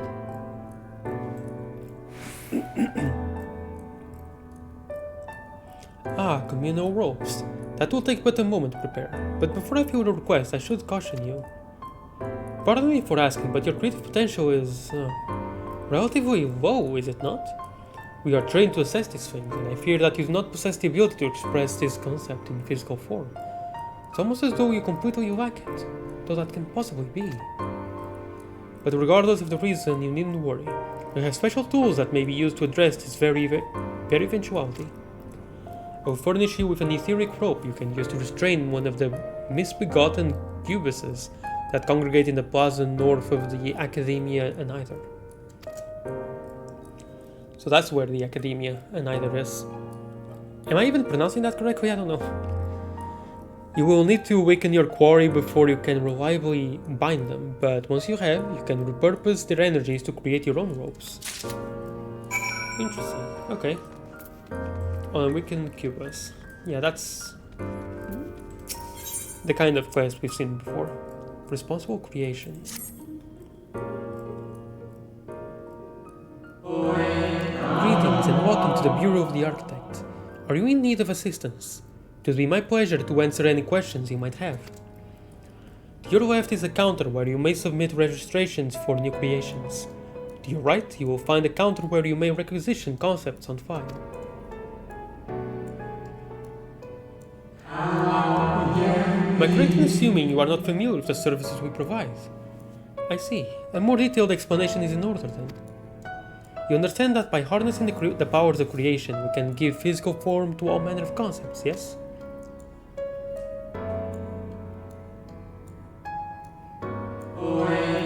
Picture a bouquet of fresh, fragrant flowers, all the colors of a rainbow. Now picture those selfsame flowers formed of delicate crystal, impossibly fragile, and radiating hues beyond the visual spectrum. Every day our people push the boundaries of imagination to conceive new and striking designs like these. But there are limits to what a single individual can shape with their abilities alone. Those who harbor greater ambitions may offer their concepts to others here, that they might, with the strength of many, accomplish what one cannot. Cool.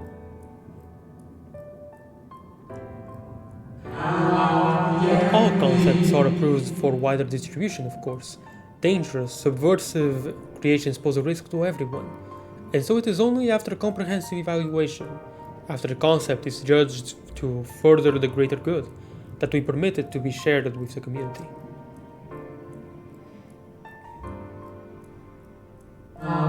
You understand, little one? Since you are here, I think you might benefit from conversing with some of the others currently availing themselves of our services. Why don't you go and speak with some of the citizens waiting for the registrations to be processed? Much as I would like to believe my explanation was more than sufficient, I expect that you may gain greater insight in this way. Wow.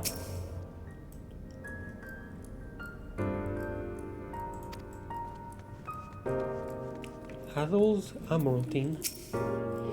Oh, I hope someone else hasn't registered it already.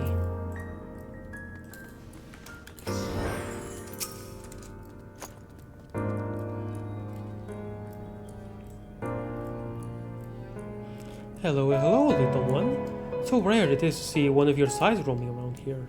Come to learn about the Bureau, are we? I'm here today to register a new creature.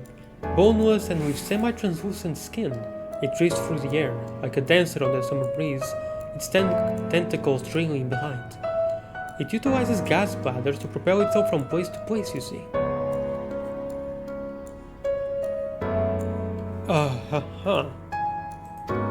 The jellyfish?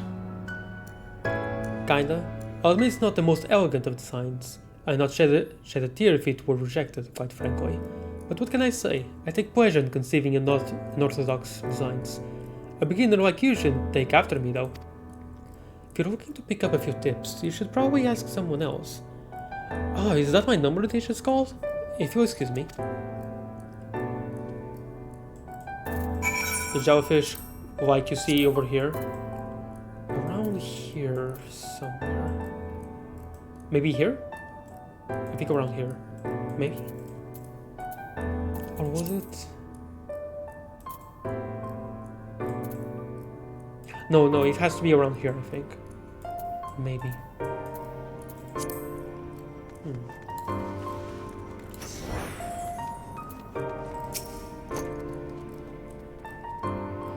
Are you the child I saw speaking with the attendant earlier? I thought so. So young and already so eager to learn about concepts and creations. That curiosity will serve you well, little one. I've been credited with a few popular concepts, I'm proud to say. I'm hoping that my latest will be equally well received. Autonomous figures. I say my latest, but really it's a product of many others' efforts and individual insights. But such is the case for every masterwork, I reckon. Autonomy notwithstanding, these creations know no fear. They are wholly devoid of emotion and will without hesitation or resistance engage in any dangerous activity, even if death is assured. There's a beauty in that, I think. I hope the officials do so as well. I tell you, there is nothing more nerve-wracking and thrilling than the waiting period before you receive the result. I love it and hate it in equal measure. Anyway, that's all I've got to say about it. If you're still keen to learn more, why not pester that worry wart over yonder? Come to think of it, I think their particular creation was designed to appeal to children.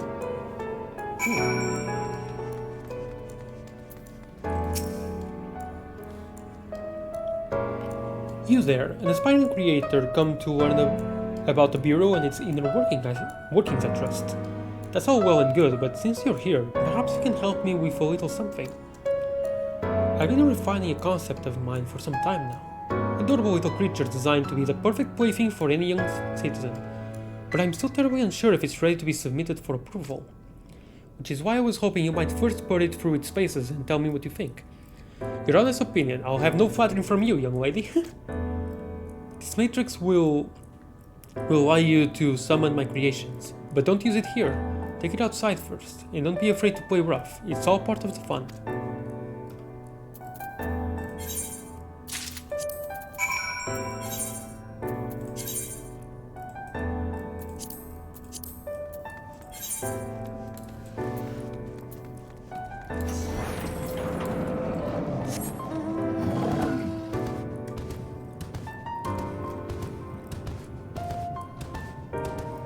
I wonder how high I can fly here.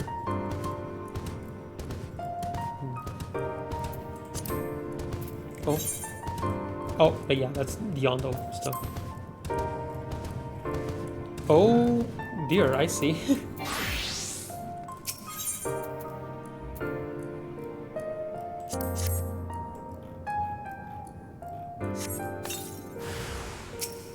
Wait, we friend!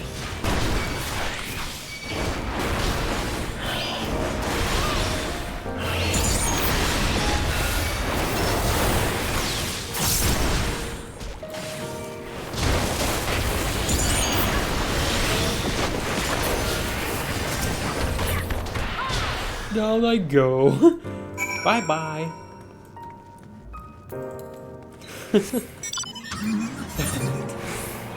Okay then, they tried to attack me, thinking they were playing games.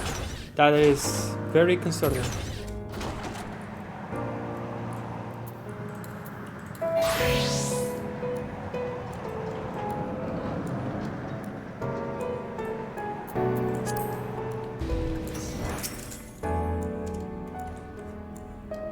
How did you find my lovelies? Were they as delightful and engaged as I hoped? Tell me everything, spare no details. I say, they spouted nonsensical phrases and attacked you like my beasts. How distressing and not at all like what I intended. My sincerest apologies to you, little one, for the unpleasant experience. Still, from these experiences do we grow stronger and wiser. I look forward to the day when you will try your hand at creation too.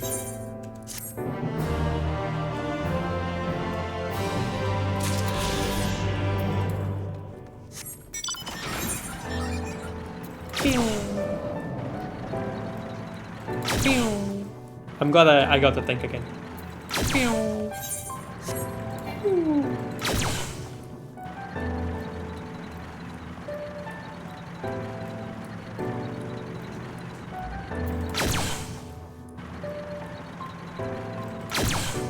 Let's go grab the Aetheryte.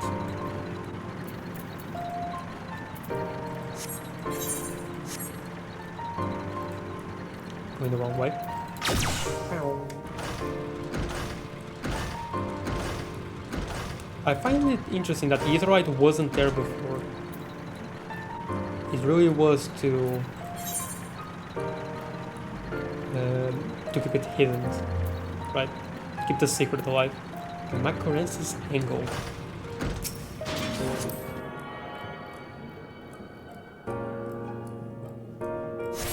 It is really cool that they have an Aetheryte in the first place around here. Eloquent Amorotine. Something wrong, little one? You perhaps lost and need me to help you locate your guardian. Why, the same things most other citizens do, I suppose. I debate various topics with my compeers. I dabble in the arts of creation. Every day I attempt to better myself and the world in which I live.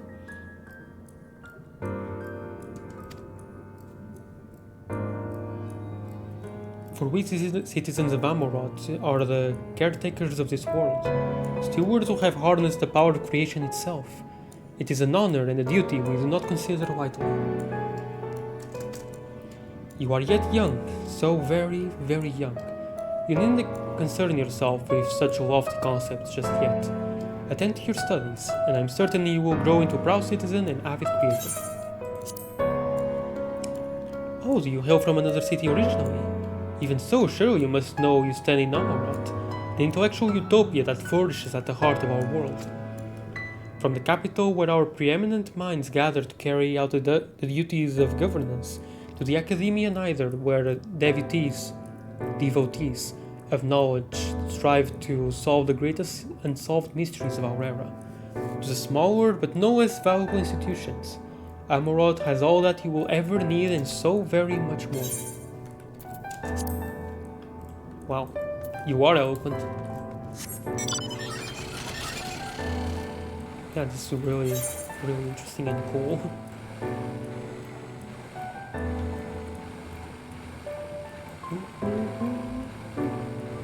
I'm going on my little bike thing. Now, why Are there things just here?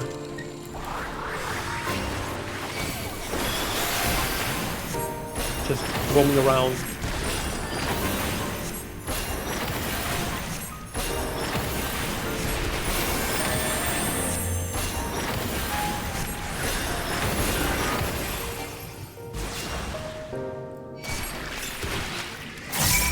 There we go.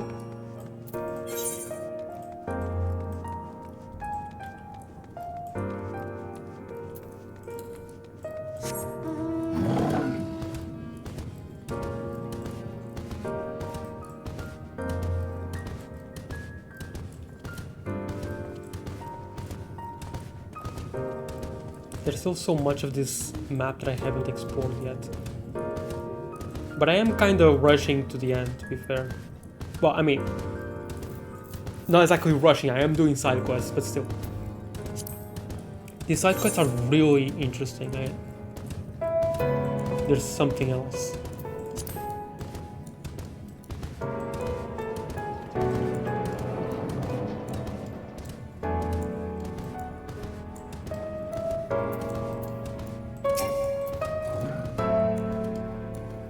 Welcome back, little one.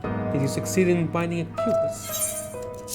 As one might expect, the creature is rather less than pleased to have been bound and shoved in your back. Yeah, I'd imagine so. You have done well, little one. Allow me to siphon its energies and prepare the matrix for you. It should only take a moment. Here you are, a creation matrix that you may use to generate your own robes.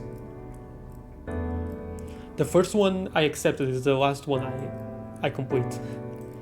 The concept is inscribed upon the crystal, which has been infused with the ether of the beast you brought me. What? Why are you looking at me as though you do not know how to channel the powers of creation? It is as natural as breathing. Even a newborn babe has the instinct. Even if your potential is lacking as one of our people, you must surely know what to do. Ooh.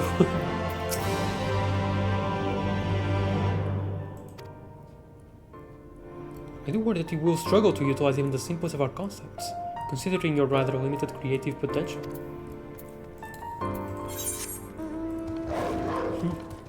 Don't worry about it.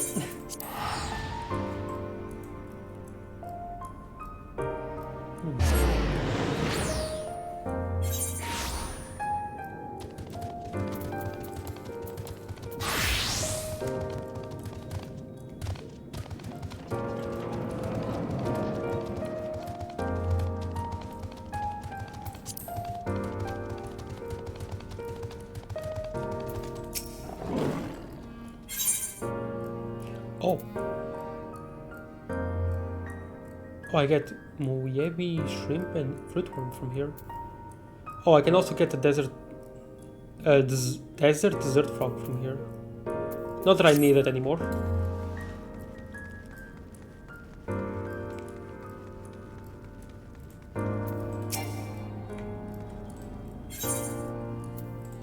Oh, it's to repair.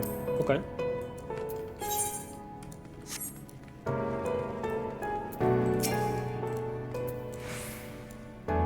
A visitor's writ. Yes, I can assist you. Full name, please. Juliana Hamoin. Please wait near the counter while I confirm your details. Waiting. Waiting. Waiting. Waiting. Waiting. Waiting. Waiting. Waiting. Waiting. Waiting. Juliana Hamoin, your application is ready for collection. As your residency was approved by Emmett Salk himself, further forms of identification will not be required. Here are your application documents. Submit them at the Bureau of the Secretariat, and the clerk will issue you with a visitor's writ for the capital.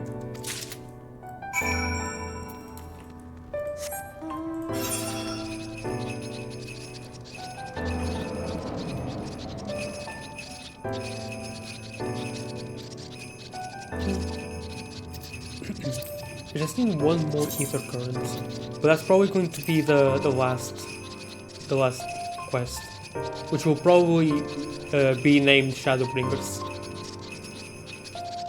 That's how it's been so far.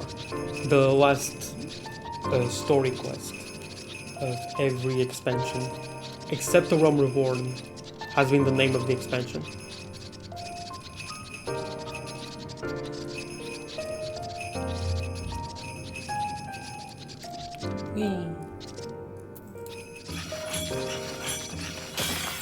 Man, the Namazu carrying me must be so confused. Where are we?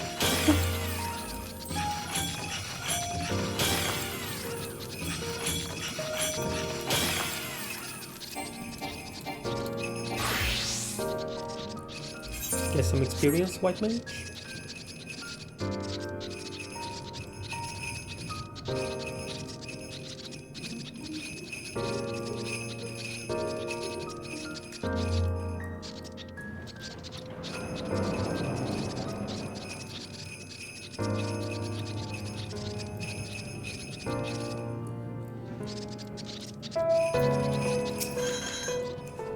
Aspiring researcher, I take it. Far beyond our wildest expectations. It may seem like a rather complicated pursuit at your age, but I assure you it is simply a matter of adhering to the tried and true methods of observation, supposition, and experimentation. With time and effort, I hope to become a creator to rival La Brea, a master of every recognized creation magic, possessed of boundless imagination and willpower to realize impossibly complex concepts, and a renowned orator besides. Wow. Welcome to the public offices of the Academia Annihilar. The hallowed halls of the Academia itself are restricted to accredited scholars. I mean, I can be a scholar. Can I?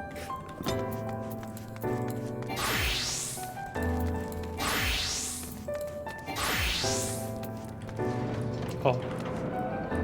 But I'm not near the Aetheryte, so... I really do like this clan. I don't know why, I just really like this clan for tank.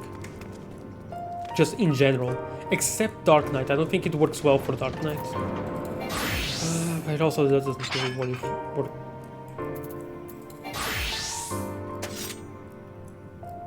I don't know.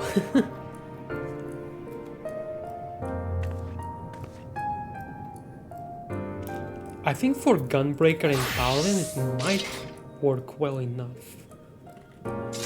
But enough of that. Let's get going.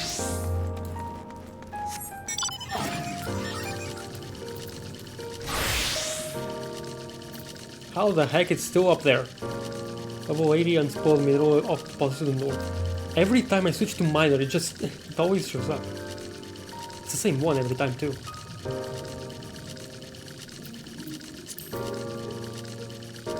Hey, what's up?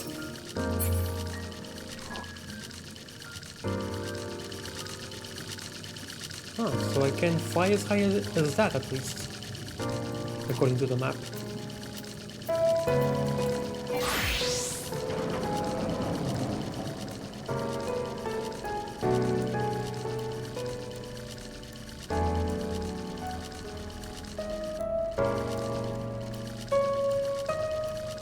Do you have anything to say? No. No.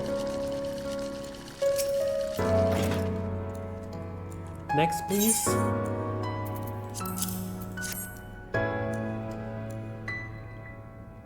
Visiting the capital, are we? Please take a seat. Your name will be called once your application has been processed.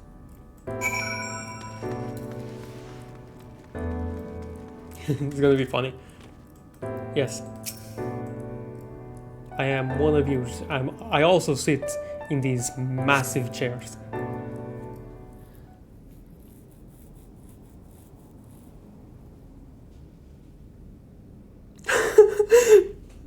I'm gonna take a screenshot.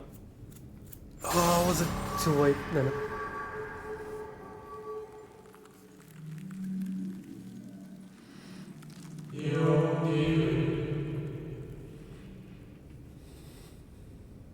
May I?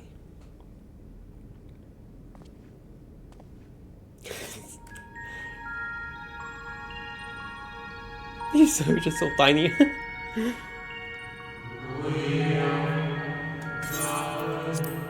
You, I think, are from a time beyond ours. Have you followed in the wake of Emmet Salk? Oh.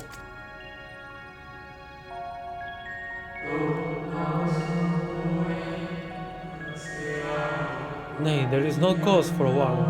I am simply a shade, here and not here. I know only that my name is Hythlodius, that this city is a recreation, a phantom moment plucked from the well of history.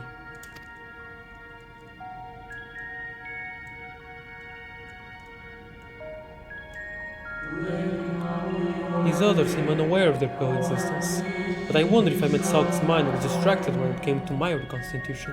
A stray thought would have been enough. I thought Ayas will realize the truth, for example.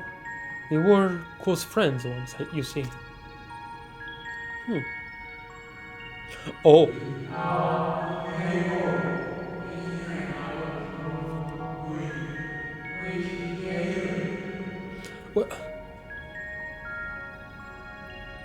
Wait, so the close friend of Emmet Salk? So are we the Warrior of Light here, like a version of him? Yet in spite of my perception, I play the same role as all the rest. A bit part, meant to bring color and noise to this well-crafted stage. Too much scrutiny and we shall burst like the fragile bubbles we are. Thus I tell you again, my presence is not to concern you. I wish only to share your company whilst we wait.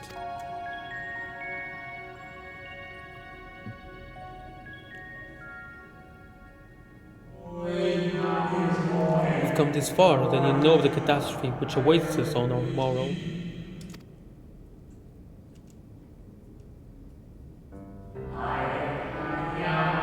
The final days. But Kenneth's isolated incident soon swelled into a world-spanning threat. The convocation of 13. Well, it was 13 at the time. Huh. Interesting. Endeavor to create a will for our star. They would repair the fundamental laws of order and halt the spread of destruction. But creation on such a scale required an immense source of power. Of those of us who still lived, nearly half offered up their lives in the name of salvation. Oh, so that's what's happening. And from their sacrifice, Zodiark was born. Just as we had hoped, he reached forth and halted the march of oblivion. Yet, oh how the star had suffered. So many species lost. The land was blighted, the waters poisoned, and even the wind had ceased to blow.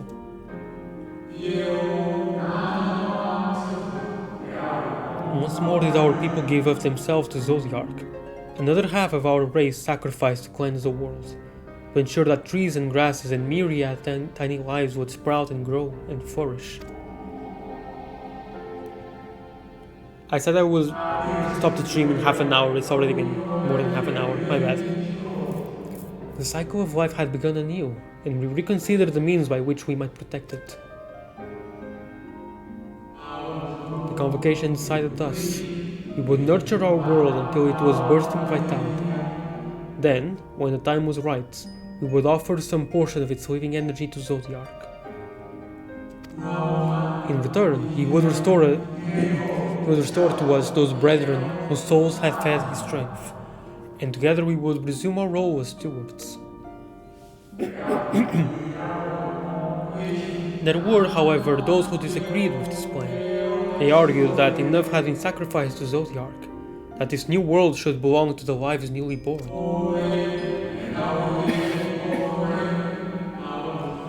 These dissidents surrendered their life energies in the creation of Hydaelyn, an incarnation of their opposing belief, and for the first time in history our people stood divided. Know you then how this conflict ended? So even though you were plucked from a time even before the Zodiark was made manifest, you still know all of this. Probably from the mistake that Emmet Salk made when creating you, I suppose.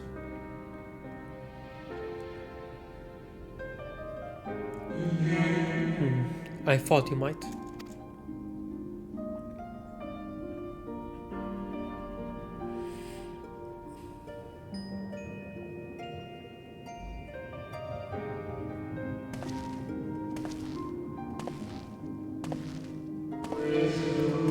nor has ever been a champion for the will of Zoldyark. The original plan may have been set back by millennia, but he will have not abandoned his course. He will pay the price for our return by whatever means is necessary. And though he may carry himself with a certain glib ease, Emet is not a man to bear his burdens lightly. In fact, I imagine they have only grown heavier with every passing century.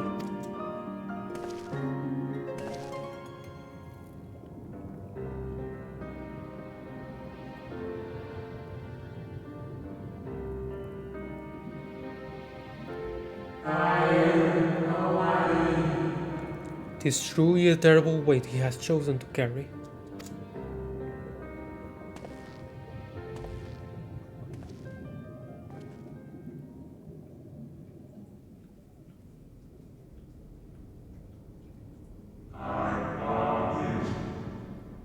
Oh my god, they said my they said my name in a voice, like, and actually voiced it. Oh my god. No way.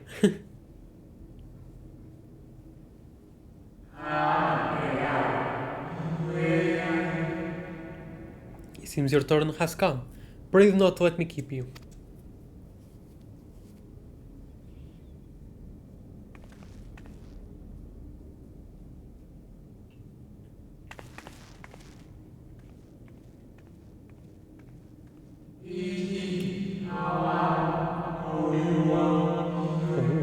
Ah, there was one last thing. You walk with another at your side, yes?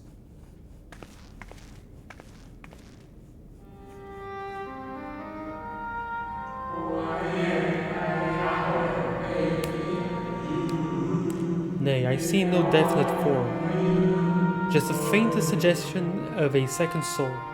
I doubt it visible to anyone but me. Otherwise, I assume only you can see and hear this ethereal companion.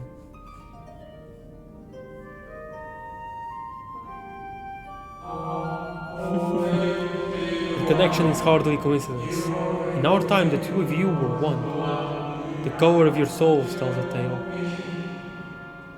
They both have the same hue in the ether.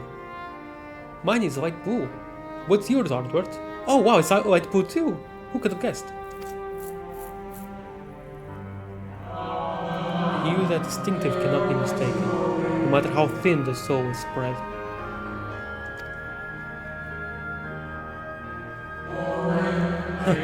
Just the kind of fate I might expect for one such as she. Surely I myself has recognized a hint of her in you. Okay, so not you, someone else. Makes sense that he would have more than just one close friend. So not you. We still have yet to find our original selves. Juliana Ramoel?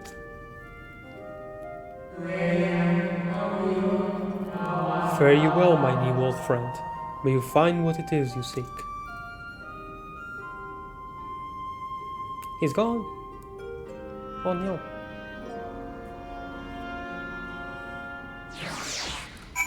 It would be so cool if Ardward was a party member in the last dungeon.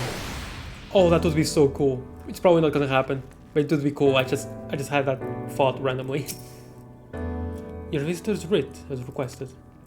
When you wish to gain admittance to the capital, simply present a document to the attendant within.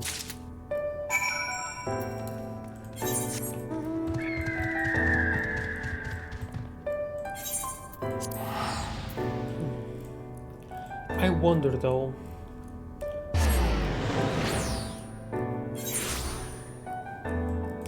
Okay, will I be able? I should be able to do the facet, all the facets so far, right? I think I should be able to. Okay, I'm going to teleport to the Crystarium and do the facets of gathering and fishing after lunch, and then I will continue and I will continue the main story and finish the story. At least I hope I'm able to do it. Anyway, see you soon. I'm gonna try to do this one first. So yeah, I'm gonna end it here for now. I'm just gonna go AFK and end the stream for now. So yeah, be right back.